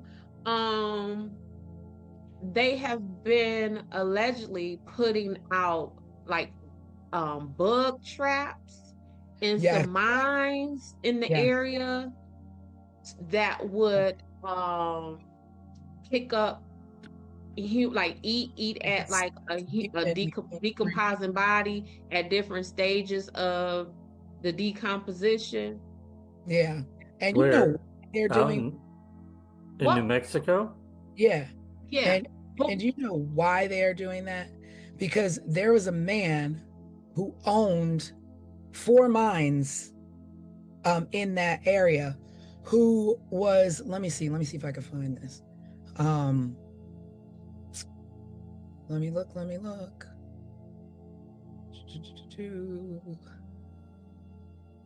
You're talking about mines like in the side of a mountain. Like going down into a mine shaft. Mines, yes, mines. Mine shafts, yes, real mines. Yes, real stuff. They need to put them in the So there was this guy, his name was David Parker Ray, and he owned 4 mines that he leased in the 1950s. And they were about 25 miles away, or 25 miles south from where Tara Calico was last seen. He died in a state prison in 2002 while serving a sentence for more than 223 years in connection with kidnapping and other charges involving 2 women who he sexually tortured at his residence. Okay. So he claimed to have abducted like 40 victims from several different states, according to the FBI, but nobody's were ever found. But the reason why they didn't really go off on him is because at the time that Tara was abducted, he wasn't living in New Mexico. So they were like, oh, he wasn't living there, so he couldn't have, like, you can't visit other places. But this man has already claims he's abducted all these women, has been charged with sexually assaulting other women, but you don't go down his lead for these mines that were in the area. I mean, 25 miles really isn't that far from anywhere when you're talking about wanting to get rid of a body or wanting to have some little murder spot, right? So there are these mines, and so one of the 4 mines, maybe like 60 feet down, I don't know, 30, 60 feet down, something like that, looked like it was interrupted or has rubble or looked like somebody tried to fill it in. So they want, so this sheriff or this lieutenant went and bought these little fly traps, these certain fly traps that will attract mosquitoes or flies or what have you from the remains of decomposed bodies, to see what's possibly down there. And then if there is something, then they've got to go through the right channels to be able to excavate. And of course, the bottom line, money, to be able to have the money to do these certain things. But there's also these other things that have come to light that other people are like, oh, we know the suspects. So it's just like an open, like, I want to go back to this man in these mines. I'm not a miner, so I don't really know about mines and all that kind of stuff. However, his family leased these mines about 25 to 30 years before Tara was missing. So would he and his family still had access to those mines? Like, and again, I'm no miner. So when when your lease is up for the mine, is the mine now leased to the next group of people or the next company? Like, would he still have access? Whether he had access or not, he probably had mental access. Like, I own this for all this time. I know the ins and outs of it. I can go around and do whatever I want and get in and out of property without being noticed if I want it. Are mines blocked off? Like, is the entrance to a mine secure? I would think that, and I don't know because I'm not a miner. Absolutely. But I would think you gate off with a fence, trespassing, what have you. Or if it's just in the middle of nowhere, maybe nobody does anything and it's just left abandoned with a couple of boards across. I don't know. Okay. And so if it's a couple of boards across it, if it has been fenced off, he would have had to breach that to get to the mine. So while they're saying this man had access to the mines, was whatever that blocking off of that mine, was that breached? Or if it was, would y'all have told us that? You know what I'm saying? Like, to just say that this man whose family leased the mine 30 years ago. Well, what about the other folks? So are y'all simply saying that we want to stick to this man who leased this mine 30 years ago because he has some of these similar crimes in his past? Yeah, well, which would be likened to the Waterman, because this guy is dead and he did these things. So it's just like, okay, in post, you kind of, we're gonna fit you into this mold because you were in the area and we like you for this. Right. And kind of the same point that I made with the picture being filed. Like, when you find something or something that's important, what you lead with varies. What is of value or what is of importance is what you lead with. So, oh, well, the mines boards, they broken? Did they look meddled with? You know what I'm saying? Like, y'all can't just throw out like these people had access to this mine 30 years ago, and so now you the suspect. True, but you know what? It also leads to the fact that if in 1980 these were Mhm. around, it was a loose end that should have been tied then. Correct. So now they're Correct. chasing every loose end, trying to find this girl. And it's Trying all to find this girl this 30, guy 40. this guy claims to have murdered 40 women. This guy, assaulted 2 women. He was in jail for this. He confessed to this. I think the natural progression is to look into it, because what if she is down there? Right. And do we look into it like in 2025 or 2023, whenever this connection was made with this mine? Why? Because y'all knew about that mine. And if you didn't know about it in 88 and 89, did you know about it in 95 when that man was still alive? Because as what happens is when we're investigating things, one of the first things that law enforcement uses is they gonna use a database, whether it is a registered sex offender database. It's gonna be a database of so if my car gets stolen, we gonna run this, we gonna go to the auto theft unit and find out who's been stealing, Monte Carlos in the Detroit area, right? So they would have had access to that. They would have known that. Like, this ain't something new, Well, yeah. I mean, it was right? in 1998 that the guy that expert was like, one of these mines doesn't look right.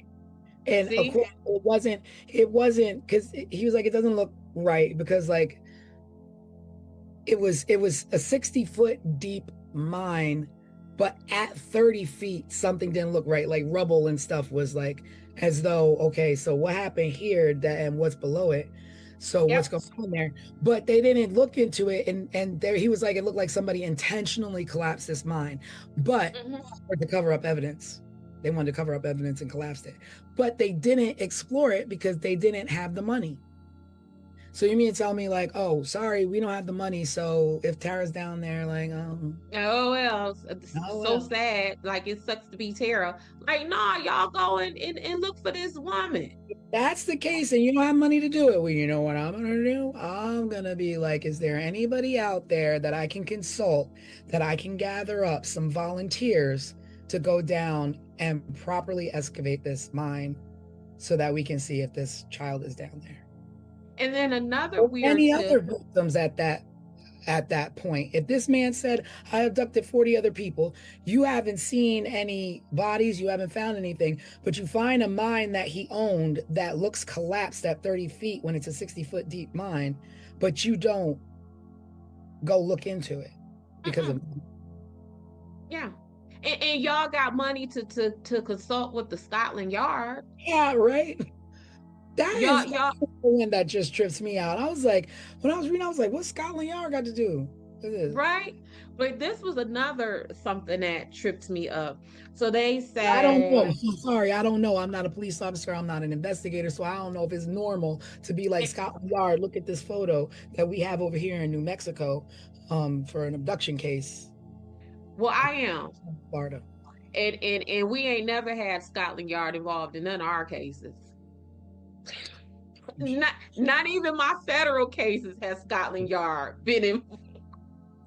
But another weird thing, a part of the what don't make sense, is witnesses said that they saw an older gentleman driving a 1953, maybe 1955 Ford truck slowly behind Tara.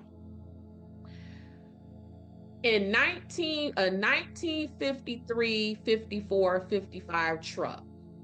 And we're talking about is 1989. How difficult do you think it would have been to find a 30-year-old vehicle. Well, So right now, if it is 2025 right now, and our cars now, if you look at them, it ain't too much changed in them right now. But I would imagine that a 1954 vehicle did not look like a 1988 vehicle. yeah.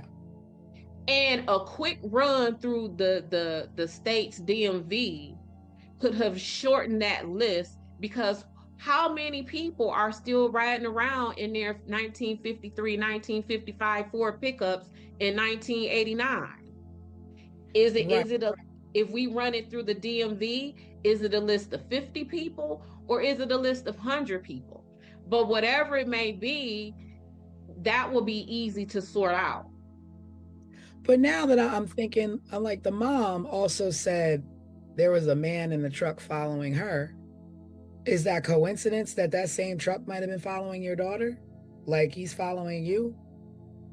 Was he following her as well? Like, At the same time. is the person who was following you the person who took your daughter? Mhm. Who was the person following you? Did you know the person following you? What kind of car did they drive?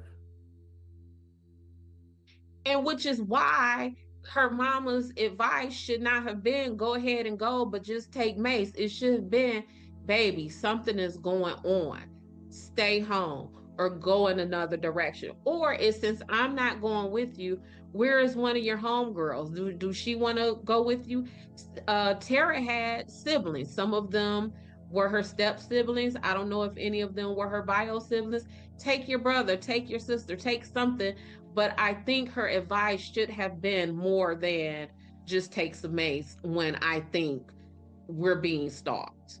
And I mean, Especially if she was so scared of it that she didn't go herself. she was so Right. scared. That's the thing. She was so scared herself that she was like, I fear for my life, but daughter, you go ahead and take your chances. And I don't want to lose the fact that Tara rode her mother's bike. So that pink bike was her mom's bike? That pink bike was her mom's bike. So if somebody is stalking me, they probably know my bike very, like, more than a normal person would, because you're a crazy stalker. And then you let her drive that bike. You let her ride that bike.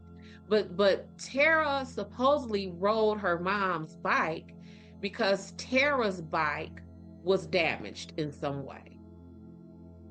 So who damaged Tara's bike to make her have to take her mama's bike that maybe a stalker would have had identified? Like, girl, this is a mess. Yeah. Like I it's just so unfortunate because still putting this kind of effort in 10 years, 15 years, 20 years, now we're at up to 35, 37 years of still trying to find this girl, trying to find a pink bike, in nothing but open, like the road is completely open. I don't understand. Like, dig the mines, check the friends. I want to see your backyards. Looking for, like, everything is gone at this point. Everything is gone. And everything. they're even talking about, like, the witnesses are dead and all that kind of stuff. Like, that's one of the things, especially something like this, where you want to lock your witnesses into their statements. Like, just for example, last weekend, Saturday, some folks called me, Des, we got this case going on. 3 days ago, someone made a post on Facebook. That person is a witness. Can you go talk to them? Told them, yeah, I can, but I'm not working this weekend. Let's talk Monday. And I'm talking like Monday, this week, Monday. Mhm. Made a phone call, interviewed that person Tuesday, had their affidavit created Tuesday. So now if this person becomes incapacitated in any way, now Right. if this person decides to change their mind and, For a now long I don't want to participate, he's already locked into this affidavit. We have them now. And if Des the private investigator from Sunshine Investigations can do that, what do you think the police can do? Much more. What do you think the police could do? At the very least, you can be thorough. You could be thorough. And if I want to, give you the benefit of the doubt, okay, maybe you don't have the funds to excavate this mine, but you definitely have the funds to lock these people in with their statements. You definitely can go knock on the doors of this small town and talk to residents. You definitely can go and say, hey, mom, dad, I know your child is a minor. Can I have permission to talk to you? You can do those things. No And like cost I said, anything. yeah, and if I could lock you into an affidavit to preserve your statement, guess who else can? Mhm. It is not it That ain't that rocket science. that's key though, not waiting 15, 20 years to do it when you've been tainted by media, talk of the town, conspiracy theories, that wrong rabbit holes, terrible leads. Now you know how to adjust your statement. Yeah. You Now either you know what to say. clear somebody you know or throw somebody Mm-hmm. off, be like, hey, I Mm-hmm. found a photograph. Right. And now, so let's say you have the surviving witnesses and they may have had something to do with that, but your spidey senses may be thrown off because it has been so long. They're now relaxed, so when you approach them, when you talk to them, they don't seem as scared and nervous because again, so much time has lapsed and they're relaxed in their approach and in their conversation of these things, versus if you would have spoke to them 3, 4, 5 years, a week after Tara went missing. I mean, this is definitely one that, you just, I mean, at this point, I think it's pretty much that Tara is no longer with us. And it's just sad because this, it could, you know what? I won't say that. I won't say that because I don't know, because there's no evidence to point to this is what happened to her. But she could have been abducted. I don't know.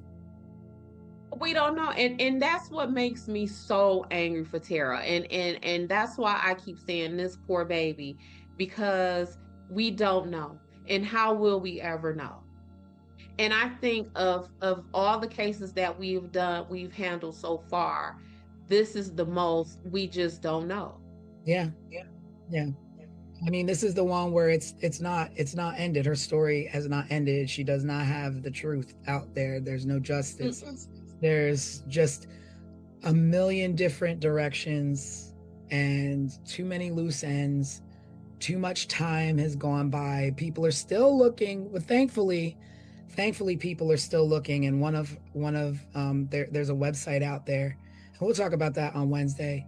Because like I said, there's always just too much to talk about in 1 hour or an hour and a half or whatever. But we'll pick it back up on our Wednesday live. So that means join us. You gotta watch. You gotta come back. You can't get rid of us just yet. Not yet. Keep pulling you back in. Mm. But yeah, there are people out there that do care tremendously about Tara and do want to see her found and her given a proper end to an unfortunate way that she had to leave this world. Yeah, because this young lady was literally minding her business. Like that was the most innocent activity that she could have partaken in. Like she's riding her bike. Yeah, we're not talking about she riding her bike to go do some crazy crap. She wasn't, messing with anybody, picking with anybody, just being alone, her and the nature, and just wind in your hair and just minding your business, taking care of things. She's anything like I was at that age. Mm-hmm. When I would go running, it was my time to be alone, to clear my head, and just to enjoy the world, the outside, Right. Yeah. Yeah. She's, I mean, as a parent, if my 19-year-old daughter, if her riding her bike, baby, please go ride your bike, because there's so much other stuff that a 19-year-old child could be doing. And Tara wasn't doing none of that, at least by all the accounts that I have read. She was just minding her business, riding what was her mom's bike, which is Yeah. what she rode her bikes every day. It's like, And y'all out here, doing dirty. It's always yeah, like, y'all out here messing with that girl, and she ain't did nothing to nobody.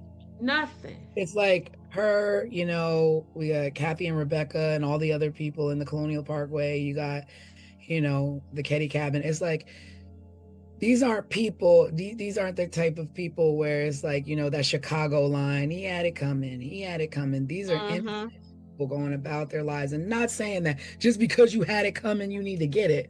But these are Absolutely.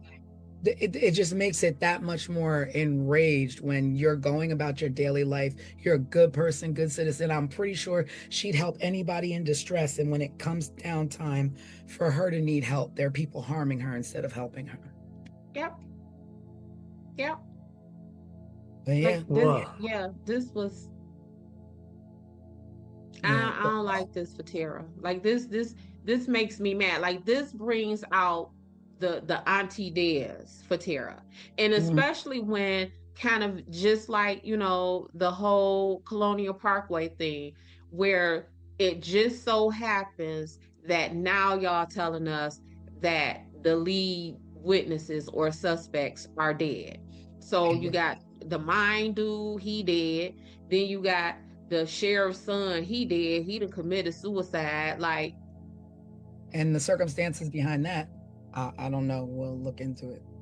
But yeah, at the end of the day, let's look into these things when these people are still alive. Let's not drag cases out because there's no money or there's no funding. Figure it out. I don't know. Figure it out. Start a new task force where you all got to raise money to help these people. I don't know what's out there. We got some money to fund some wars and some all that kind of stuff. And you mean blow to up tell me rockets that every other weekend in the sky trying to get to the moon that we ain't never been to? But that I didn't say that. But when our children and our moms and our dads come up missing, now you want to tell us is there's no money to move some rocks and excavate a mine to go find them. But we just gonna put some fly traps down there. Yeah. It is what it is. Well, I guess join us Wednesday night live. We will be live talking about the conclusion of the Tara Calico case and some other current events that I'm sure will be going on. And this one again in the books for Drop the Ball. Yep. So Wednesday night, be there, be square. Yep, maybe we'll Did y'all see what I did with that? You did. I did that. Maybe we'll give a little hint on our next case. Yes, maybe. Or maybe you have to tune in and subscribe, get your notifications. That's for sure. The next episode is coming. All right. Well, until next time, you can always find us here on all of our social media. You can always visit the website for more information, 15minutesofmurder.com. And we'll see you next time. Tara made me sad, y'all. Yeah, me too. It makes me sad. Yeah. Bye, everybody. Bye, everybody. We'll see you next time. Subscribe, share, and remember, someone is always waiting for answers. This was 15 Minutes of Murder.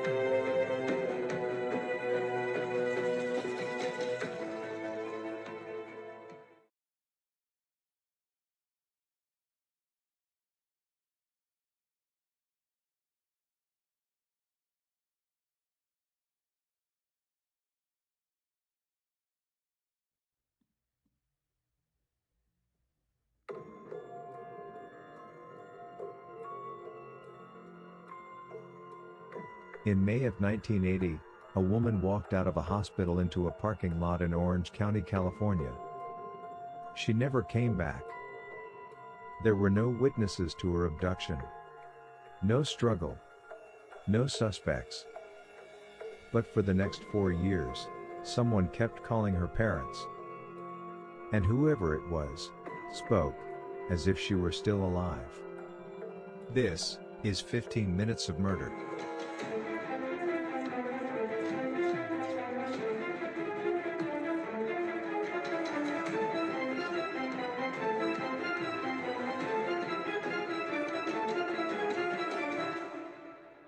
Dorothy Jane Scott was 32 years old. She was a single mother to a 4-year-old son. She worked as a secretary at a small company in Southern California. She lived with her aunt who helped to care for her child. Friends described her as cautious and reliable. A dedicated good mom who was protective of her son. There was nothing reckless about Dorothy Jane Scott. Which is why when she told people she was afraid, they believed her. I'm watching you. I'm going to get you.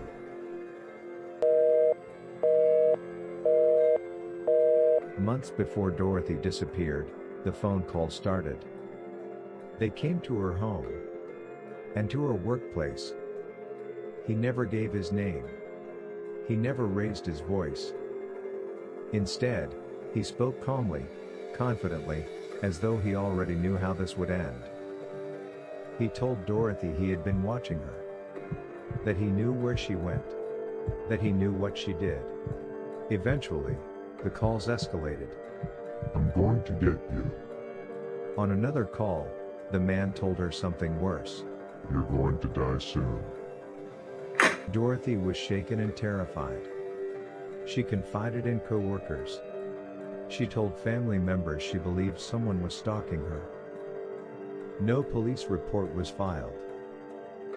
On the evening of May 28, 1980, Dorothy attended a company meeting in Anaheim with 2 co-workers, Conrad Bostron and Pam Head. After the meeting, Conrad didn't look well and his hand was painfully swollen. Dorothy and Pam offered to take him to the emergency room at UCI Medical Center.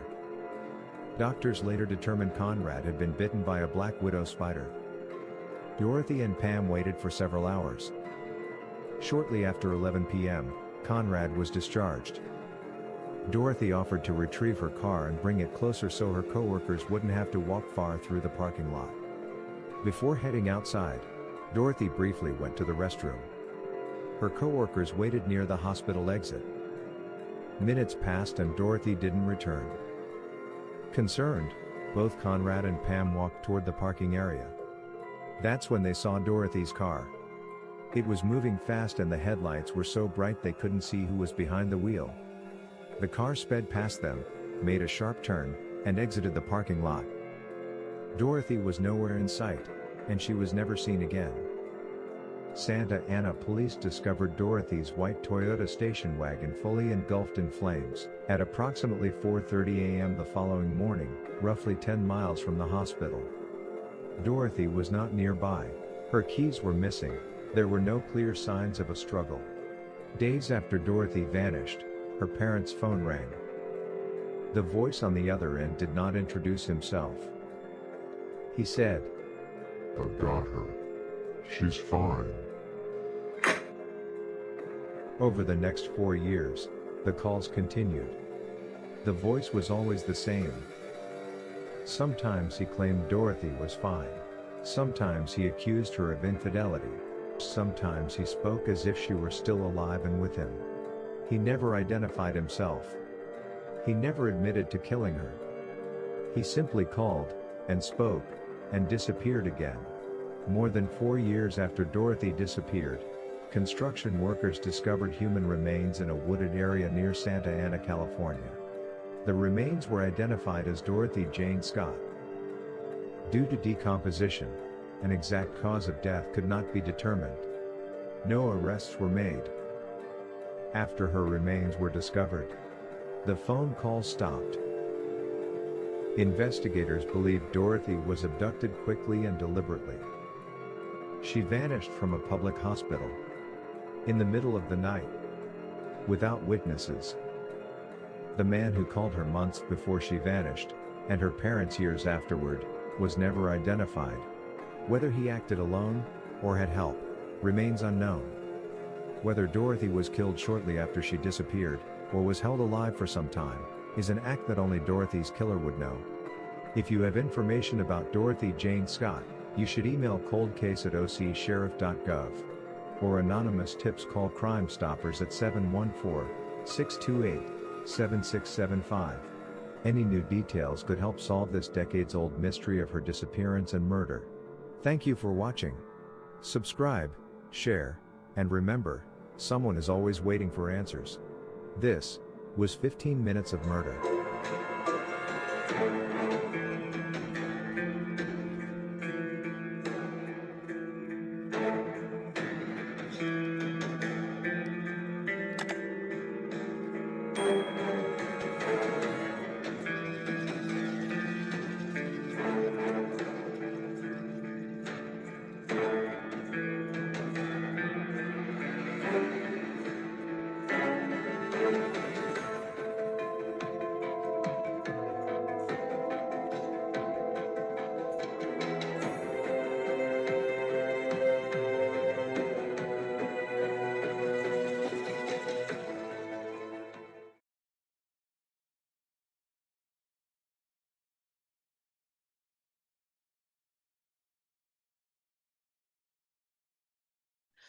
Dorothy Jane Scott was a working mom. She loved her son. She showed up for her friends. She did everything right.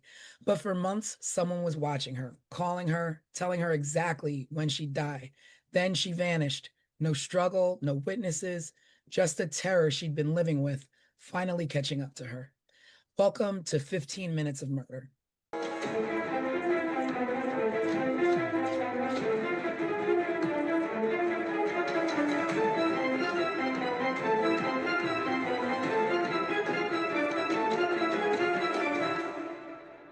Hello, everybody, and welcome to another edition of 15 Minutes of Murder, full podcast edition, where we break down last week's case file, which was the Dorothy Scott murder. It was all about a caller calling her, as you heard in the recap before we started.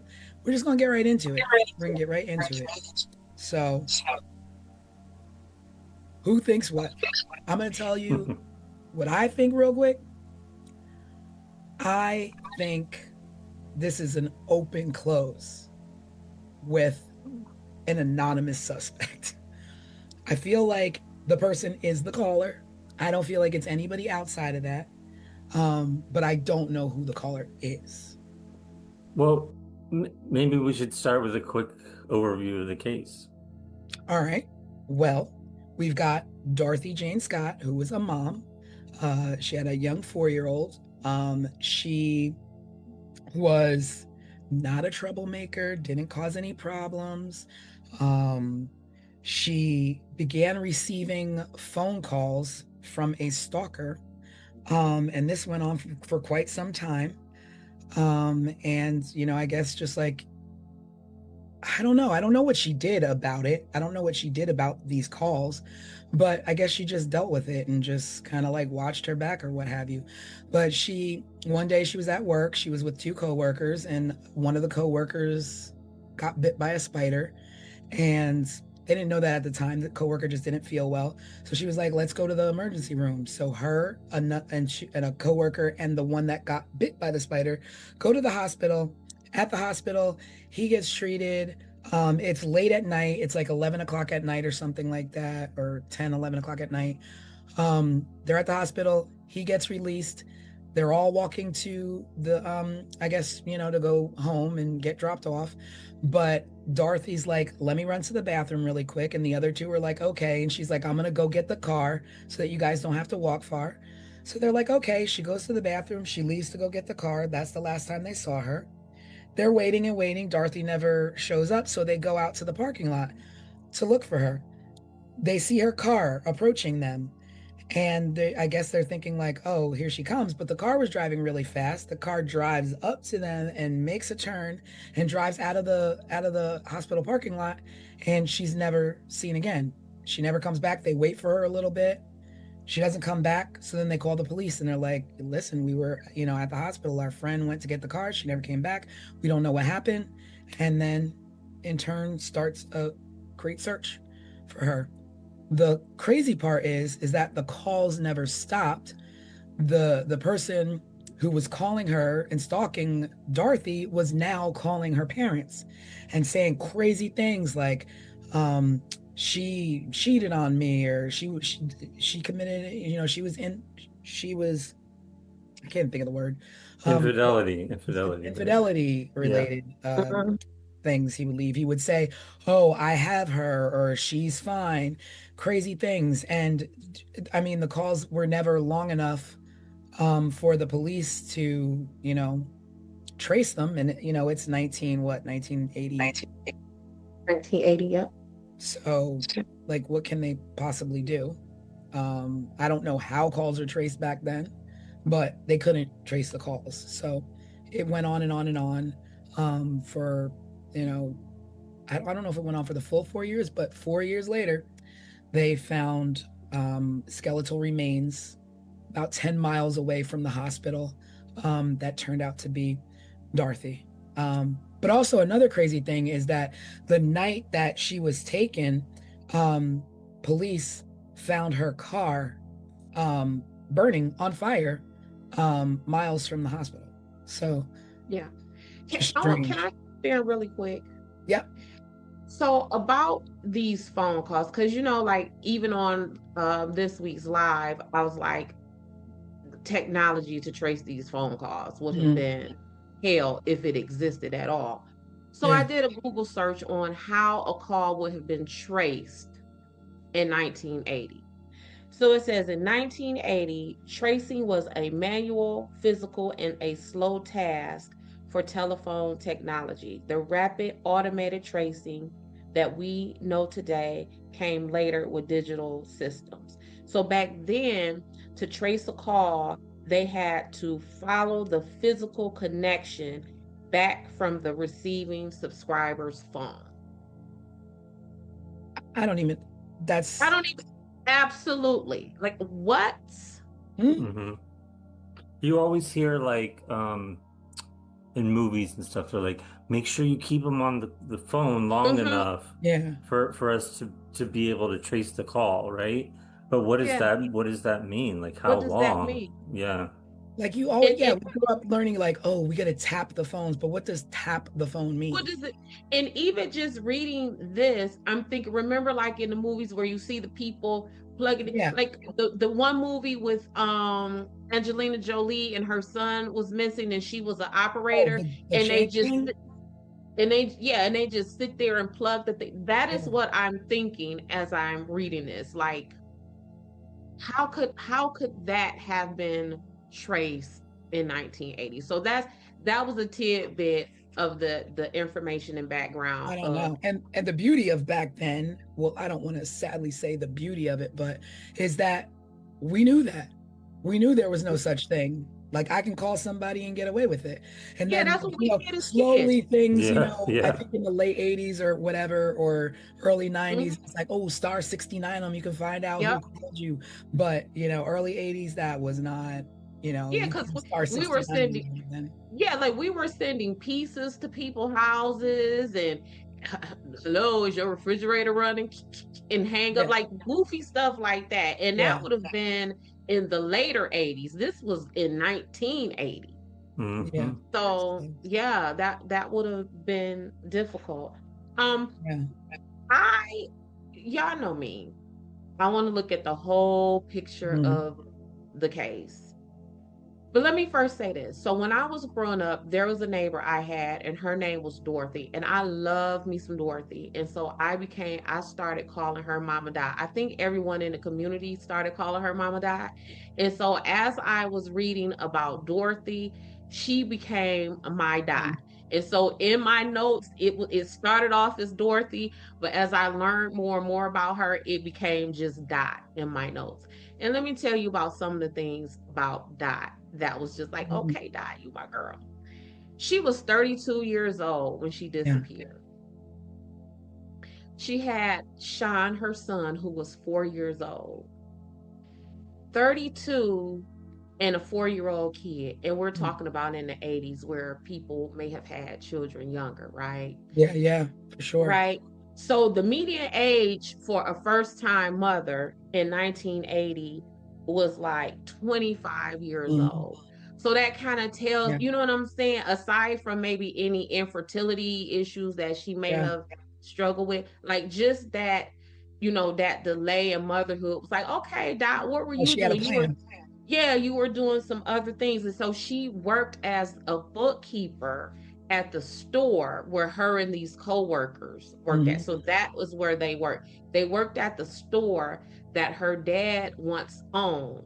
And her dad sold the stores to John Casello. We'll get more into him later, trust me. Oh, And that's where what T? I'm thinking of the storefront, the John's storefront. Yeah. So the name of the it's like a joint store is Swingers, Psych Shop, and Custom John's Head Shop. I don't know what they sold, what they did. Yeah, I I was don't know. confused by that. I was like, I don't know what any of I that don't was. know what that Well, mess is.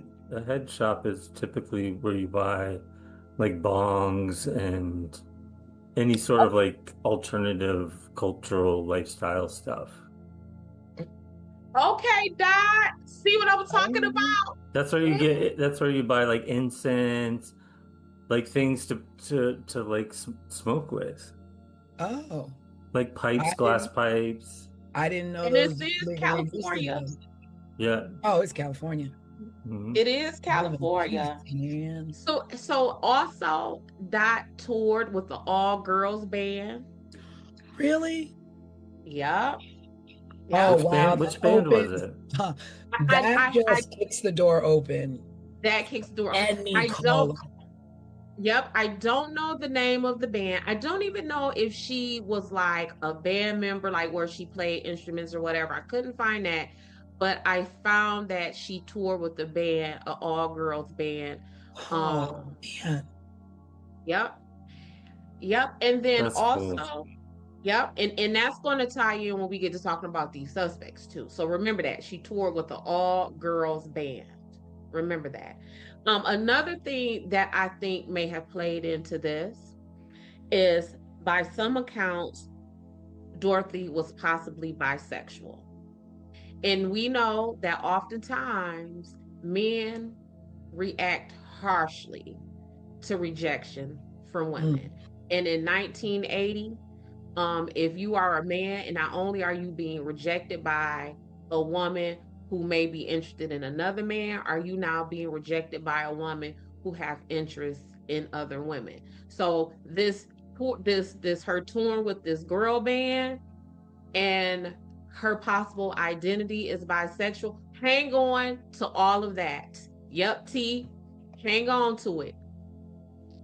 Hang on to it. So let's go.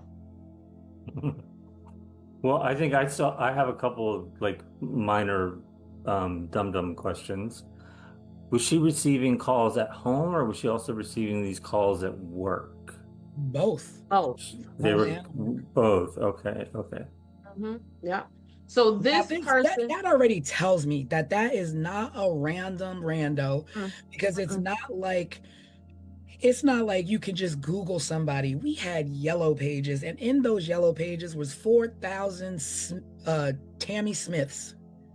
So your shot of getting the right Tammy Smith, you knew this person personally. No, for me, that's one of the reasons to this day why The Terminator is one of the most frightening movies I have ever seen. That man started going through those white pages. That's how he found Sarah Connor. Like he went through the phone. Y'all don't remember that? I haven't seen them in a long time. Oh, when I tell you trauma, like that is the most terrifying movie ever. The fact that he sat with that white pages and looked at the long list of Sarah Connors, and that is how he found Sarah Connor. Yeah, I mean, that was our method, though. That was our method. That was our only way to finding phone numbers, not even addresses. Mm-hmm. And it was just right there. So yeah, that she was getting, and Craig, again, y'all know me. If this woman is getting these calls at home and at work, what am I always talking about? Proximity.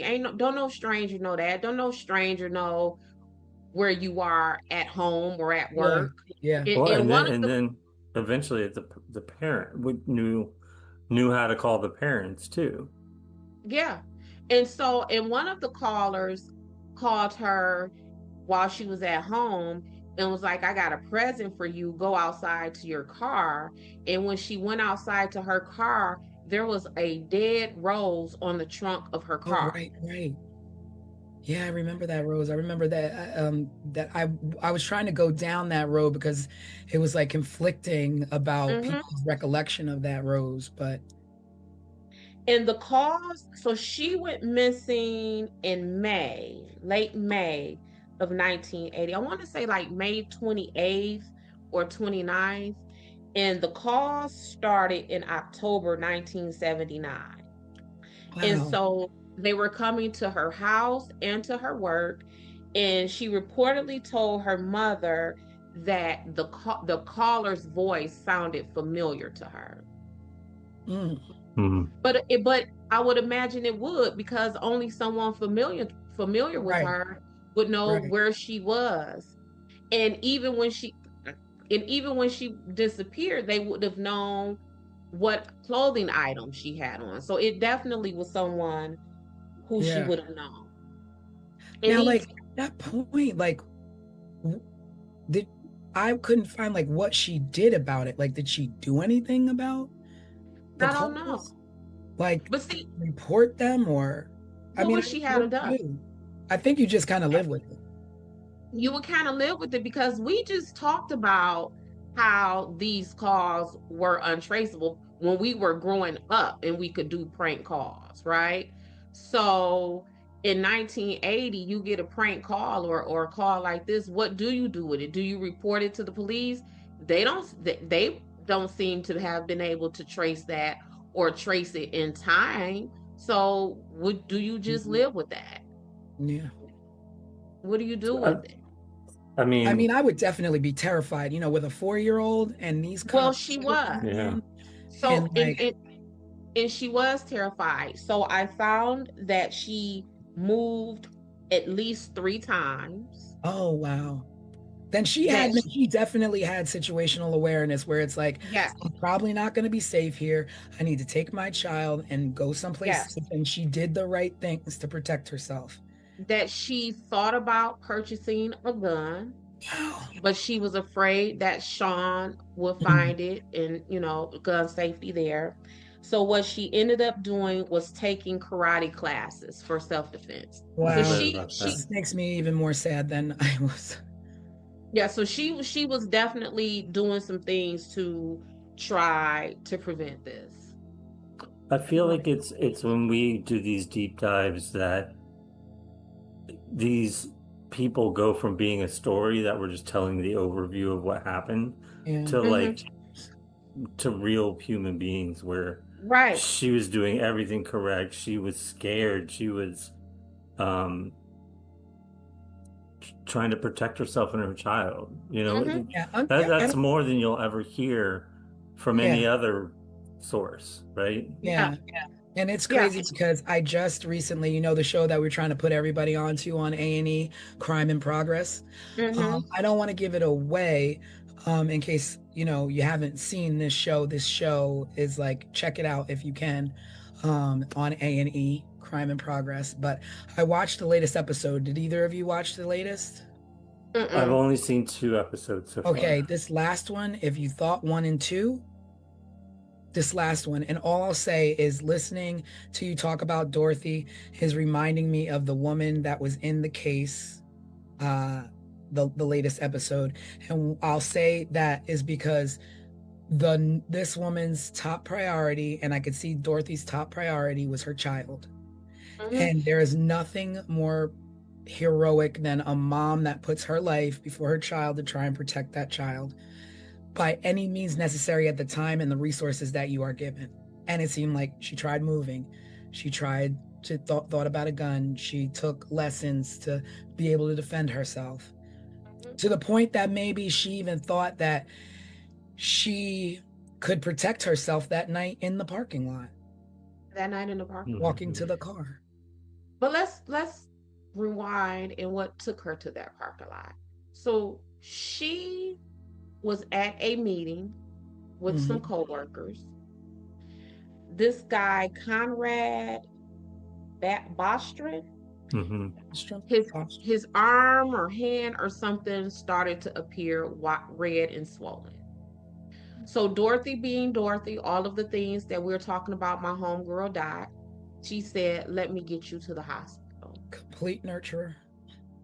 The person who went along with them is Pam Head. At the time, Pam was 18 years old. Now, what strikes me about Pam... Oh, wow. I didn't realize Pam was that young. I don't... Exactly. That's my point. So while I was doing all of my research for this, they kept saying Pam, 18 years old. Pam, 18 years old. No one said Conrad Bostrom was 32 or even how old Dot was. So it just kept bringing my attention back to Pam. So while they were at the hospital, Pam says, I didn't leave Dorothy's side at all. But then there are some conflicting reports about how true that is. And I was thinking, if we're in a hospital emergency room visit, what you mean you ain't leave somebody's side the whole time? Like, that's a long wait. You didn't go to the restroom. You didn't go to the vending machine. Yeah, they were there for a little while, right? You would imagine, like, yeah, you would be even at a suburban hospital, a ER visit is generally long. It's long enough to where you might need to get up and go stretch your legs or in this day and age, I have never been to an emergency room visit that was like this. I mean, they still haven't gotten it together. Yeah, and that's what I'm saying. Even in the suburbs, is generally a wait long enough to where you might want to get up and walk and stretch. You may want to go grab a soda out the vending machines or whatever. Those old hospital vending machines, boy, I remember those. Sandwiches, hot sandwiches, and the all of that that were hot. Yep. And if they're in the waiting room waiting for Conrad, one of them may have went to like the nurse's desk to get an update or something. But you ain't sat in the emergency room with someone and sat and stood by their side the whole time. I mean, I guess that is also a weird detail as well, because like, why would that even why would that be a thing? Why do you say that? So after but then also, what does that insinuate? I didn't leave her side, so what? She didn't interact with somebody. I did. Like, what does that detail? I didn't leave her side, so maybe I didn't call someone and inform them of her whereabouts. I didn't leave her side to call someone and tell them she's on her way to get the car. See, Craig, this is why we got a crime expert, because I wasn't. Yeah. I'm like, but why? These did not cross my mind. Yeah. Yeah, I didn't even think about that. Yeah. I really did not think about her doing anything like that. And the reason why it struck me, not only just because that's information, like, why would you volunteer that kind of information? But one of their co-workers is the sister of one of the alleged suspects. Oh. Man, like, see, I couldn't. Like I said, that's why we have an expert, because News to me. Yes. So then we have so then they separate because again, Dorothy being, the nurturer, the caregiver, sounds like she's very considerate and conscientious Mhm. and all of those things. She says, "You guys go get the prescription That filled." too. That just says something about her right there. Like, you've had an ordeal. You just were seen by the hospital. Don't worry about it. I'm gonna go get the car. Still I'm being going, a nurturer. I'm going to go and get the car and I'll bring it around. Wait a minute. Okay? As Pam, I would have even been like, no, I don't, it's late. Don't go by yourself. I'll come with you. Like, you shouldn't go by yourself. Like, I'm not like, Now pause. So there are some conflicting stories of whether baby Sean was with them at this meeting, because what happened was they had to stop after they left the meeting, right. going to the hospital. They stopped at Dorothy's parents' home. Mm-hmm. So it's conflicting reports from Pam whether or not Sean was with them at the meeting and Dorothy went to her parents' house to drop Sean off. And then the other version of the story is they stopped at Dorothy's parents' house so she can see Sean because she had been at this meeting and she was going to be gone even longer because she was going to the hospital. So let's go back to this hospital. So as Pam and what's his name, Conrad, are waiting for Dorothy, it's taking her a while to come. They're standing there waiting. So when they finally see her car comes barreling towards them, headlights blaring, and just takes off. Mm-hmm. They wait almost 2 hours.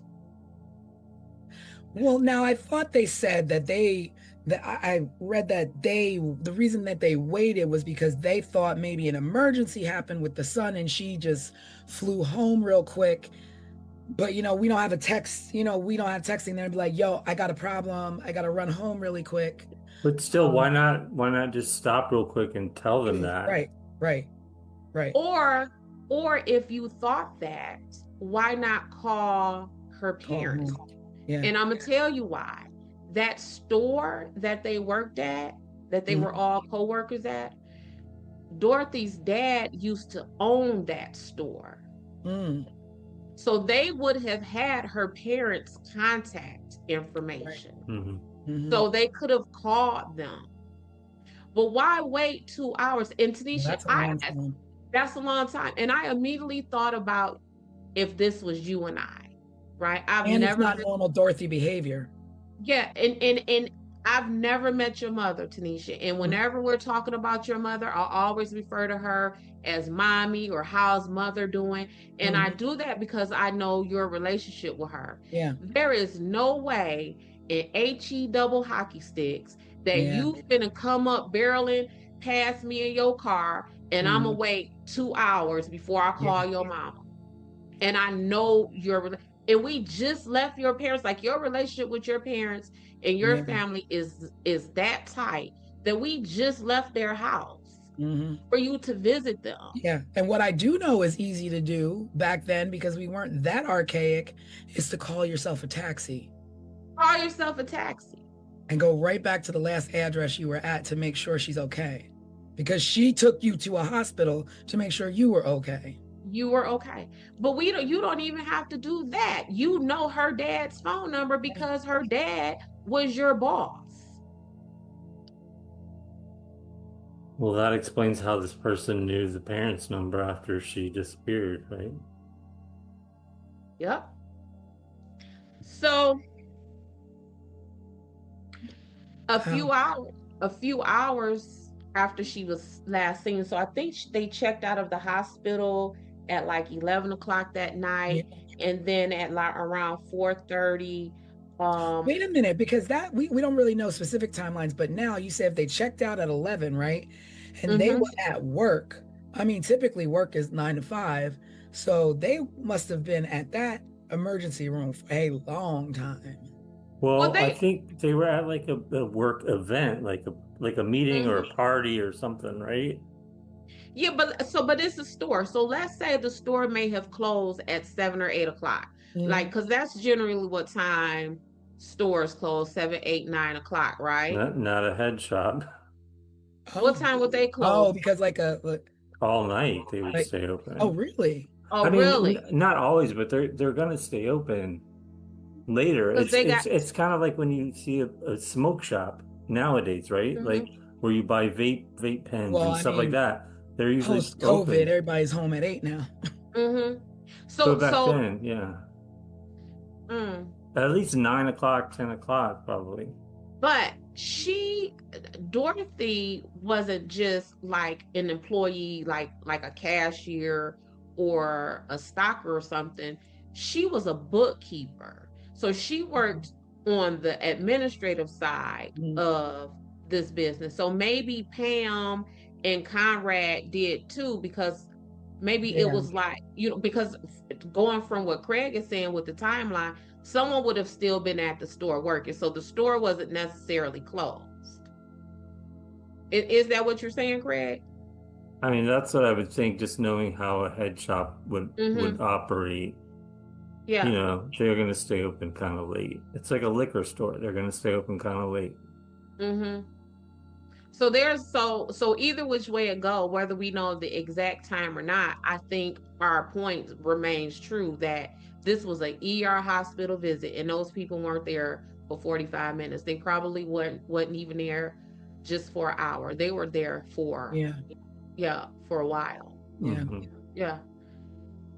So they checked out around 11 o'clock, and then at 4:30 in the morning that Mhm. next day, a a uh, a resident called 911 and reported smoke coming out of a nearby alley.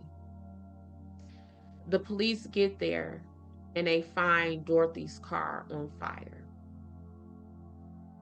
Mhm. According to the police on the scene, they say that whoever um, was in that vehicle, they left in a hurry. The driver's door was still open. They believe that an accelerant was used on the passenger side of the Oh, vehicle, and that the entire interior of the car was destroyed. so that car was on fire for quite some time. It was on fire quite some time, but why is the accelerant only on the passenger side of the car? Unless Dorothy To was. make sure any evidence that was there burns up. So, but why the accelerant specifically on the passenger side of the car? So that's telling me that possibly Dorothy was forced into her vehicle, Mhm. drive away, and the accelerant is poured on the passenger side of the car to get rid of anything fingerprints, because back then it wasn't DNA like now. We Mhm. can't, you know what I'm Yeah. saying? But it's traces, it's your hair, it's all those things. Mhm. um Only on, because what? So now, so then I'm like, I kept thinking that it was one person, but it never dawned on me that you take somebody in their car and then you bring it to an alley and you set it on fire. Now, I don't know what you did with Dorothy. I don't know if you hit her. I don't know if Mm-hmm. you killed her early, but a body is heavy. And so, where is this body? Did you transfer it to another car? Did you take, like, what did you do with her? Because now you no longer have this vehicle. So what is your means of transport now that you have a body of a woman who, if you did not hit her, she's screaming, she's yelling, help me, help me. So she couldn't have been doing that because people would have heard. So what in the world happened? Was she Well, in the car? They didn't even see her because the two in the parking lot said they didn't see Dorothy in the right. car. So did somebody take her car? Did Dorothy, like, Was it more than one Well, person? yep. So back to what I'm always talking about with proximity. So they were saying that from people who would have been milling about in this parking structure wherever Mhm. she parked, that no one reported hearing yells and screams. Mhm. So that tells me that either she didn't yell and scream because she knew that person, Oh, yeah. or she didn't yell and scream because the person was so much larger or stronger than her that they may have overtaken her before she was able to do so. But Or keep could have leveraged information that we know your parents and we have your son, and if you make a noise, then we're going to harm them. So she could have went which willingly. is yeah, and that's all of that about proximity, because how would you leverage anything with her if you don't know anything about her? Right. You wouldn't know about her son if you didn't know her. You wouldn't know about, where her parents are if you didn't know her. Mm-hmm. I mean, because typically, I guess you could just a regular old stalker might be able to do that and know those things just from just stalking. But this person was going further past that. Like this Yeah. person literally knew her schedule, knew when to call her at Yeah. home, knew when to Oh, call her at work, those kind of things. and that other crazy detail was that the person who did it knew when Dorothy went home to stop to either check on her child or drop her child off. Mm-hmm. She changed her scarf when she was home, and the person who was calling knew the color of the scarf that she changed to. So it's And how would they have known Conrad that? and Conrad and Would Pam would have known that. Pam would have known that? That's a detail that no one would know unless you were physically in someone's presence. Mm-hmm. Pam would have known that. Yeah. And see, my suspicion at first was heavy on Pam and Conrad, but then Mhm. it became less on Conrad because I wanted to give him a little bit of grace, because how do you fake a black widow spider? Well, I My it's brain just California. couldn't. You could find a spider anywhere and put your finger there. Yeah, but you know, again, I'm from Detroit. I think of black widow spiders to not be played with. Yeah. From what I Especially in understand the about, 80s, we knew black widow yeah, spiders like flying a about. black widow. In our science books, we saw Yes. those spiders. We Yes. saw them with the red hourglass. We were Mhm. taught Yes. how to identify a Yeah. black widow spider. 70s and 80s babies knew. Girl, Don't we was play with hip black. to the Not like game. we had them all in our backyards, but for some reason that was a universal American fear was of black widow A spiders. black widow spider. Baby, we knew. Wasn't the Spider Man? Did he That and get bit by? diamondbacks. Like, don't mess with the snakes and the spiders. That's what Baby, we we did growing knew. up. Growing up, we knew what a black widow spider was. We knew what a rattlesnake Yep. looked like. We knew all of that. Yep. Yeah. So in my That's strange mind, now that I think about it. What'd you say? That's strange now that I think about it, because maybe the only people who need to really worry about that is on the West. Absolutely, and that's what I'm Here saying. we are in Jersey, like, oh, if you come across a black Yeah, widow. like I don't recall from those fourth grade science books them telling me that black widow spiders are in Detroit, but I knew black widow spiders ain't to be played with, and you Yes. would why would you fake a black widow? Right. So That's you true. would put That's it on true. your arm and be like, "Ooh, bite me, spider," so I can Yeah. go get Dorothy. Like that just don't make sense. Yeah. Mhm. That's a Yeah. that's a reach. Yeah, I think that's a reach, a far reach. But Pam, on the other hand, she knew what color that scarf was. Yep. She knew that. She knew when when Dorothy would have been leaving out. Mm-hmm. So Dorothy was eventually found August 6th, 1984. But let's go back some before we even get to where she was found. So her family decided to keep this quiet because y'all know I love that. What do you mean, They like didn't. the investigation or What'd you say? the investigation or the the What did they- investigation, all of that. And for the same reasons why I say, like, it's a fine line between broadcasting something to get leads from the public with now you have released so much information, you have said so much, now we got copycats, now we got false yeah. leads where we're wasting our resources and all of that Like kind in of stuff. Tara, where everybody's now calling and everybody's finding Yep. pictures now. Yep. So her family decided to keep everything quiet, at least at first. No leads were coming in, no developments in the investigation. So the dad, Jacob, decided to take it to the media. Mm.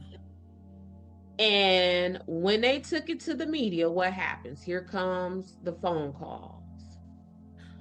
But The phone calls didn't start until after Dad went public. The call, so the call stopped Mm-hmm. when Dorothy was abducted. went missing.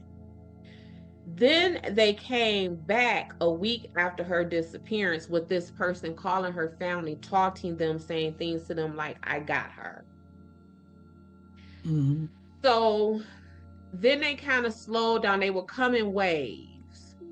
So Dad goes to the media and, start to put a little bit out. Not a whole lot. Just, hey, my daughter, help us out here. So after he did that, what happens? The editor of the newspaper got a phone call. Oh, convenient. Yep. And the person on the phone call told the editor, she was my love. I caught her cheating with another man. She denied having someone else, so I killed her. Mm. The editor said that this person, it did not seem like a hoax because this person started talking about the scarf, where we just said no one knew what color the scarf was. The editor said that the person's voice sounded to be Black and Southern. Now, at the time that Dorothy disappeared, Sean's father, Dennis Terry, was in town visiting. Guess where he's from? Missouri. I ain't never been to Missouri. I don't know if I've ever met anyone from Missouri. Either. But I'm wondering, do people from Missouri have Southern accents? They do. I think they have an accent. Yeah. And if you're from California, right? Like I go when I'm traveling. When I'm traveling for work, depending on where I'm traveling to, people always ask me, "Are you from down south?" Right? And I'm from Midwest, so I would imagine if you calling people from California and you're from Missouri, you're going to sound Southern. Yeah. And depending on the tone of his voice, he might even sound Black, right? Mm-hmm. So then the calls kept coming to Dorothy's family every Wednesday. Only on Wednesdays. For the next 4 years until she was found. Wow. But they only came during the time when Dorothy's father was not home. So the only person who was receiving those calls. Know that. Somebody. So see, I was thinking like maybe the calls were hoaxes, but no, those calls are from inside the house, so to speak. Somebody literally. Yes, from inside her house, inside her immediate circle. Yeah. So, and they only called when her dad was home. And that's like, why would they fear that the dad will recognize this person's voice? They call when the dad was not home. Yeah, they called when the dad was not home. Okay. And why would that have been? Did they fear that the dad would recognize their voice, or was this just an attempt to further terrorize the women of this family? Mm-hmm. Mm-hmm. That's a sick person. Sick. And when Dorothy was found, the first call that came to their family after she was found was something like, um, is Dorothy home? You know she not home. Yeah. You know, Because good. you got you Yeah. did this to her. And you call us to ask us, is our baby home? I can't That's imagine like laughing in mom their for face. 4 years. Laughing in their face, taunting them, like, and again, let's talk about the time, right?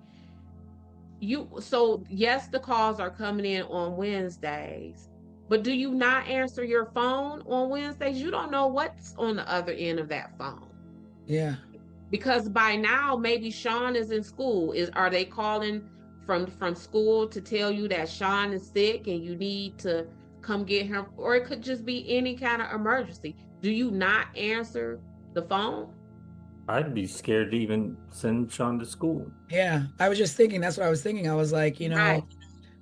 You harm the mom, so then what is the intention of the point? And obviously it was not the son.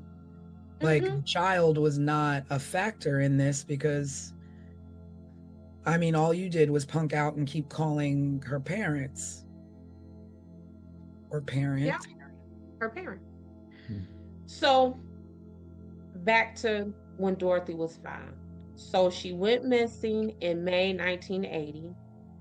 Her skeletal remains were found in August of 1984 by a construction crew preparing to do what, y'all? Lay telephone lines. Wow, the irony. I didn't know that. I did not know. Yeah, I just assumed it was, Yeah. the strip mall. Clearing property to build something. Wow. Now,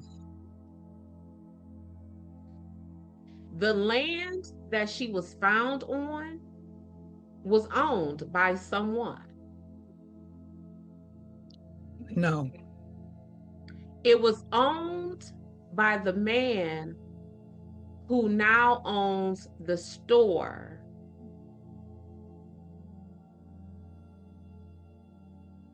The odds of that. The store where she worked that her family used to own. That store, that man who her dad sold those stores to, owned the land where Dorothy was found. Wow. And it was only her head, right? Was her skull? It was her skull and maybe some other skeletal remains. They were spread out. Animals. And they said that those skeletal remains seem to have been charred by a brush fire, which again, Brush fire. That's weird. Being that her car was on fire. So someone set her on fire. It wasn't a random brush fire. and then there was a dog. Yeah, I saw something about dog's bones. Yeah, like weirdness. No, Yeah.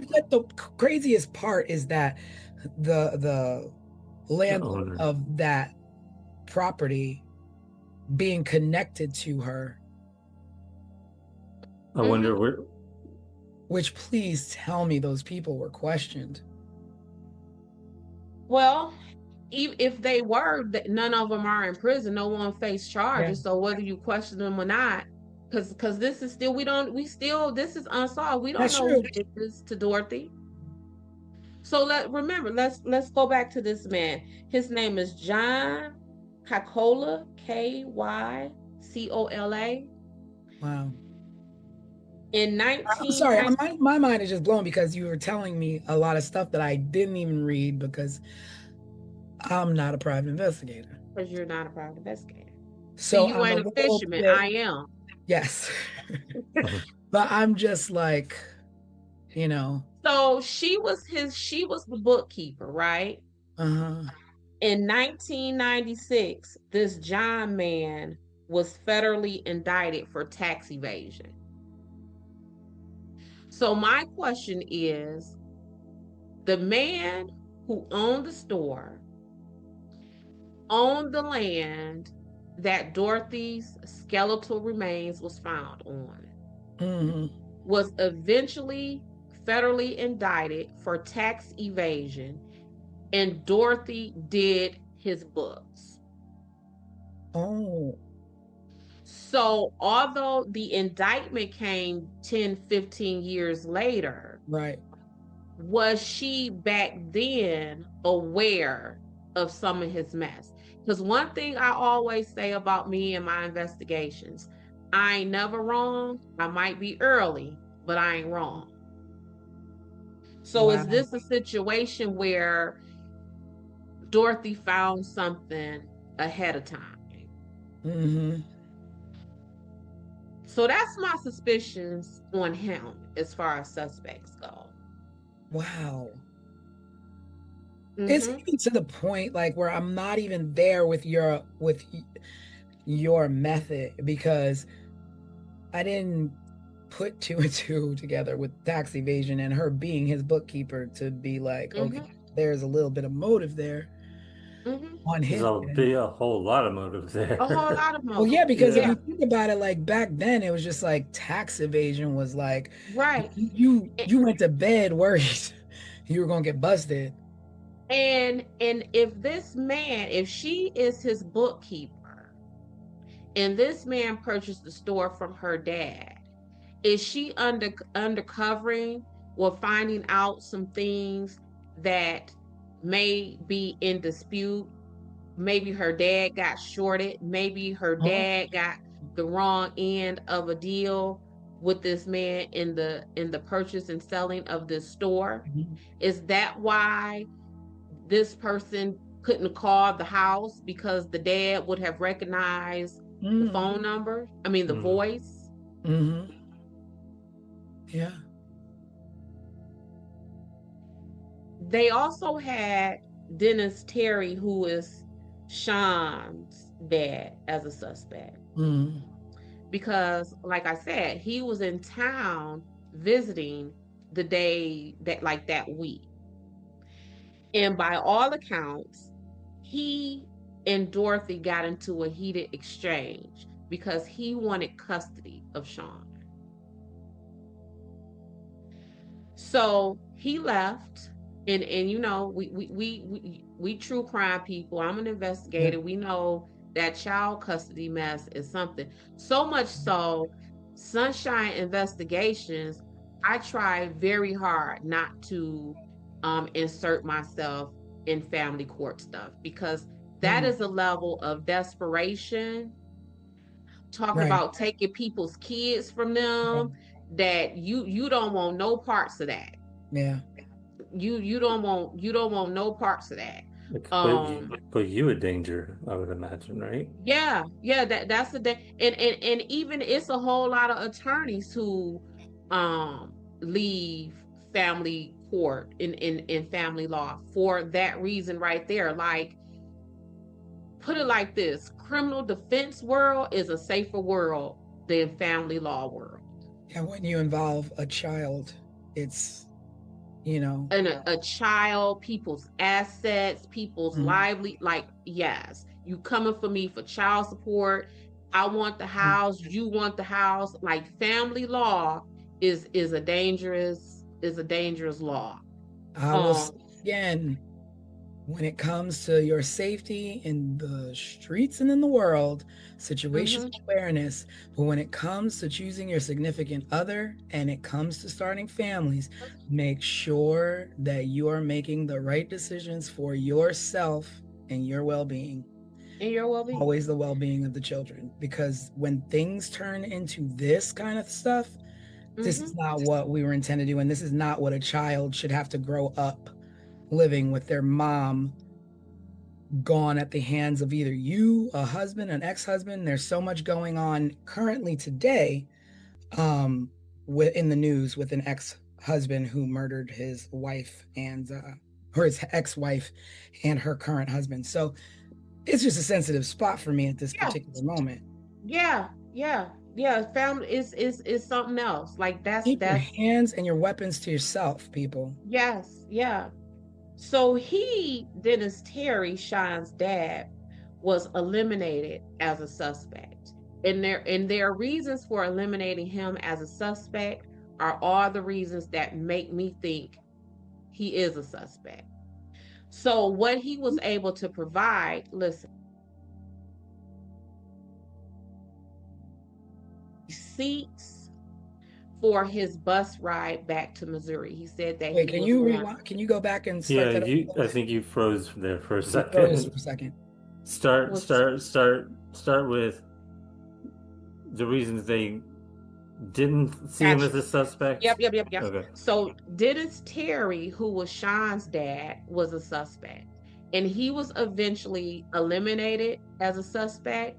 And the reason that they eliminated him as a suspect is all of the reason why I think he is a suspect. So at the time of this, he would have been on a 2-day bus ride back to Missouri from the Anaheim, California area. 2-day bus ride. He was able to present all of the receipts for everywhere he went, the stops that he made, to say, this is where I was on my bus trip. The reason why that is suspicious to me is I travel for work a lot. And my receipts are billing. So when I bill out for work, my food, my car rental, all of those receipts are money to me. I submit those and I get paid, reimbursed. I lose my receipts. They're receipts. I lose them. So, and I am traveling in a much more comfortable setting. I am in a nice rental car. I am on a plane. I am in all of these comfortable conditions, and I still mess around and lose these receipts. And I know they are money for me, right? Yeah. So you mean to tell me you on an uncomfortable, messy 2-day bus ride and you got all your receipts? You got all them receipts from a bus ride. True, but then my brain goes to, it is the 80s and we didn't have the means of it being logged in your phone and you can check your bank statement. We just kind of, old people we learned from the old people where we kept all our receipts in Ziploc bags and you just never got rid of them. So you a man. Oh, that's true, right? And okay. You traveling on the Greyhound, and you like, let me open up my Ziploc bag and put my receipt in here. Let me organize my receipts. So for me, especially because it's not like you where you're getting money back for those receipts. Right. He's just a normal person traveling. He has no reason to keep those receipts. Yeah. I bought a pop and a bag of chips. Let me stick this receipt in my pocket. It will be, crumble it up and throw it down. Most of the time you just say, no, I don't need it. I don't need it. So for me, that felt like alibi building. But what people also have to understand is that you don't have to be there to commit the murder. You plot, you plan, you hire, I don't like her either. Go get her. Yeah. So I don't think that I think that still places him at my top list of possible suspects. But they eliminated. I think that though, because if the motive was the child and the child is fine, like why would you leave your child motherless if you didn't intend on taking him too? That's the alibi though. So I am going to, do away with Dorothy, and I'm going to pretend like I'm going back to Missouri and my happy place, and something happens to her while I am gone. I am not a suspect. I got all my potato chips. Oh, and you get custody, right? Duh. And you get custody. Or awarded custody, rather. Over the parents, over the parents. over the parents, which didn't happen. I believe he ended up staying with his parents. With his The grandparents. next, yeah, with her parents, yes, yeah, which would have been her grandparents. The next suspect who they had listed is named Mike Butler. Mike Butler is the man who is, it is his sister who worked with Dorothy. Remember I told y'all that there was a co-worker who was the sister of a suspect? Yes. That suspect is Mike Butler. So not only did he have proximity to Dorothy because his sister was Dorothy's co-worker, he also had proximity to Dorothy because he worked at a collision and body shop across the street from their job. So he would have had access, like just putting eyes on her. He just would have been able to see her coming and going. What do you think, T? I was just like, I mean, yeah, you work across the street, you can watch, you can follow. There's no real like thoughts of like, oh, there's somebody across the street following me, or any worker across the street. No, because you work with his sister, so it's like, oh, it's and it's Susie's brother across the street. Across the street, and if it is a headshot, what we know it is now, thanks to Craig, I had no idea, and he works at a collision shop. He's probably in that store a lot to purchase whatever it is they, because you know back then you a mechanic, you got your cigarettes in your, you know what I'm saying? Yeah, so I think he would have been in and out of that store to make purchases. Yo, I'm gonna look up the definition of a headshot while y'all talk. But here's what blew me out of the water about him. So he was known to have a crush on Dorothy. That would make sense. This crush on Dorothy was so delusional. Oh, come on.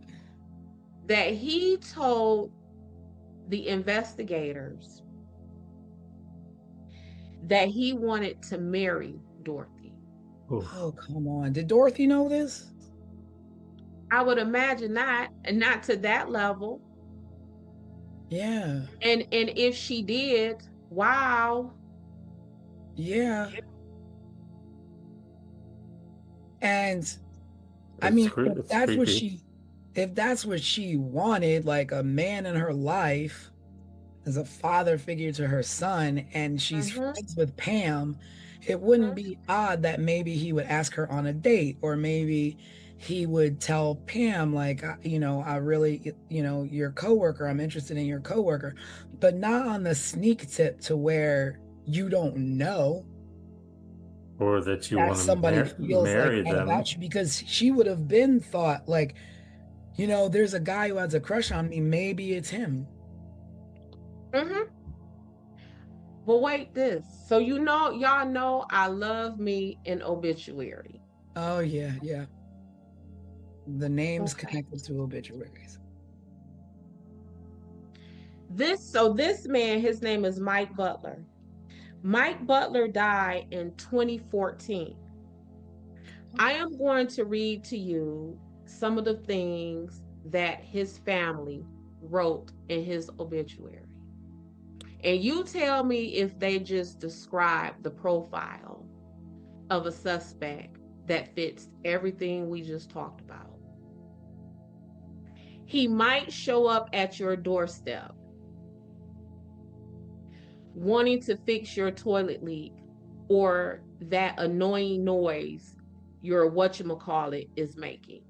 He just gonna show up at your house. He just gonna show up at your house. That's a weird sentiment. If you met Mike Butler, you undoubtedly recognize he was just that sort of person. So if you met him, you would think that he was a creep that would just show up at your house. because they sensed his good old-fashioned desire to be wherever you might need him.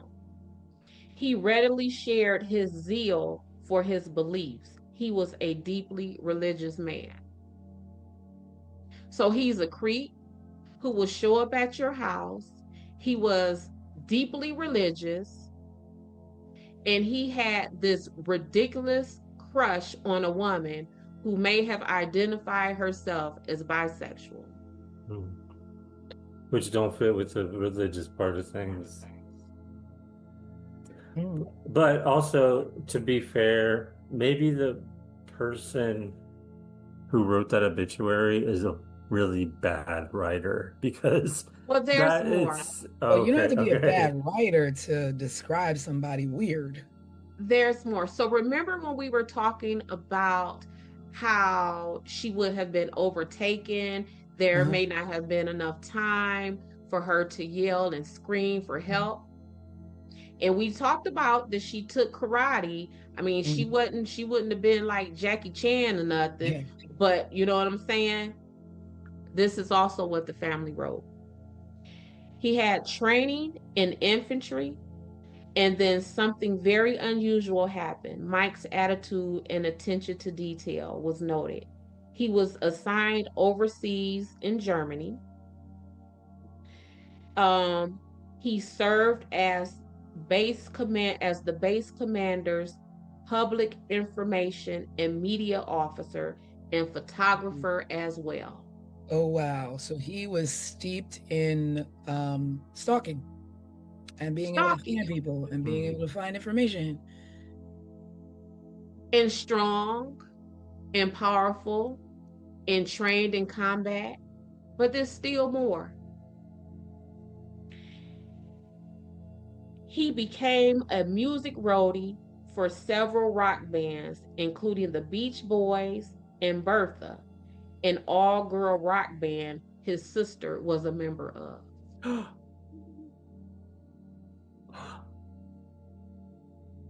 Wow.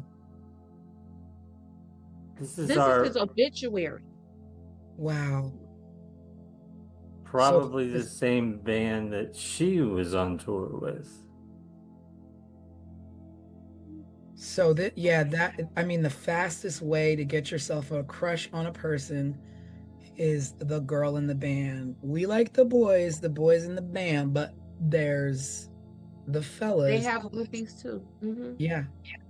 And this is, and I have to keep going back. This is what his family wrote about him in the obituary. Wow. So are they dropping breadcrumbs? Like what? Or are they unknowingly just writing about things that could? Or they could just, as his family, just be, writing the lovingly information about their brother, cousin Mike, and don't even realize that the things that they're saying about their brother fits the profile just from what we're talking about on 15 Minutes of Murder. Yeah. Of the person who would have harmed Dorothy Scott. Here we are, what, 40 years? Questioned? What'd you say, Craig? I was just going to say, here we are 40 years later, quickly connecting the dots that nobody else seems to have connected. But he wasn't questioned? I don't know, Tanisha. And like I said with the other ones, even if he was, what did they do with it? Nothing came about it. Yeah, he died in 2014, where they left this lovely, glowing online obituary about him. Like, this was online. I didn't have to Google, like, go into a deep dive. It was online. I'm starting to think now, he worked at a collision shop. Look. And so would he have placed Dorothy's remains on this man's property to then take the heat off of himself, to draw suspicion somewhere else? Or would he place her body at that property because it was familiar? And I think more of that, because you would be giving him a lot of credit to yeah, use his brain that much to But that's what piece his brain, together. right? But that's what his brain was used for. These Oh, people right. just said He that was he was military. trained in over in Germany working communications in photography, and he was in the infantry and all of those things. I guess he could have pieced it together. Mm-hmm. But I It mean, either one of those situations does not look good for him. it does not look good for him. Mhm. I But must say go back that to, okay, Edgar. I was gonna say I was convinced of the owner of the land and purchaser of the business, but now that I'm hearing this, I think Mhm. my Yeah. my numbers, my list is changing. But at the same time, my thing goes back to your original Pam, because there's more than one person involved, because one person can only be one place at one time. And to know multiple things about a person in multiple different places, be it the workplace, at home, at a hospital, that's that's multiple eyes knowing things in multiple different places. And number two, like, you abducted this woman from a hospital parking lot in her car, but she's not found in her car. So how did you move her? Who helped you? You didn't carry her on your back. Another car had to have come to pick you up. Well, in that, what were you going to say, Craig? Well, my thought was maybe because there was so much time between when she sped off from the hospital and Around 11 o'clock. they found her car at 4:30 in the morning, that person that kidnapped her could have killed her, dumped her, then brought the car back and then set it on When you fire. think about what it takes and how a body is not a light thing that you just carry, and it's exhausting, and you're frazzled, like, that's really not a lot of time. That's barely enough time to go food shop and come back and put your food away. I think it's a Yeah. lot of time, and I think it's enough time for someone who has this man's training and background. If he pre-planned it. Mm-hmm. But And then I some, think But then if he did that, has he done it other times? Are there other, because if you're that quick and efficient on that kind of a mission, have you done it before? and again, back to his obituary, the family said he is the one who would just pop up. Show up. I have a question. How far away is that head shop and his mechanic shop from where the car was found on fire? I don't know. Like, could he have It's gonna be in the vicinity, like, could he have dumped the car, caught it on fire, and then just walked back to his mechanic shop? with her on his back. No, no, like he would have killed her, dumped her, and then took the car to the alley and caught it on fire and walked back to his mechanic shop. Or maybe his car was, or maybe he parked his car nearby that alley. Yeah. Mhm. So he would have been able to just transfer her from her car into his car. Right. Yeah. By that And- alley for her car. Mm-hmm. Was there And I- significance there for that Yeah. where he dumped the car? What'd you say, Tanisha? I wonder if there was significance of where he placed the car. Was there anything by there? Did she frequent there? Was it by any club that she ever played at with her band? I don't know. Yeah, I don't know. I mean, Well, alleys kind are of- weird. Yeah, and what we know is that oftentimes suspects return to the scene, like they go to places that they are familiar with. Mhm. So what you're saying, T, that might be a possibility. Like, was that the alley of, a venue that Yeah, was it a his venue roadie alley? band and her band was at, or Yeah. you know what I'm saying, was this alleyway behind a restaurant or a bar where he saw her in, and I remember how good you looked in that dress. Like, it could have been Or, like you anything. said, he was a roadie or whatever. Did he Mhm. unload equipment in that alley? Yep. for a show? I would bet that there is some kind of familiarity with him in that Yeah. alley where he transferred them. It's not an open field. It's not a random Mm-mm. place. An alley is a Nope. very specific place where one, there's no police activity. You're not being watched. You're not being followed. That's like a dead end. Like it's oh yeah, maybe the alley's open ended. I don't know if it was open on both ends or if it was closed off on one end, but that's a spot for you to get caught, especially setting a car on fire, even if it is 4:30 in the morning. Mm-hmm. Do you know? There's something about do the you, alley for me. do you know what the name of the head shop was? Yeah. Because I just found where her car was. It is, oh, let me see.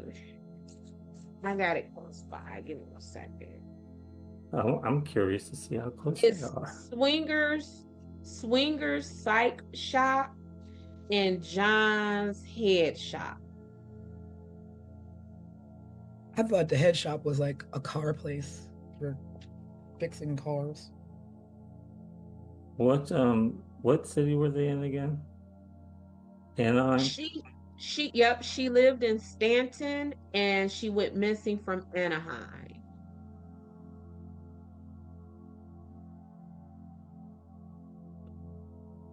Oh, okay. Found it. Oh yeah, so it's Swingers Psych Shop and Custom John's Head Shop. By that way, a head shop is defined as a store that sells drug paraphernalia.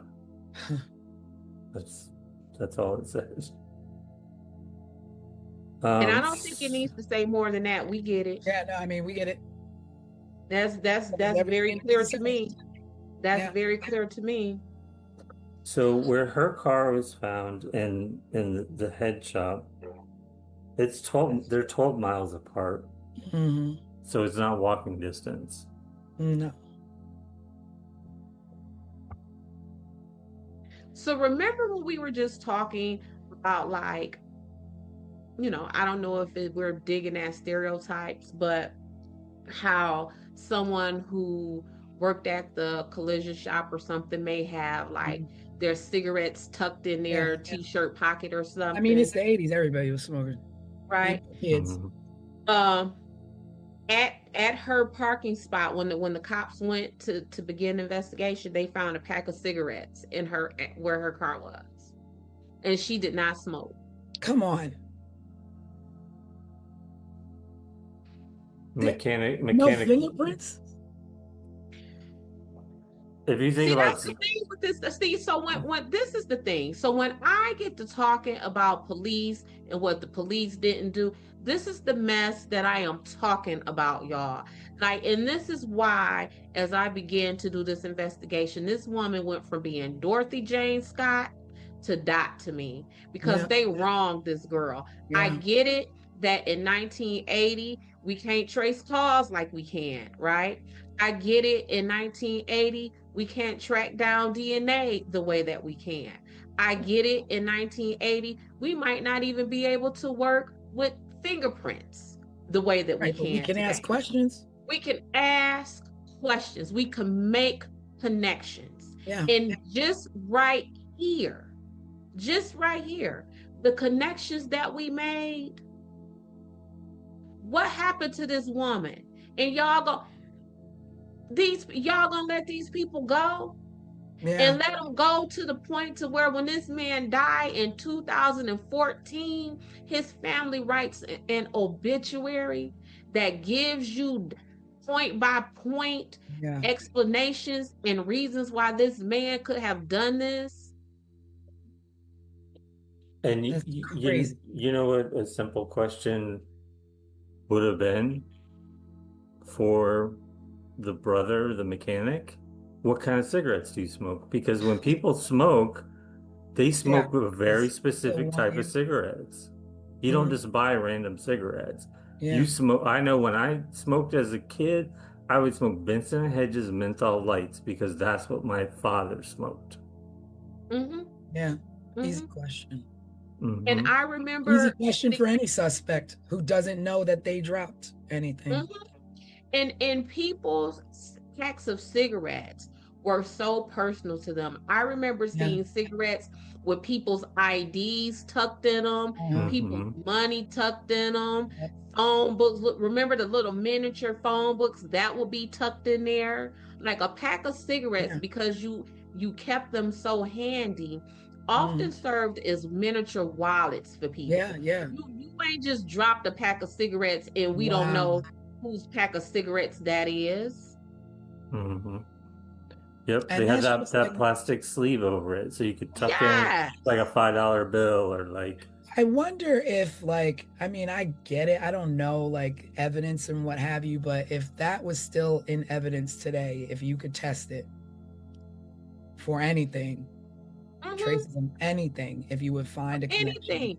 Because again, you didn't have those things back then in 1980. But you had them in 2014. So let's go back to the Colonial Parkway in our Waterman. Y'all knew enough in after 7 years after he died to say that he's a suspect, and y'all done went back and tested his DNA after he died. Where's those cigarettes? Run the prints on those cigarettes now, because you can. You can do that now. It's crazy. I know, like, people have always, what about this? What about that? Did you do this? Did you do that? And I'm not discrediting the fact that maybe it was done, maybe it wasn't, but there's nothing that infers that it was. But you making me want to call a tip hotline. Be like, no, really. Did you think about this? Did you think you about didn't, this? because you just moved on to whatever was next. Because if you didn't, we would know what happened to her. Her son would know what happened to his mom, and his parents wouldn't have died without knowing what happened to their child. And everywhere I dug, I saw references of Sean still trying to find answers about his mom. Yeah, because he's like a grown man at this point, probably our age. Yes. Yeah, all right. Because he probably is exactly my age, because if he was 4 in 1980, he would be born in 76. Yeah. And this man's obituary, y'all. And for him to tell the police, I wanted to marry her, sir. If you don't hop your butt up in these handcuffs in the back of this patrol car, so I could take you where you belong. What you mean you was gonna marry her? And you know, and here's the thing, you know, we are investigating her disappearance. Right. And that's right. There's a 4-year span of investigation that either trailed off or didn't really get off the ground before she was found. So depending on the place in the investigation that Mike Butler would have been questioned, he would have either told police who was looking into a disappearance that I liked this woman and I wanted to marry her, or he would have been telling investigating homicide detectives, I like this woman and I wanted to marry her. I'm curious what his line of questioning was. Either one of those time frames, sir. I have handcuffs for you. I have handcuffs for you, sir. Not to keep harping on cigarettes, but I bet even his family members would know what kind of cigarettes that he smoked. That's a pretty standard big clue that you might even want to bring public. Listen, they could have interviewed his 7-8-year-old niece or nephew about his cigarettes, because what was we doing then? We was going to the store, going and buying them, or stealing them, or stealing them. Speak for yourself, Craig. But yeah. I'm just saying, like, and that's an easy follow-up. Yeah. Visit to the store When did this man what cigarettes did this man purchase when he comes in here? Who sold him these? But here's the thing, guess where he probably purchased his cigarettes from? Right The head across the street. shop. The head shop. Right across the street. Because a head So shop would. how far would the police had to have gone to Not find really out fun. to find Across the out street. what across the street to find out what type of cigarettes this man purchased? When was the last time he purchased them? Because if the pack was full and he just purchased his cigarettes earlier that day. Yeah. But wait a minute. The woman works at a head shop. The woman is abducted, taken. They find cigarettes. They don't think to question who, like, you work at a place that sells these things, but you don't smoke. So who do you know? Like, with I just don't understand, like, I mean, people laugh at me and go, everything's not that simple. You know, everybody's always like, Tanisha, it's not that simple. It's not that simple. But sometimes, like, just get the simple out of the way. It could be that simple. It could, Yeah, that's my thing. I'm always like, no, it is that simple. Alex always teases me and says that I am like Axel Foley on Beverly Hills Cop. Remember how he was just like bare bones with his investigation, and these Beverly Hills Cops officers, they had all this money and all of this technology, and he was like, y'all don't need all. That's this case right here. That is this right here. You don't need no resources other than talking to some people. Talk to the people. This case, somebody's story is gonna crumble. Yep. Somebody's facts are not gonna match. You don't need the technology to trace these calls. You don't need the DNA technology. You don't need the fingerprint technology. When they say good old-fashioned investigation, that's it. Axel Foley on it. That's all you need. And even like in Beverly Hills Cop, he was going to the sports club and the athletic club and crashing on people's lunches because that's what it takes. Yeah. You know what? Looking at where Anaheim is, it's right next, it's kind of part of LA in a sense.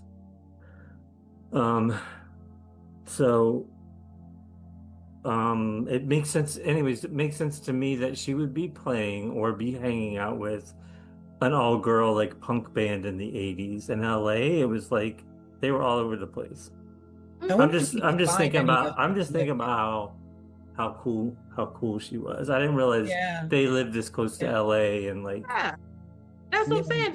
She easily went from Dorothy James Scott to My Homegirl Died as I began to look into this. For some reason I kept imagining they were like living in a small town like in Northern California somewhere, but they're like kind of smack to the like east of like Los Angeles kind of. No, and that's what I mentioned that on our live, that I remember always hearing about Anaheim when we were younger. So I kind of had an idea that it was like not, out in the boondocks or whatever. I had no idea that it was as close to LA as you just pointed out.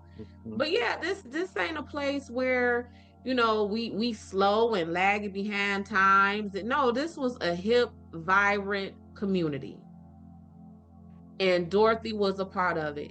And by all accounts, she would be what we consider today as unproblematic. She wasn't no bitter baby mama. She wasn't keeping up no mess. Everything about Dorothy said that Dorothy wanted to go to work, come home, and be with her baby. And that's it. And be with her baby enough to where en route to take these folks to the hospital, which would have been the last time she was seen alive, that she had enough wherewithal to go and spend time with her family. For whatever reason, she was going to spend time with her family. She was going to spend time with her family. Like, this is Dorothy. That is who she was. And they left that woman to be found in a field with nothing left than charred skeletal remains. next to a dog. It's Well, just this case is like blown my mind tonight. yeah, this one definitely.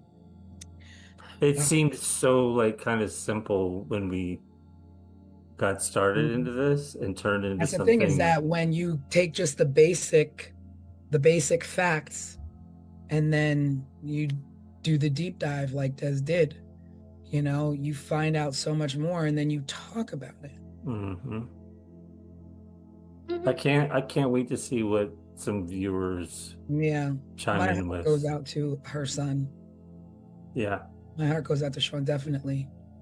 And I pray he finds answers.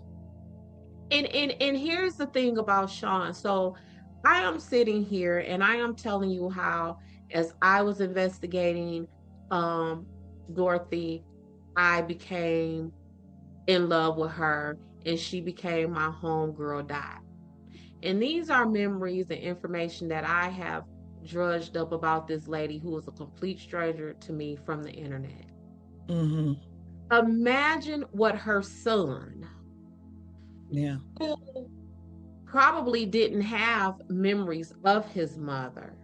So as he is reading these things, oh wow, my mom was this, my mom was in a Yeah. band, or when he's hearing the stories of his mother from his family. So because I just know these things from the internet. Yeah.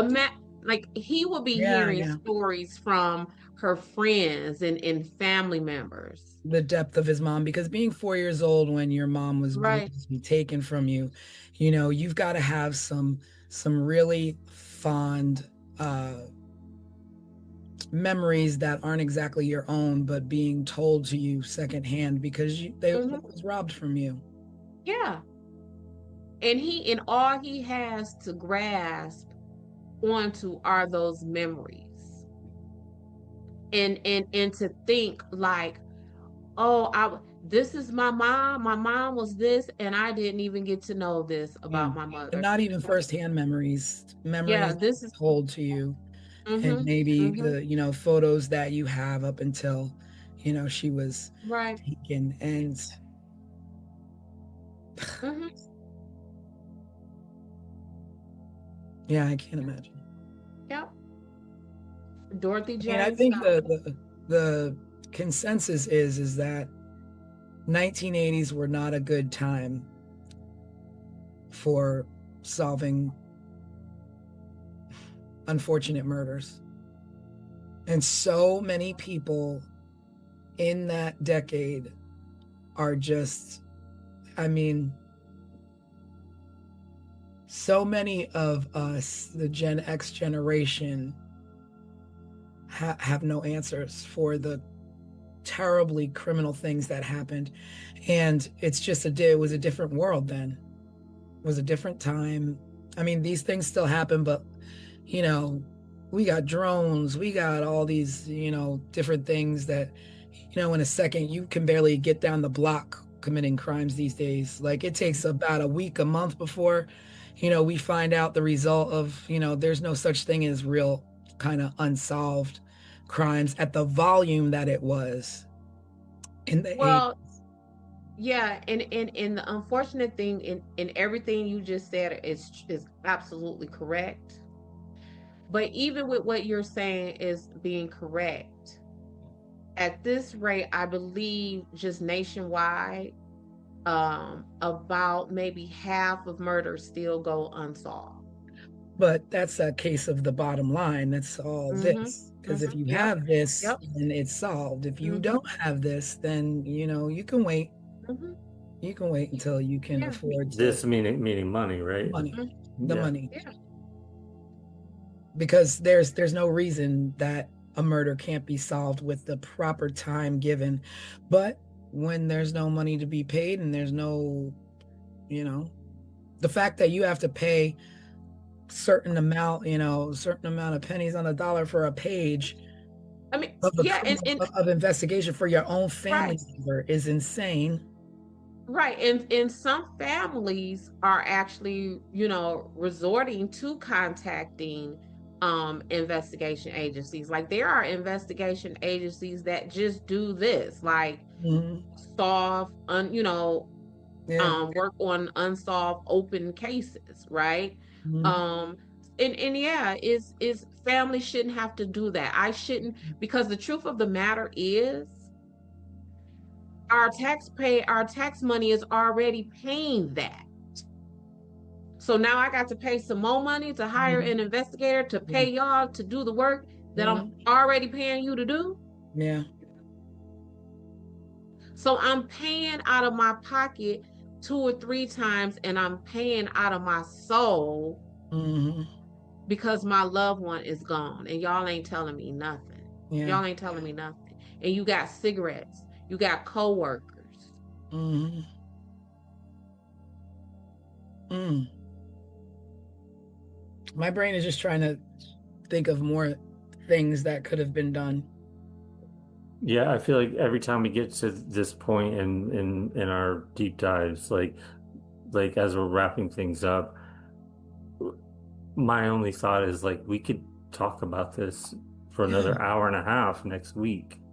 We could go do more research and come back with even Yeah. more, you know? Mhm. Yeah. And I mean, at this point, like I would even love to know the more in-depth things that were done from what Sean would know, that was done, because I'm pretty sure you don't let this go.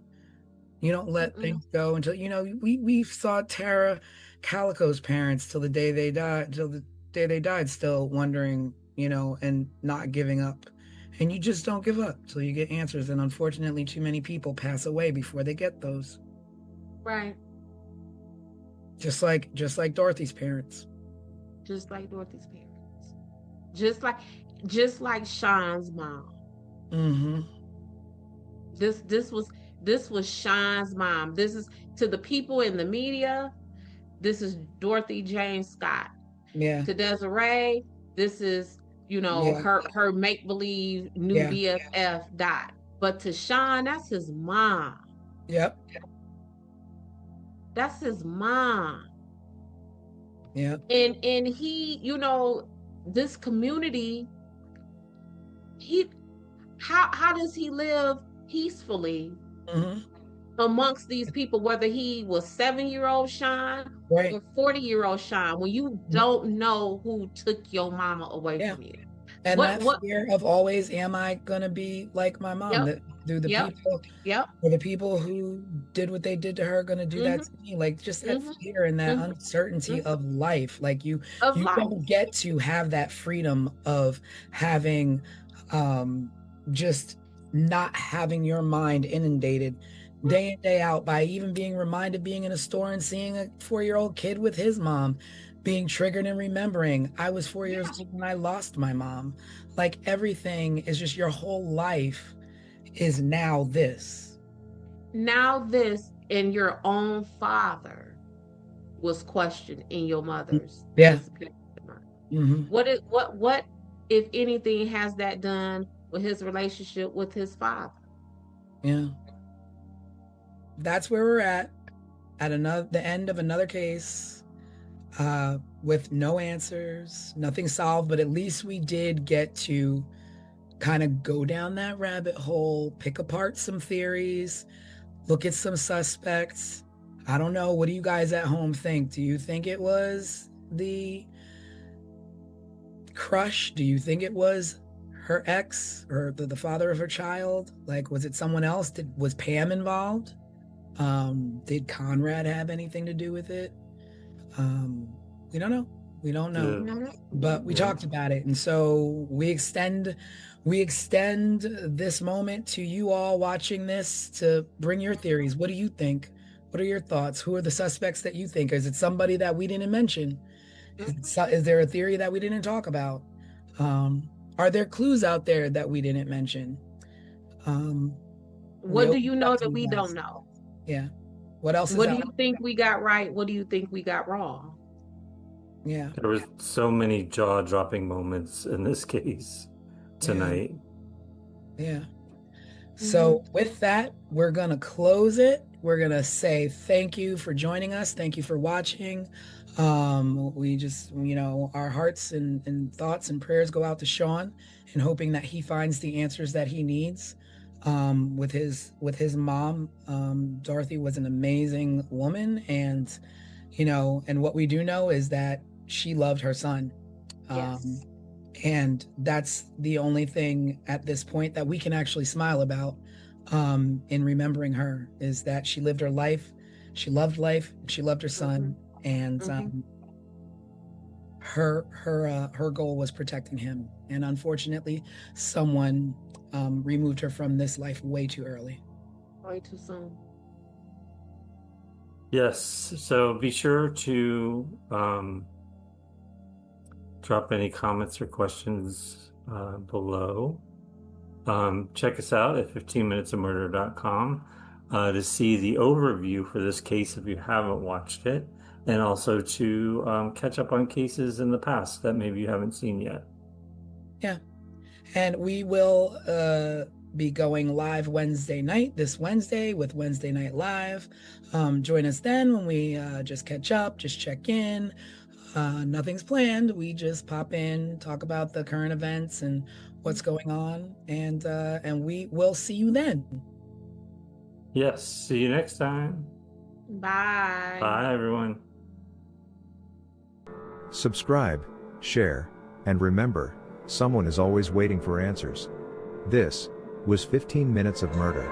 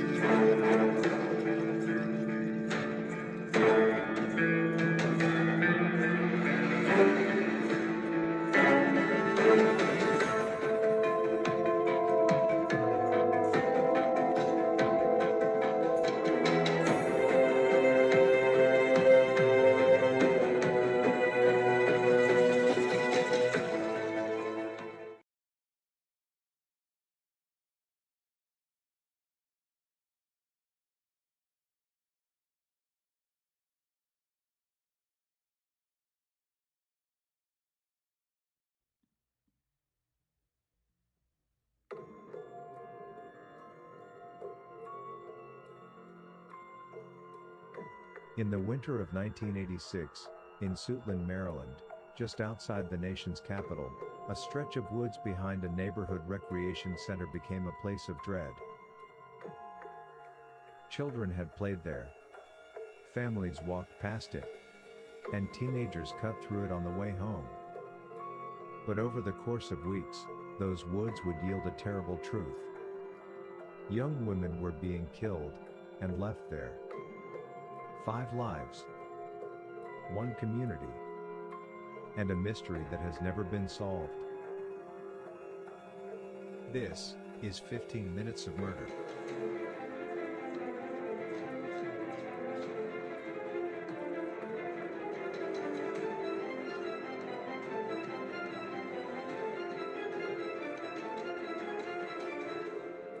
Before they were victims, they were women with lives in motion, and they mattered.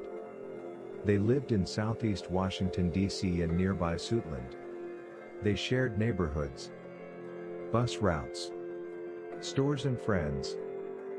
They were daughters, sisters, workers and dreamers. Dorothy Ann Miller was 20 years old. She moved through southeast D.C. like thousands of young women do, visiting friends, running errands, living ordinary days that rarely draw attention. On December 13, 1986, her body was found in woods near the Bradbury Recreation Center in Suitland. At first, police believed she had died from a drug overdose. But the autopsy revealed something far darker. Dorothy had been sexually assaulted before her death. She was the first known victim in what investigators would soon recognize as a pattern. Pamela Malcolm was 25. She worked at the United States Patent and Trademark Office in Arlington, Virginia. It was a steady government job, the kind many young Washington area residents would build futures around. She lived with her mother in Suitland. On October 21, 1986, Pamela left home to buy cigarettes, but never returned. Nearly 3 months later, her remains were discovered in the same wooded area where Dorothy had been found. For her mother, time had frozen on the night Pamela stepped out the door. Juanita Marie Walls was 26. On October 30, 1986, she left her Southeast DC apartment to attend a birthday party. She told loved ones she'd be right back, but she never returned. Family members later said Juanita was strong and someone who would resist if she were threatened. Investigators found signs she had fought her attacker. Her remains were found in January 1987 in the Suitland Woods. Cynthia Lee Westbury was 22. She lived with her mother and siblings in Southeast Washington. She had simple plans, steady work, independence, and a stable life. On November 10, 1986, she left home to meet a friend. When she disappeared, worry settled in immediately. It wasn't like Cynthia at all. Days later, a call came from the U.S. Postal Service, offering her a job interview. Her family had to explain, Cynthia was missing. Her body was later found alongside the others. A new crime show created by two behind-the-scenes television industry vets from the worlds of Hulu, MTV, CBS, and more. 15 Minutes of Murder. A raw, unfiltered dive into the most haunting unsolved crimes with your creator and hosts, Tanisha Slater and Craig Chapman. After every episode, they break down the case with resident private investigator Desiree Edwards of Sunshine Investigations and star of VH1's Caught in the Act, Unfaithful. But it's not just their theories, it's yours too. Viewers will have the chance to be part of the show. Sunday nights, because the clock is ticking and every murder should end in truth. Angela Maria Wilkerson was 22. She moved through the same Southeast DC neighborhoods as the others, the same streets and the same social circles. She was last seen January 5, 1987.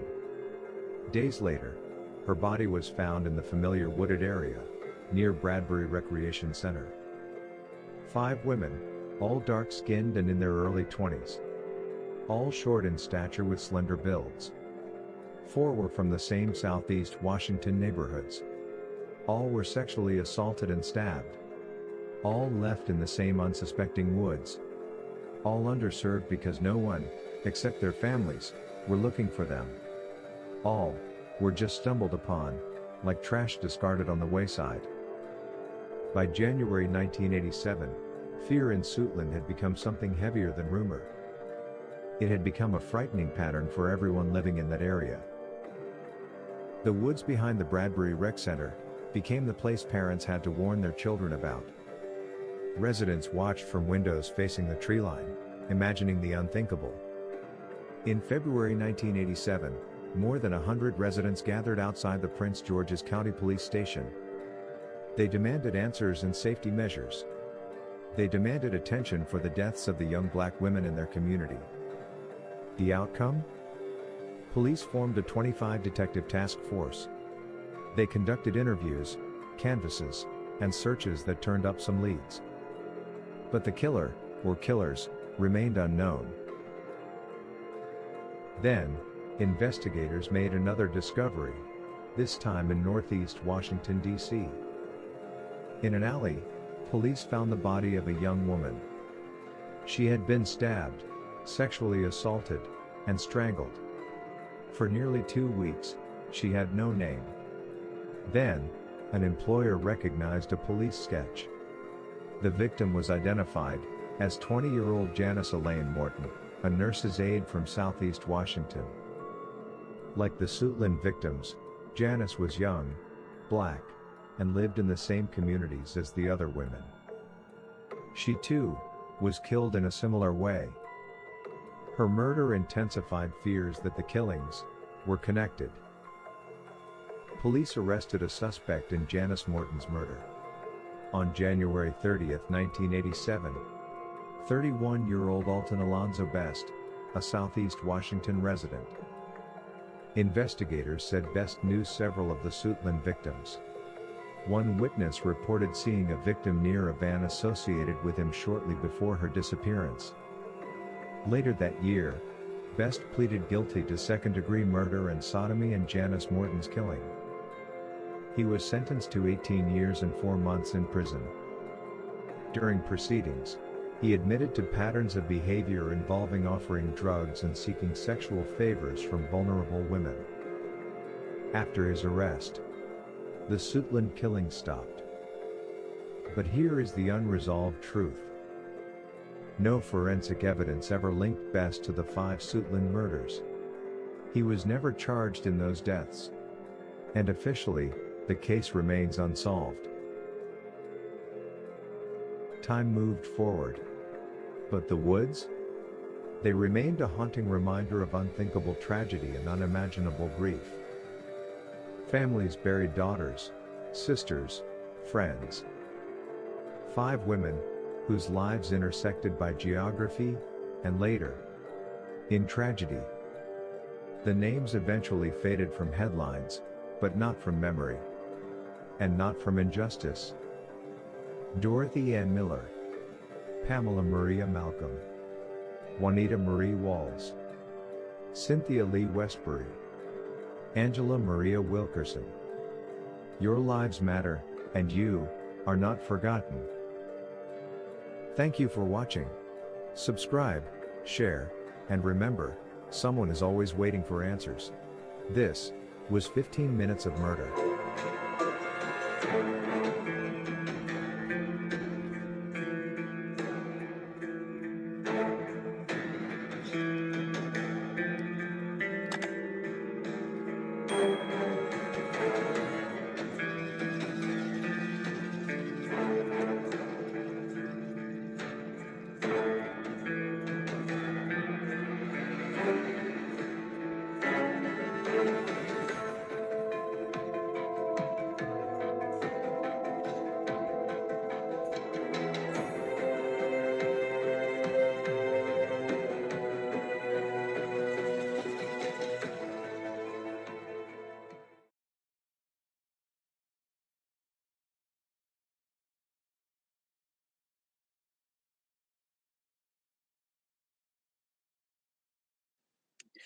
Hello, everybody, and welcome to our Sunday edition of 15 Minutes of Murder, where we take a deep dive on our last case file that we presented last Sunday, which is the Suitland murders. We're going to dig deep. We're going to talk amongst ourselves about what happened, what didn't happen, our thoughts, the crime, the punishment, and all of those things. So I am your host, Tanisha Slater, along with Craig Chapman and our resident crime expert, Ms. Desiree Edwards. Hey, in the y'all. house. So we are going to get into it.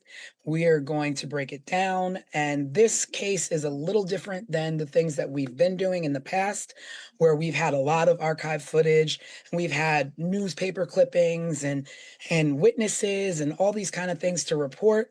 In this case, we didn't have that. So that is definitely something we will be getting into as well. But thank you for joining us. And please, if you have any questions, if you have any comments, feel free to leave them below. We will address them on our Wednesday night live. But again, welcome to 15 Minutes of Murder. Sit back and enjoy.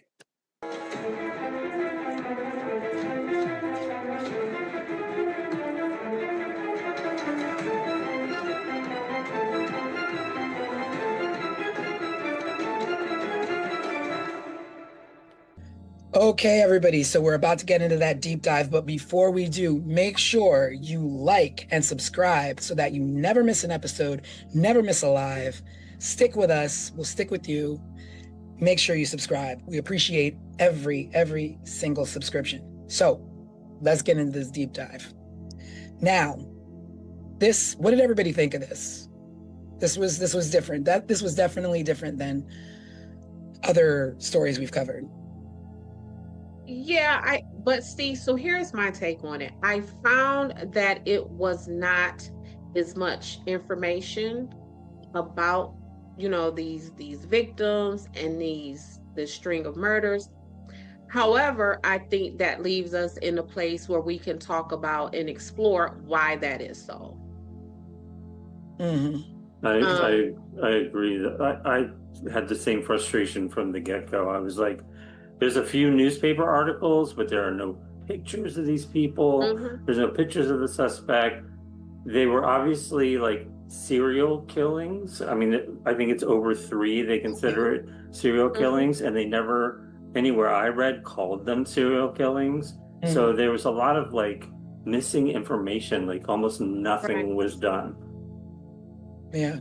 And so as I was exploring and trying to figure out what the heck is this and why is it almost an empty landscape for these victims, I started to get like curious about these dates. But listen, this is again, these dates started to be curious to me. Suitland murders occurred between October 1986 and January 1987.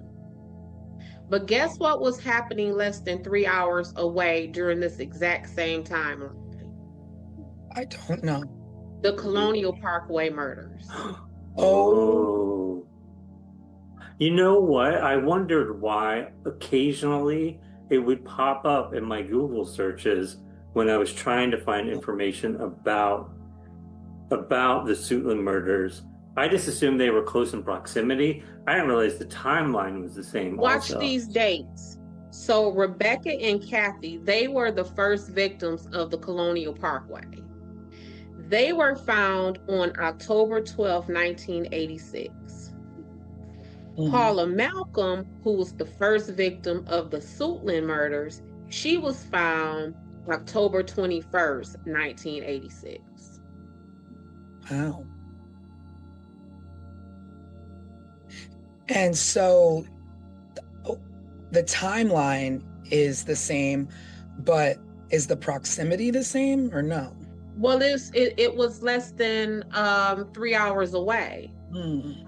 So my thing with that is, the juxtaposition of the two of these Colonial Parkway murders are getting all of this outrage. They're probably getting all of this media attention, and less than 3 hours away during the exact same timeline is these 4 Black women up in the Washington area. And to this day, just as we were saying in this intro, there is nothing about them, very little. Yeah. And then with the Colonial Parkway murders, it's like not just, it wasn't as easy to find a lot of stuff about the Colonial Parkway, but you had brothers, family members who are still to this day advocating for their family members, where you have that sense of, 3 hours away, the same thing is happening to another community, but 20 years later, you don't have that push. And why? Right. Because the mentality that you bear is a lot different, where nobody really cares about me. I'm not going to advocate. It happened. Things happen. May she rest in peace. Like, let's protect our kids. Let it not happen again.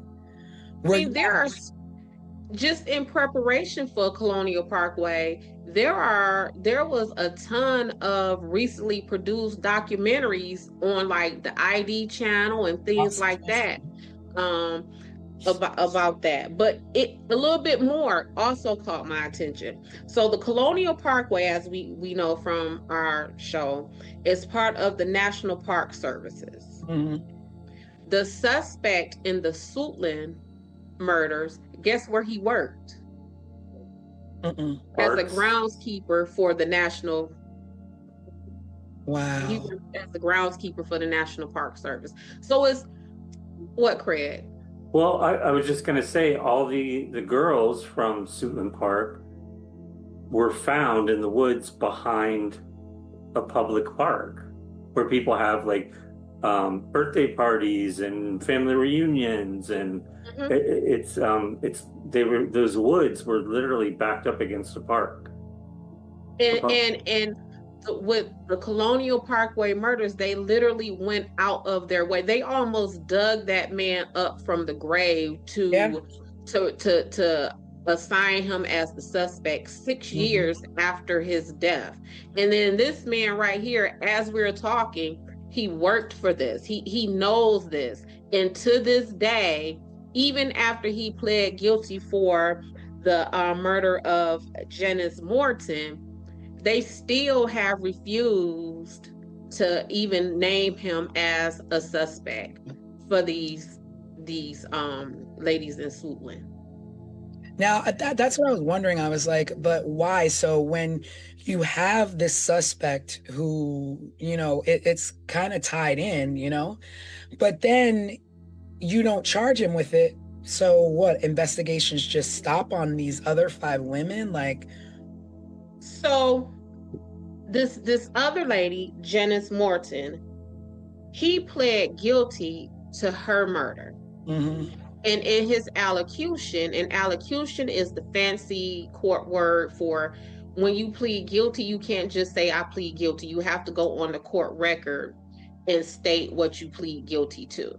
So in his allocution on the court record, he pled guilty to admitting to offering drugs for sexual favors from, prostitutes and young Mhm. Black marginalized women. Like, he has pled guilty to essentially what would be the profile of these Suitland murders, and he's not a suspect. Well, the only difference between the lady he's accused of or admitted to killing was that she was found in like an alley somewhere, right? Yep. And the rest of Yeah. these girls were found in this same vicinity of woods behind this park. Let me tell you about Because what were you about to say, Craig? I was going to say that the woman that he's accused or admitted to killing fit the profile of the other women, correct? Correct. Like the same weight, same like skin Mhm. color, Yep. same stature, or whatever. Yep. Yep. Okay. And so the van that he either transported her in and killed her in was owned by his nephew, William Aram, who at the time was a Washington, D.C. police officer. They placed him on leave, administrative leave, stripped him of his duties and his weapon, pending the investigation. They sent that van to Quantico. Quantico said there was no DNA or no blood found in this van. Mm. But this cop nephew admitted during the investigation that his uncle, the suspect in this, whose name is Alton Alonzo Best, had told him to clean out the van, that there was blood in the van, but Alonzo told the nephew that the blood belonged to his one of his friends. So it's all of this stuff here. So was that blood just never tested? Or I don't know. They cleaned it up, but that's what. So when we're talking about these cases, y'all, and I am always skeptical and sheep poo-pooing away scientific evidence and stuff like that. This is what I'm talking about. So you sent this van to Quantico. That's the best of the best, sir, when it comes to American investigations, right? So you sent this van to Quantico. Quantico says there is no DNA here. But the nephew in his investigation said, well, it should have been because we cleaned it up. And going forward, this suspect, Alonzo Best, eventually confessed to this murder. So it's like, if there's no blood in there, then why would he have pled guilty to this, right? Like there is that there, you see what I'm saying? Like there is that connection. And going back to the Colonial Parkway murders, that man, Alan Wilmer, he passed the FBI administered polygraph test, and because they needed closure for those families so bad, they said, never mind that, this is the one who did it. But in a very similar situation with this, they're like, okay, well, there's no, go ahead, whatever, it is what it is. So it's like, even in handling the evidence of this stuff, it's different between the two cases. Yeah, it's just it makes no sense to me that like that's scary. Like that like put yourself in that position. And I don't mean you, I mean the viewers. You have a park near you. It's 15 minutes up the road. Not one, not two, not three, not four, but 5 bodies found in those woods. And they're not even, some of them were so decomposed they couldn't tell what was the cause of death. How do you not demand answers? And they did. They did. And that was something too. So they demanded answers. And in my research for Colonial Parkway murders, those families and those victims, it was like, come and talk to us, but it wasn't that outcry from the public where give us these, you know what I'm saying? Because there was no need for it. Correct. The police were knocking on doors. They were trying to figure out what's going on in our community. Yeah. So one of the things that I did not like with this Suitland investigation is I read that they said that whoever was committing these crimes was doing this for sexual pleasure. And this is something too that we talk about when you miscategorize crimes and motives and stuff like that. Rape is not about sex. Rape is about power and control and domination. Because if it was just about sex, then no one would rape, because you can get sexual release by yourself, right? Like you can do that to yourself. You don't have to do that. And then these women were stabbed, kind of like what we're always talking about, like the closeness and the intimacy that it takes to do stabbings. And so I know that the investigators were thinking that the women were not killed in the areas that they were found. But wherever they were killed, if they were stabbed, that still would have been a more intimate place, because again, that it's a struggle to stab someone. And then this back and forth motion is going to be blood everywhere. But I did some thinking about what was going on with these women from their physical descriptions, because obviously whoever did this had a type. He had a type. These were young Black women who were very petite and small in nature, with short hair and dark skin. And this was happening in the 80s. So my investigation brain said, Des, go back to the 80s. What did this look like and feel like for the 80s? Thin built, maybe these women were chosen because possibly childlike in their stature. Maybe they seemed to be powerless, not strong enough to fight back. Short hair, maybe that was a preference for like a boyish appearance versus CT, you got your long hair, you're flowing type deal. Dark skin. And let's just talk about what it is. For a whole lot of people, dark-skinned Black people are deemed less attractive, less valuable. So with that, had made these women even more easy for him to toss away and just discard. And then the sodomy, because they were sexually assaulted, but I found it wasn't just like vaginal rape, it was sodomy. Violent. But not just that. As I was putting all of this together, what is the connection of all of these things?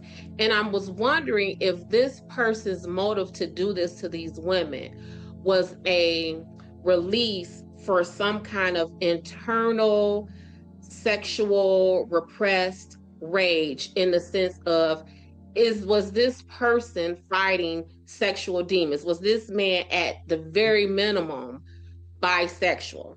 And that these women in their physical descriptions gave him the, yes, these are women, but in their appearance, in their presence, they give him boyish type stuff. So now he's in a position to where now he is satisfying all of those rages, all of those taboo desires, and then to just toss them away like that. Like, is that the internalized stuff that he has from himself? And he projected that on. Like, I think so, but I don't know. Des, I think you think so. Craig, I don't know. This is definitely not one-offs. This is serial. Yes. And what made me really hone into the appearance of these women is in nothing else that we have seen thus far did the suspect have a set type. Yeah. Right. They've always been very different, very.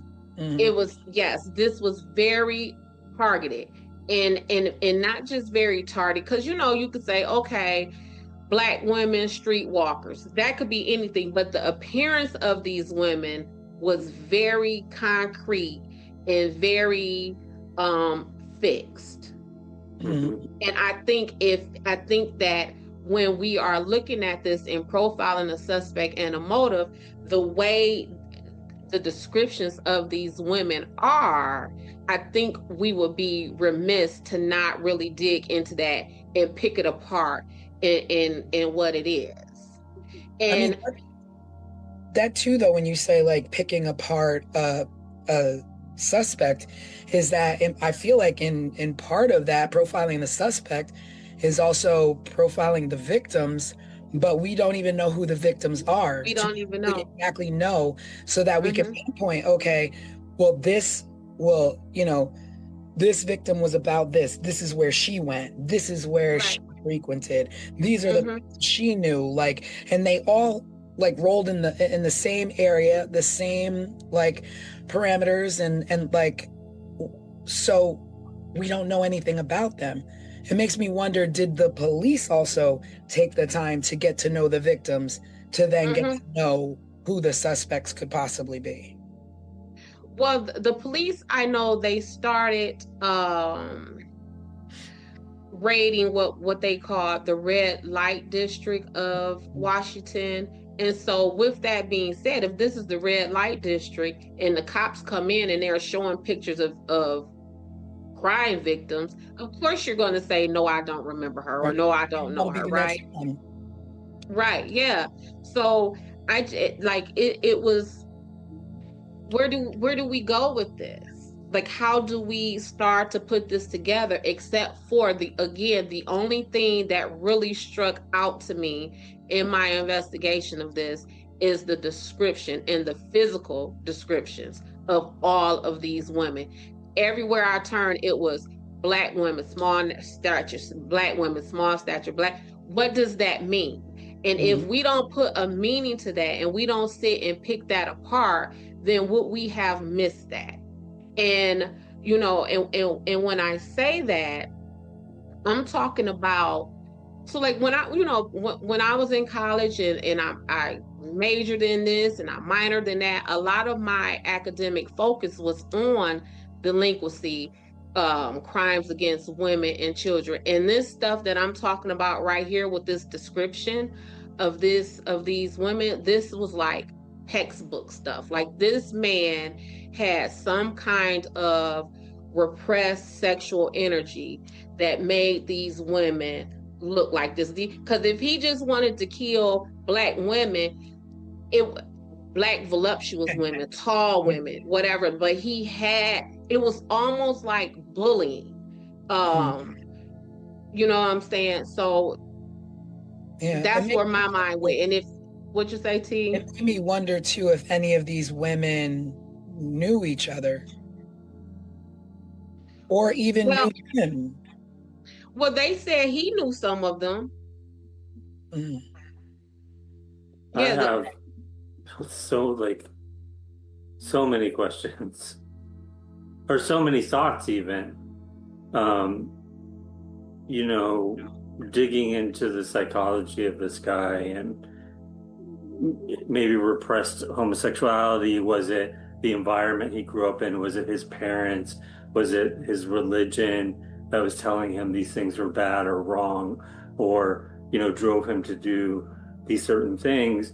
And the little I did read about these women, and you're talking about the cops went into the red light district, but wasn't one of them like a nurse and one was trying to get a job? Like, were they really like traipsing around in the red light district? It doesn't seem like it. I don't know.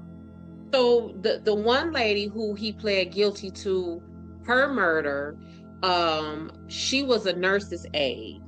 And then the other lady, and let's just go down these women's names. I want to say their names. So there was Dorothy Ann Miller, who was 20 years old. Her body was found on December 13th, 1986. The next victim was Pamela Malcolm. She was 25. She disappeared on October 21st, 1986, and was found in January 1987. And it is from the investigation of Pamela Malcolm, because they are found in these wooded areas, that when the cops made like that widespread search is when they then found the bodies of Cynthia Westbury, Juanita Walls, and Angela Wilkerson. So had they not have went looking or did that widespread search for Miss Malcolm, they would not have found these other victims. But let's talk about this one other victim, Juanita Walls. They found skin cells underneath her nails. But timing, the mid-'80s, make it not so easy as it is today. Yeah. Did they keep any? Did they keep any samples of that evidence? I don't know, Craig. Now, are we able to try and get any police records or files and of that? How does that work? Like, if we wanted to actually look into this a little bit more? Well, it will kind of depend on how the case is classified right now. If they classified Miss Wells that is, let me make sure, because I want to make sure I'm saying these ladies' names. Miss Walls. If they classify Miss Walls' death as a closed case, then yes, we can try to pursue her test results, or even the case file from the PG Prince George's County Police Department, as they were the lead investigating agency on this. So we can submit a FOIA request, and we did submit FOIA requests for the Parkway murders. And a FOIA request is acronym for Freedom of Information Act. You essentially you could go on these agencies' websites. It used to be a time where you will send them a formal letter, but now you go on any of their websites. In the ticker, it says, in a Dropbox, FOIA request, you put in your name, you tell them what you're looking for, and then they will send you back what they deem is public information. I would love to do that for this case. Yeah. I think it's well worth it. Yeah. Yeah. Yeah. Do these requests cost money? I know we've talked about this, or you've talked about it. It could cost like a couple dollars a page sometimes. It can get expensive, right? It could get expensive, yeah. And in thousands of dollars. I have heard of the fees for FOIA requests to be like $10,000, $100,000, depending on what is there, and they have to recreate it. If it's video, if it's papers, if they have to redact it, they charge you for all of that. One way they like to increase the charge on that is they will say, well, we charge you the lowest hourly rate of someone on our police force. That's how much an hour is going to take. So if the lowest paid police officer on PG County police force makes $30 an hour, let's say, then all the time that they take to supply or prepare this FOIA request, they're going to charge you $30 an hour to do that. And then you have to pay for the pieces of paper and all of that stuff. So let me ask, is there any time that you ever put in a FOIA request and you're like, but I will come do the manual labor, and they just drop a box in front of you? Oh no, they're not going to let you do that. I mean, so here's the thing. So there are so it's a couple of ways. So what you're talking about, T, that is closest to where if you go to a court and you say, I want the file for Dorothy Ann Miller, who was one of the victims of the Suitland murders. And they're going to say, well, here is the file. They may hand you 2 boxes of paper clips, and they will say, go through the file, put a paper clip on each sheet of paper, and then we'll make copies that way. So but that's something separate than the FOIA request. So you can actually walk into a courthouse and ask to see a file. And you don't have to have any sort of relation or connection to that case to do that? They might ask you, who are you to this case? And then they might ask you for your driver's license. But from my understanding, they can't deny that they can't deny you that. Are there any case files for these women? Do they exist even? Do any of these women have living family members still?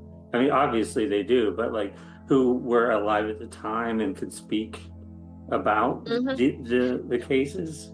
Well, that would be something that we can definitely look into, but I want to go back to the case files. So in order for the court to have the case file, the incident that you're talking about has to have actually made it to court.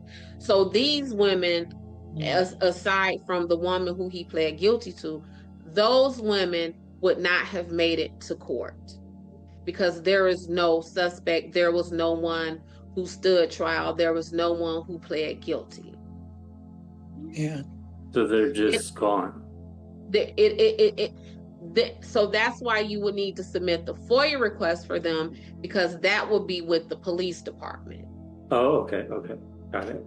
Right? But once it goes into court, now you could just go to the court and say, send me this, or I want to look at the file.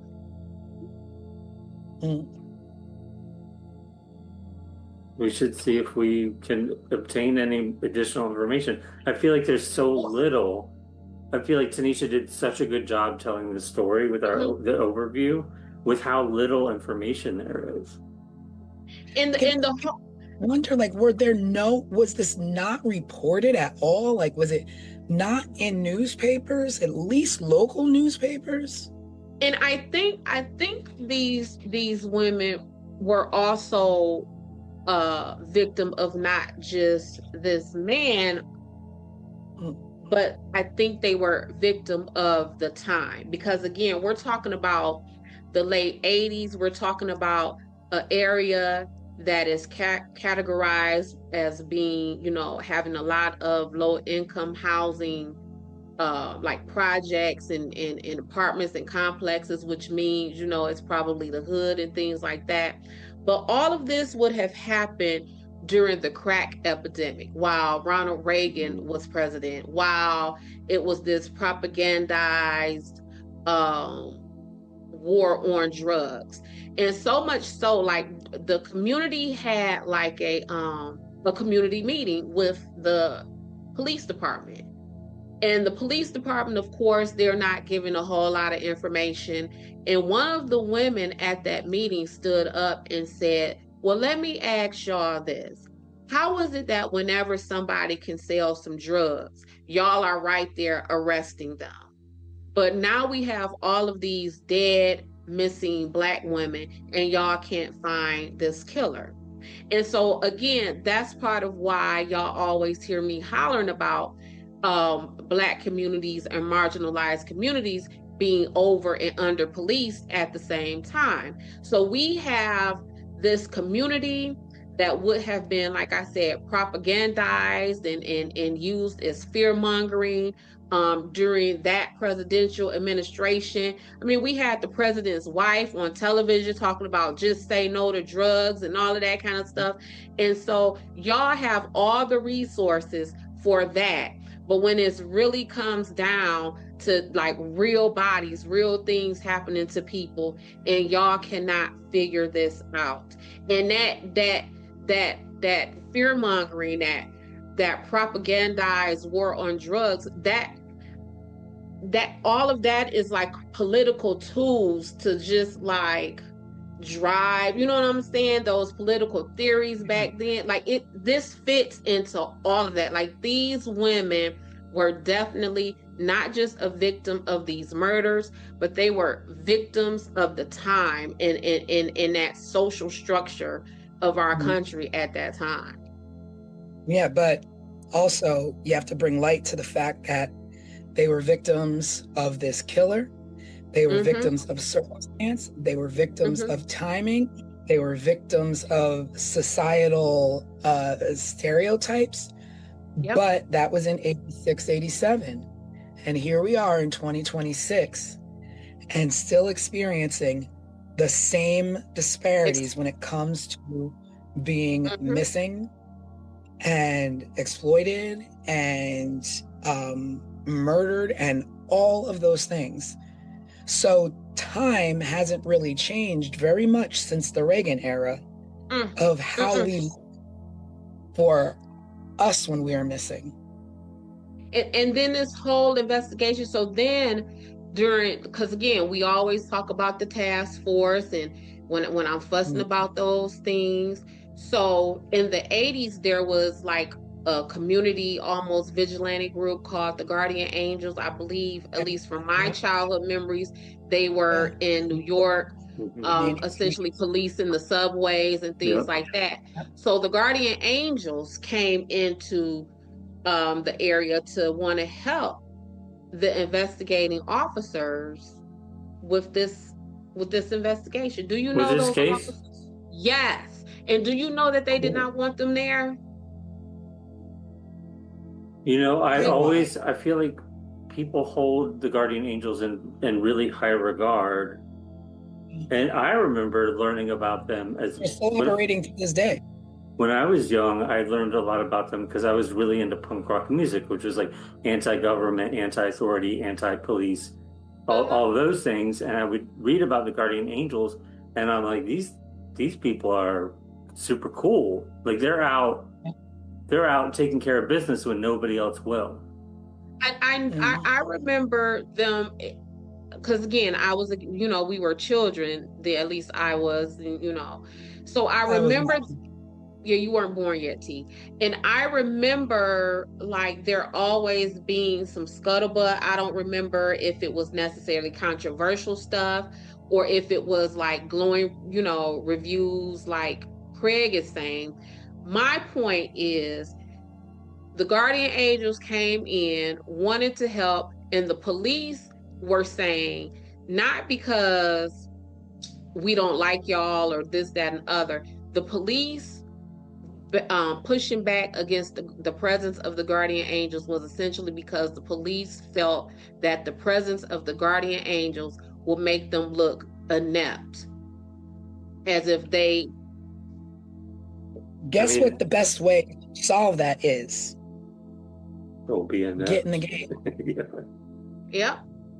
Be So lame. that's what I'm talking about. When we have these task force and all of that kind of stuff, yep, we're all trying to find what it is we're looking for. But if our intentions are different, then we're not going to work well. Now imagine if, because I know for me, a lot of attorneys will hire me as an investigator on a case before they will hire a now private investigator who once had law enforcement background. Because one thing is for sure, a cop is going to cop. Once you're a cop, you know that's in you. You can't really turn that off.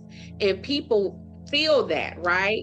So if you are in these marginalized communities, like we're talking about, with all of the social things going on that we have just discussed, and a cop comes talking to you about this, you might be a little closed off. But if a regular person, maybe a guardian angel, maybe, you know, just a regular private investigator come and talk to you, you might be more free with your information and more comfortable to talk. So y'all are not getting it done, but here are some everyday people who may have been able to, and instead of you finding a way to tap into that resource, you taint it and kind of push it away. You know what else is concerning as I'm listening about this case, and about there potentially being a nephew who was a cop involved. The cops were involved in the Colonial Parkway murders. Yep. In some way, they theorized that it may have been a cop that was pulling people over. In the Ketty Cabin murders, I feel like the cops were part of that community, and somehow one of the cops may have been tied to some of the people involved, if I remember correctly. It just seems like a lot of these cases we've covered, the cops have been involved in some shady sort of way. I mean, isn't that like the time period when I guess the birth of like the dirty cop era of the 80s, where, you know, drugs and crime were like just really up and up,